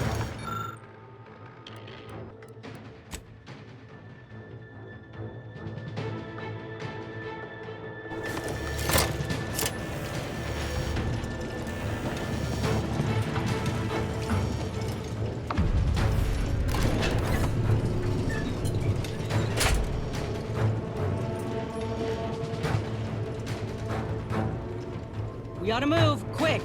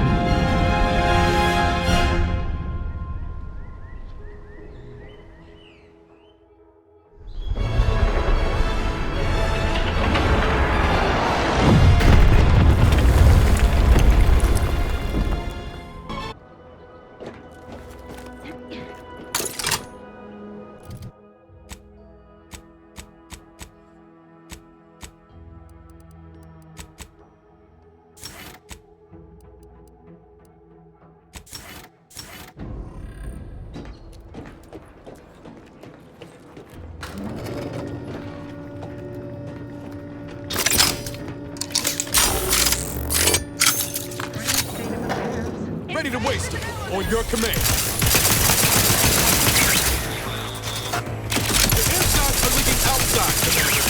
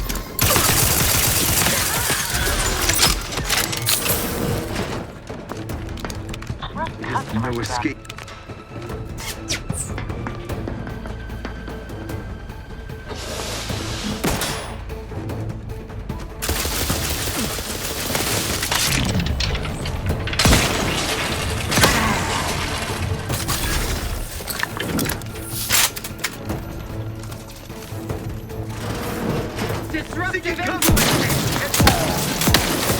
Looking a little woozy there, Commander.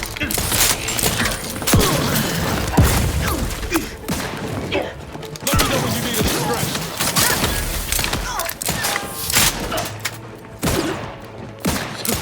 Reloading once more!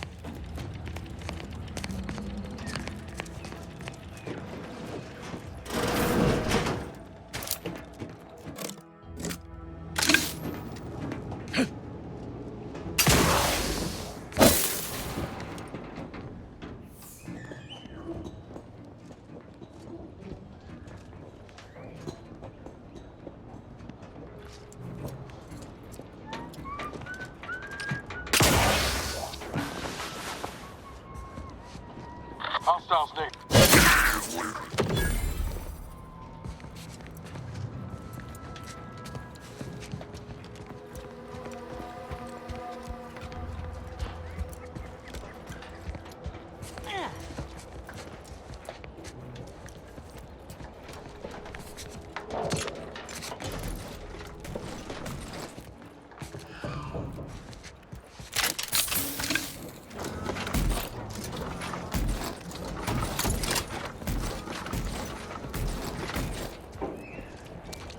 Security. Give the order, and I'll take care of him, Commander.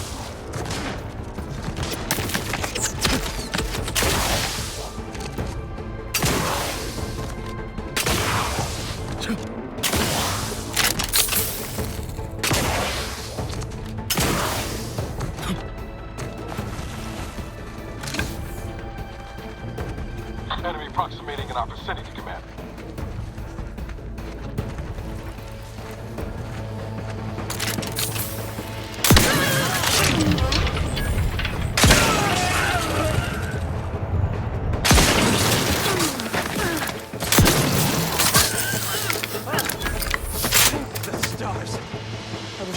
Thank you for saving me.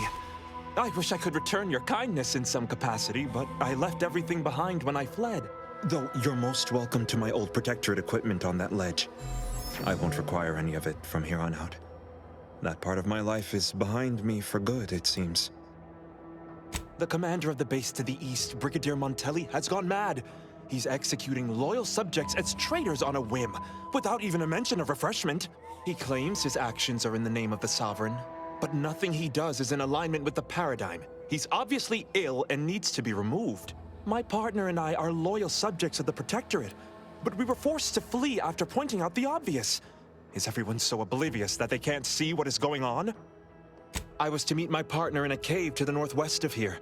We were going to hide until the current Montelli crisis has been resolved. I fled Montelli, but I'm still loyal. Once I stop shaking, I'll continue on my way. Thank you again, stranger. I owe you my life.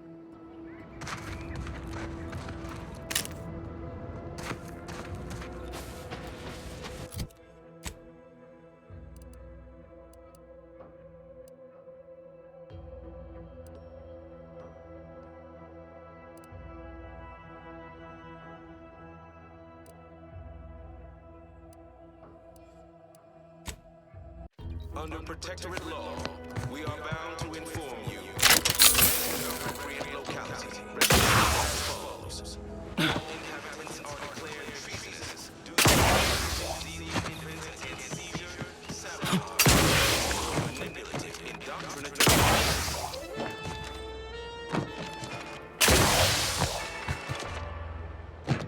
Our enemies envy our prosperity, disdain our sense of community. They sneer at our contentment.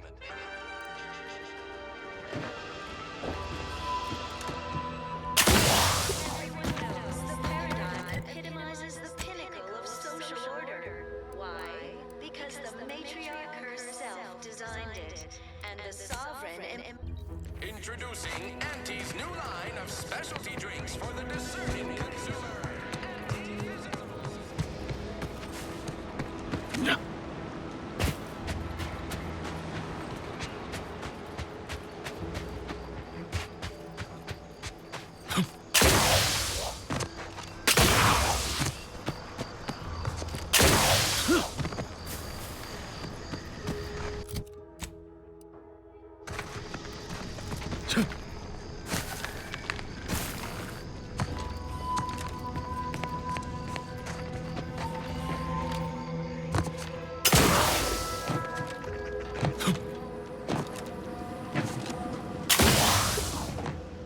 Ah, there you are. I was expecting you 4 minutes and 27 seconds ago, but never mind that. I have a missive for you. Highest priority. Recipient's eyes only. All I can tell you is that it is from Arcadia's most judicious custodians, the Order of the Ascendant. I am not privy to any information beyond that. Oh, they did also say it was important. I was tasked 6 months ago to deliver it to whomever ship was at this landing pad at this exact time. Well, 4 minutes ago, like I said. All other questions may be answered by viewing the missive, I expect. Farewell, and as they say, may all your endeavors come to fruition.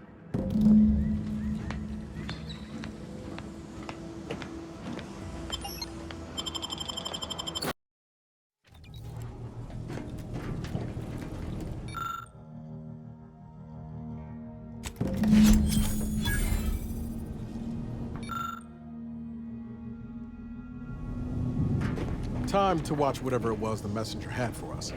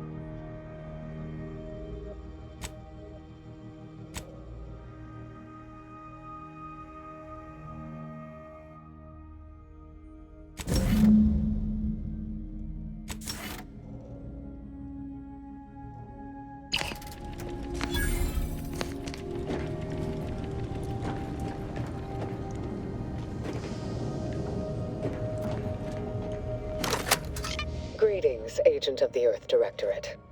I am Ruth Bassar, presiding Bishop of the Order of the Ascendant. At this time, I can only presume you think us your enemy, directly responsible for your colleague Augustine de Vries' actions way back on Horizon Point. I assure you, we were not. A splinter group was behind that heresy. The collective of scientists and scholars I lead are committed to elevating humanity by pursuing a greater understanding of reality.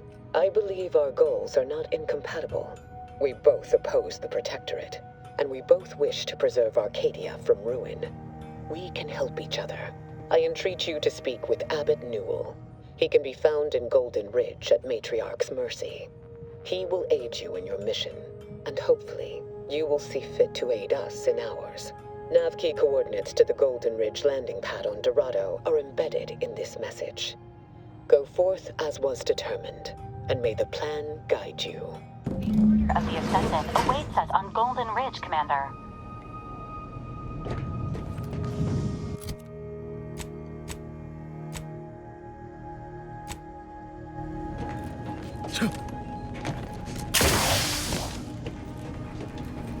Commander, the nav key coordinates supplied by the presiding bishop of the Order have been verified.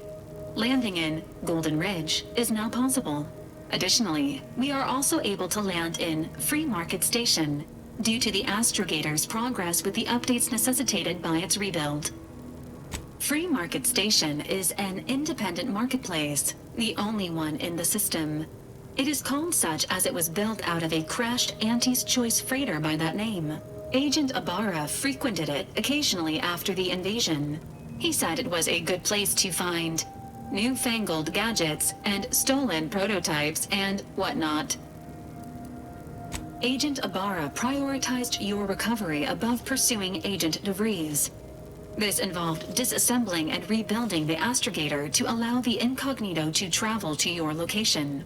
As the rebuilding process progresses, old nav keys may be unlocked.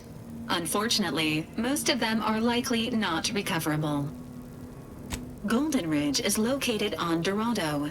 It is home to the Alexandra Monastery and Matriarch's Mercy, as well as previously being a center for mining Zeranium.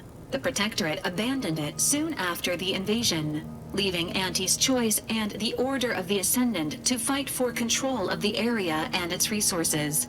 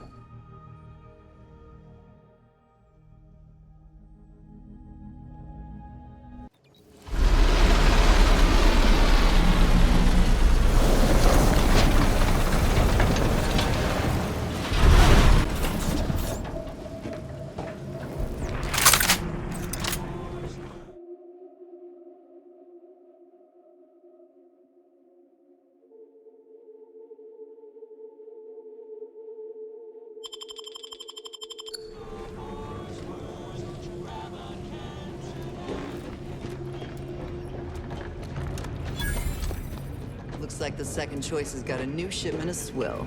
Gave it a try. Needs some aging, but not too bad. What? I was just with Barney. He said we're not getting any new shipments for...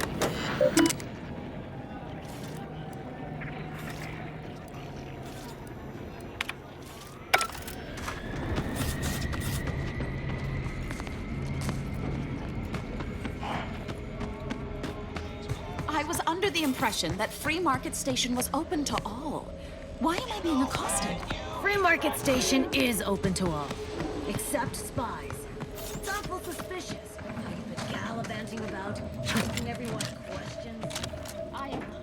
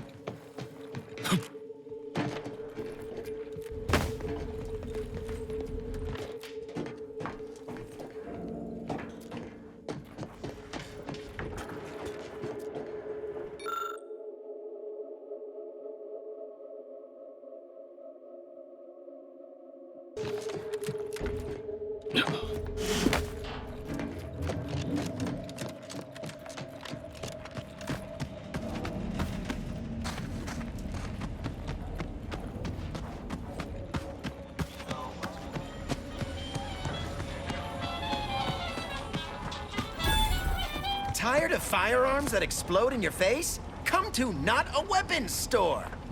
Think I misplaced a hand grenade. We'll know in a couple seconds if it's armed or not. Browse all you like. Everything I've got is fine-tuned to perfection. Feel free to go on a murderous rampage with what you buy. It's good publicity.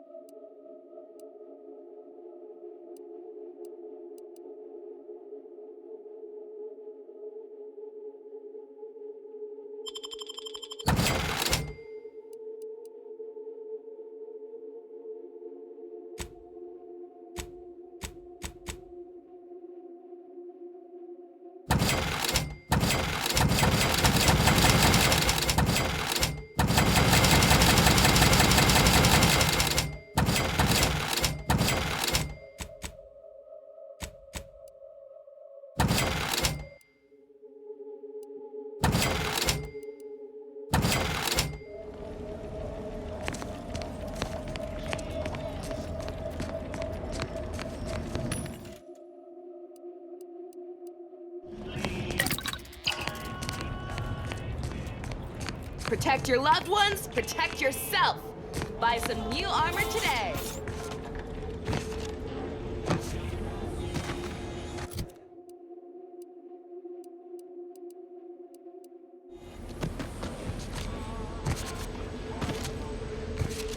Hey, you there.